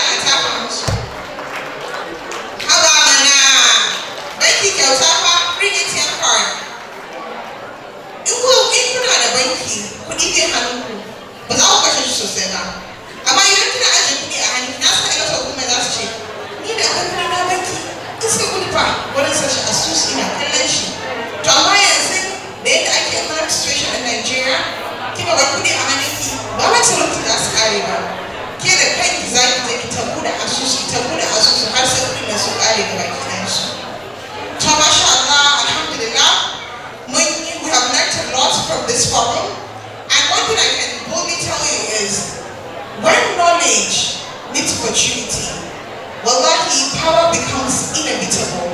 Because I'm 100% sure that each and every one of us is leaving this place with something. Kin koya wani abu, ko ba kuma akwai abu da kin koya, akwai abu da zaki amfani da shi in kin bar nan wurin. So dan Allah, na je taron mata da yawa, amma we have been here since 10 a.m. and it's actually to 4 right now, and this hall is still filled up. Please, can you give yourself a loud round of applause, a resounding applause? Ya nuna mana cewa ana amfanuwa da abin da muke faɗa, kuna koya kuma kuna understanding duk abin da muke yi. Thank you so much for your time. Mun gode sosai kuma insha Allah duk abin da kuka koya a wannan wuri a yau insha Allah zai mana amfani. Kafin na kira mai closing wannan taron, mai moving out for the medical checks properly, kar ku manta dan Allah kyauta ne. Ki dan ji a dan duba miki BP, a dan duba weight, a dan duba one or two things da ba za a rasa ba. Akwai a waje. Sannan kuma akwai career counseling ko wanda suka yi graduate daga makaranta. Kusan sa'in sai ki kara me yake karanta biology, amma kina tunanin to a ina zan yi aiki. Me ma biology zai yi. Akwai career group by government. They offer career counseling. Zaki ji ya musu ke zinga shafin na karanta za su put in ke through okay fine zaki kaza this is best for you. Za su akwai career group you can go out and za su taimake ku sustain ki finding path in ki. Akwai exhibitors like na ce women supporting women. Vendors ne su ma sun zo sun kawo hajar su sun tallata na ana mu je mu yi patronize din su. Kafin mu close wannan session din akwai wata nurse a cikin na wurin da ta rubuta ta ce ta rubuta ma mata masu special needs point. So insha Allah yanzu zan kira Aisha Mutaka. I don't know if she's still around. In tana nan da ana tafa mata, and please make your way to recite the poem she's written. So please, I do this with the ladies, the women with the special needs. This poem is dedicated to you by one of our very own, Aisha Mutaka. Please, a resounding applause for her as she comes to stage. Da kan teburin tare da ce za ta zo ta yi. Su da ana ƙara tafa mata.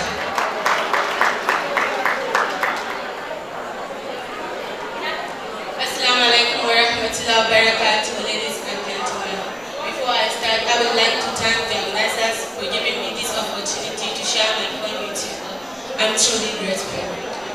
Ladies and gentlemen, good day to you all. My name is Aisha Mutaka. I'm a student nurse, a poet. Today, I'm here to share a poem that is very close to my heart. It's for those people who are unheard people with special needs. In our society, many of them are ignored, mocked, or sinless, simply because they cannot walk, see, or speak like others, but they are strong, they are human, they feel, they dream, they deserve respect. This poem is titled, Are We Not Human? It is a reminder that disability is not inability, and that every soul deserves respect, kindness, dignity, and love. They walk the earth with broken hands, some without legs, some without sight. Yet their hearts burn brighter than us, fighting battles will never fight. Wasu ba sa gani, amma zuciyarsu na hangen nesa. Wasu sun rasa ƙafa, amma wasu rasa ƙwarin gwiwa ba. People pat them without a glance. Some look away with silent shame. Some whisper cruel words behind smile and act as if they are not the same. They sit alone while others play. They beg for help or words pretend, simply because words forgot their words and even friends forgot to beg. Me yasa muke wulakanta? Ko ba su da zuciya? Ko ba su da mafarki? You mock the plant who call a stick. Yes, she may see more than your eyes. What relevant ayah in the Quran that speak about those with disabilities mention that their condition is beside them from the side of us.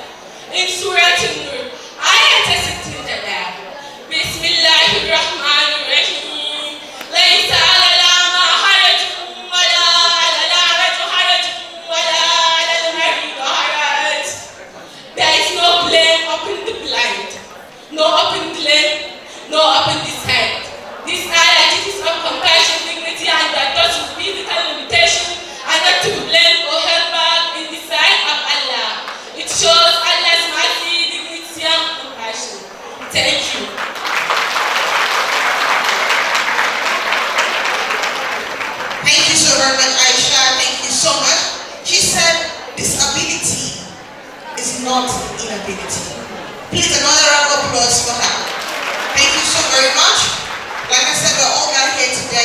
we're all women. Mata Muneji of all in society. There was a time when I was serving and I was opportunity to speak to a number of students. So carry on, I think. And I was speaking and I was seeing dreams. I was seeing hopes. But at the same time, a lot of them looked at me and asked, Ma, your children when I go to secondary school, I'll resign. I'm okay, I'll recommend limitations in my yard. In as soon as I'm a doctor, but as soon as I'm an engineer. But then I already limitations in taking, and she can't go past that. Most of them, that's our but that's very such a better practice. And they have dreams. And I asked them, Kinta was a right for now, but when he, Maki, I would make you so I was asking about how they so me. And I looked at them and I put myself in their shoes. And I was like, if for a minute I did not have the support from my family, I wouldn't be where I am. If I have not been able to speak and communicate properly with the right people, I wouldn't be where I am.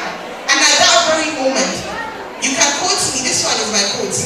Have someone that I would quote and she said, I told them, there is power in your voice.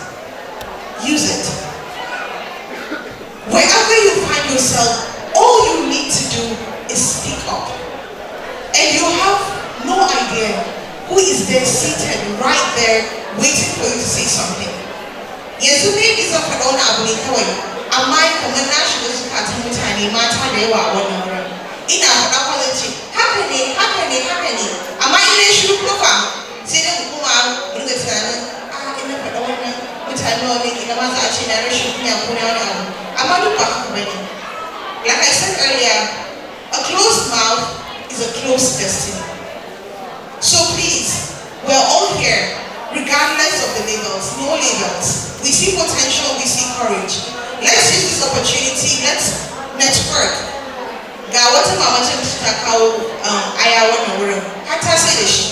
I'm sure I can start our day. Then actually I'm not asking the time. The plans on I don't know, then I will sign and I want to give you that. In a point I would have like Tanya the iron number. She can look out the same. What shall we do? Let's say I am the closest to me. But you say maybe I want to that 8 I want to run. What is that 8? So then Allah, as we're rounding up this session and this forum, let's communicate. We Magana Junior I'm sure you will be able to help someone or someone will help you. So please another round of applause for all of you as we have started from the first till the end. Magashina made you very successfully. On this note, I would like to call on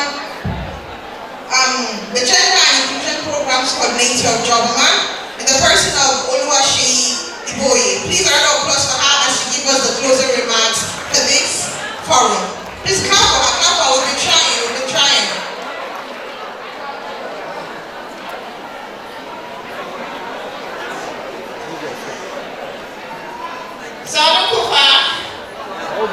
Good afternoon, good evening. Thank you for being here and spending time with us today. Like I actually said, we've been here about 10 a.m., even under the sun, but we appreciate everybody. I'm sure that we have gained 1 or 2 things from our various speakers and the various activities we had outside. I saw some women at the health booths. They were checking their weight, their BMI, their blood pressure. Like the doctor said, it's very important to take care of our health. I would like to remind us that after now, all these booths are still available. You can still go outside and check your weight. Go and check your BP. And for our health people outside, they have promised 20% discount for women who came to this event and do their health check with them. If you go to their office and you can ask them where their address is, they are going to give you 20% discount on any further medical check you want to do. So I encourage everybody, don't worry, my MC will help me translate when I'm done. I encourage everybody to please go outside after we close and do your health checks. For Money Points people too, our wonderful partners, they are outside. They've been opening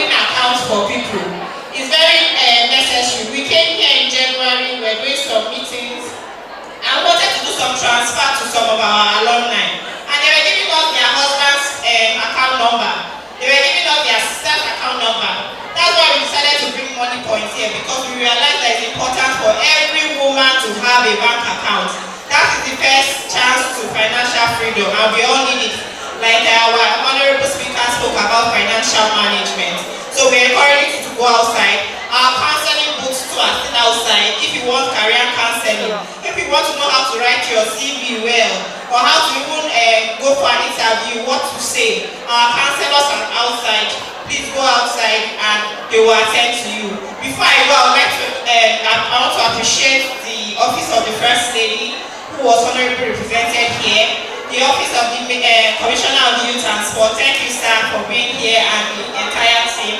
We also want to appreciate the Commissioner for Women Affairs, so she was here. The SSA, the Governor of IEP, was also here. We want to appreciate our wonderful partner in Katsina Faye. Thank you. Because of them, this event is a success. We want to also appreciate Katsina. Katsina was here. We want to appreciate the MasterCard Foundation, who are the sponsors of this event. We want to appreciate all our volunteers and our ushers and our wonderful MC for making this event a success. Our SLIs and our wonderful female SLI who made an impact at this event. Our event planners, and finally the Jobberman team. We say thank you very much, and we wish you safety back to your homes.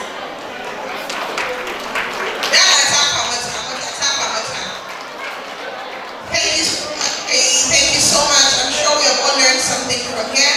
And from what she was saying, under Latvia, but I think for my Latvia, she made everything, she made you a key. Health is wealth. So, we have a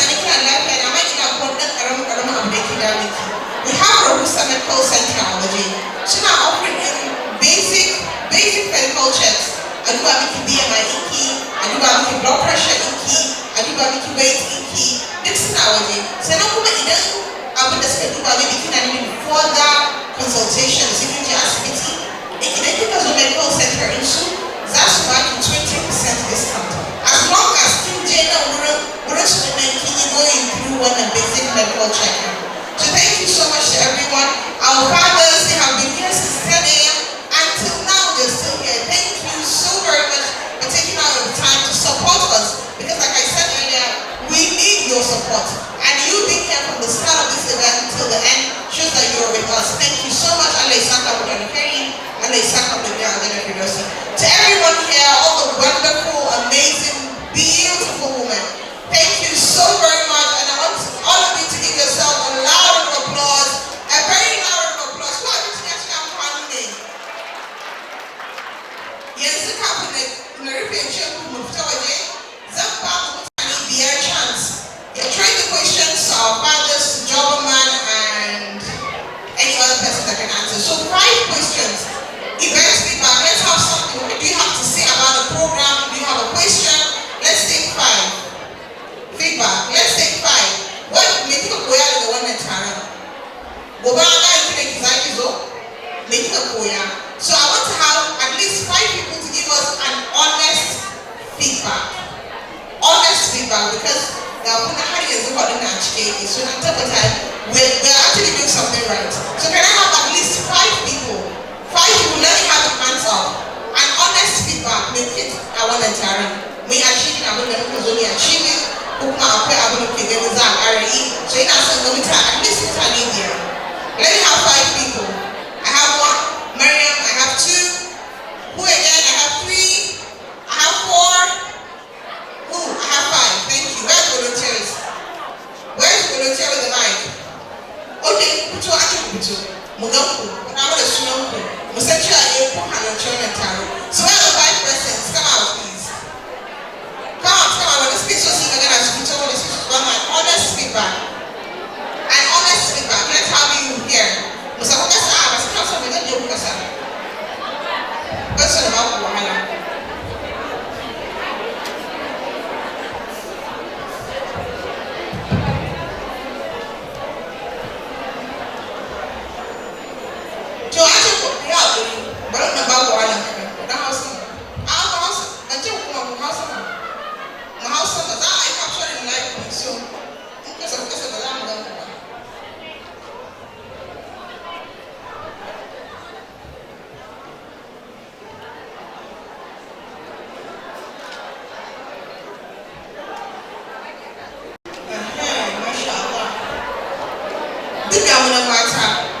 Everyone is capable, so we're not comparing.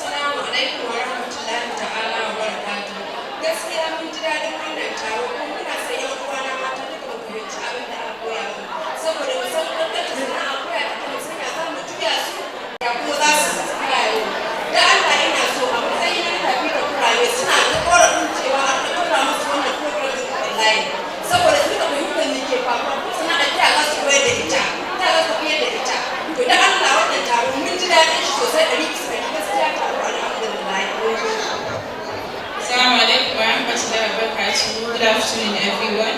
My name is Katsina and it is both a privilege and an honor to be part of the Women Forum. This was quite a very interesting and insightful conversation because we need more of these conversations. So this is coming at a time when women need to come together to actually network and start up conversations so that we'll make an impact. So thank you very much, government, and we hope to see more opportunities like this. Thank you very much. Thank you so much. Good afternoon, everyone.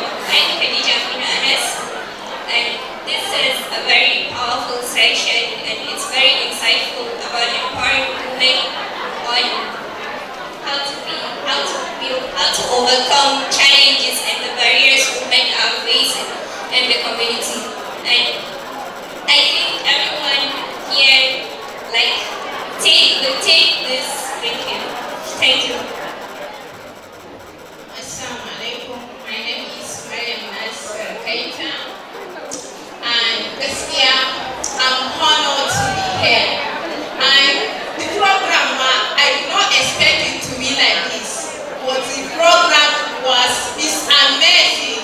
This year, everyone sees this program knows that many women that came here, or those that are listening to us on social media, knows that this program deliver well, perfectly well. And then we have learned several things. When taking pictures, no, but she can never benefit in a program. Program awareness, apply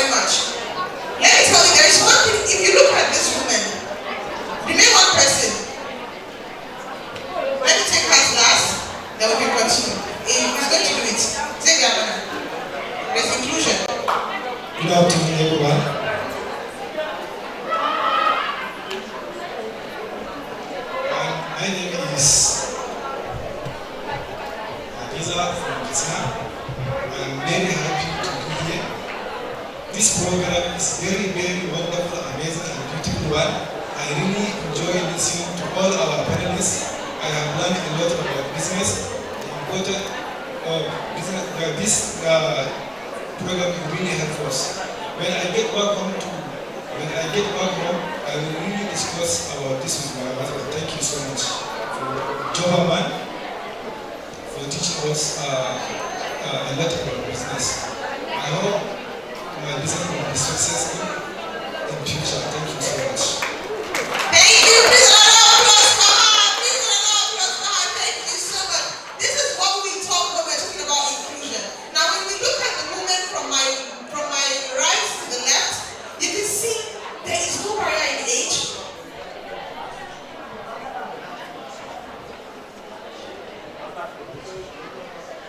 However, if there is someone who would like one of them to also have, I'm going to say, Magana, it's important. Then that's the inclusion. Thank you. But anyway, I would say something here. Assalamu alaikum warahmatullahi wabarakatuh. Wa alaikum assalam.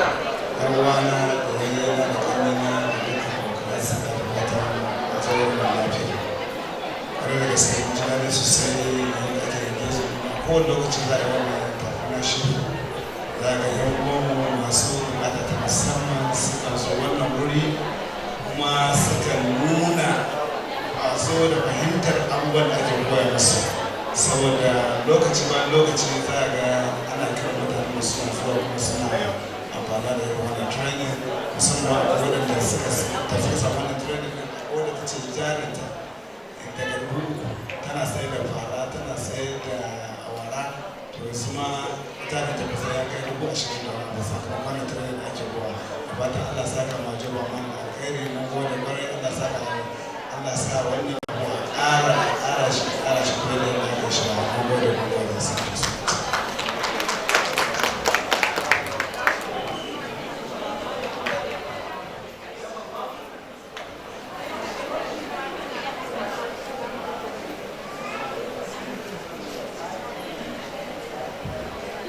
Thank you so very much. Mun gode sosai. Abin da sa kika su tafi, so ina so na faɗa wani abu ne. Ukan waɗannan duka matan nan babu yaro, babu ba tsoro, babu anyone especially kowa ya koyi wani abu. Ba za ka ce it's just the young people that learned ba, because from here you can see the younger ones. In kai ka kula nan, you see the ones that are to be older than them, and you see babu wani fariya wani cewa a wannan program na yara ne kadai ko na manya ne kadai, dukkan su a nan kowa ya koyi wani abu. Don Allah ta fa musu. Don Allah. Thank you so very much. Mun gode sosai. We really appreciate you. Kuma mutane da kuma kuna cewa kun koyi wani abu. And he didn't say his name, but as a man, he has something to say. And thank you so very much. I'll take this last from this lady. I'll take her own feedback last. And I have someone from SSA to the governor on special needs. He's here and he's going to be saying something. But before then, let's hear from her.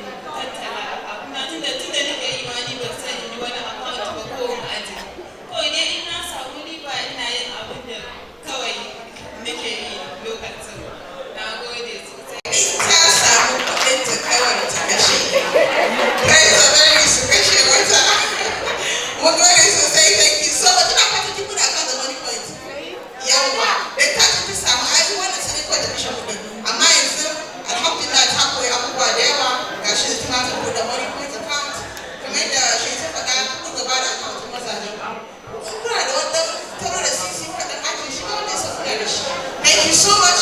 Now I'd like to call on the SSA to the governor on special needs. He's here to say one or two things. So I'll just give it to him. Let's close this with his own final speech.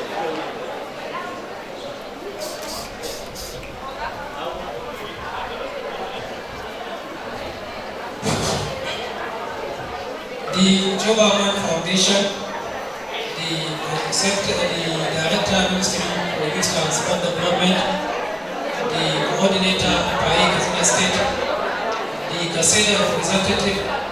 Let me start on the existing protocol results. Ladies and gentlemen, good afternoon all. I would like to use this opportunity to express our profound gratitude to the Jobaman for having organized this very milestone engagement in order to educate people about the potential and empowerment. On behalf of Senior Special Assistant to the Governor on People with Special Needs, Honorable Hood Usman, I am happily representing him here. He wanted to attend this very important event, but due to some unavoidable issues, he was traveling to Abuja and not to be able to be with you. On behalf of him, I really appreciate your government for making inclusion to the persons with disabilities in their activities. This clearly indicated that Jobaman Foundation is friendly to persons with special needs in Katsina State. We really appreciate this. And lastly, the SSA especially formally gratitude to you on that. And as you already know that the purpose of the Senior Special Assistant on Persons with Special Needs in Katsina State starting with the responsibilities in education and the catering all the entire welfare of persons with special needs in the state. So this indicated that what Jobaman is doing is complementing the government effort toward improving and promoting the persons with special needs in the state. We thank you so much and we wish everybody here to back to your respective destination safely. Thank you. Thank you so very much. Please attack Amishi. Like I said, disability is not inability. He's visually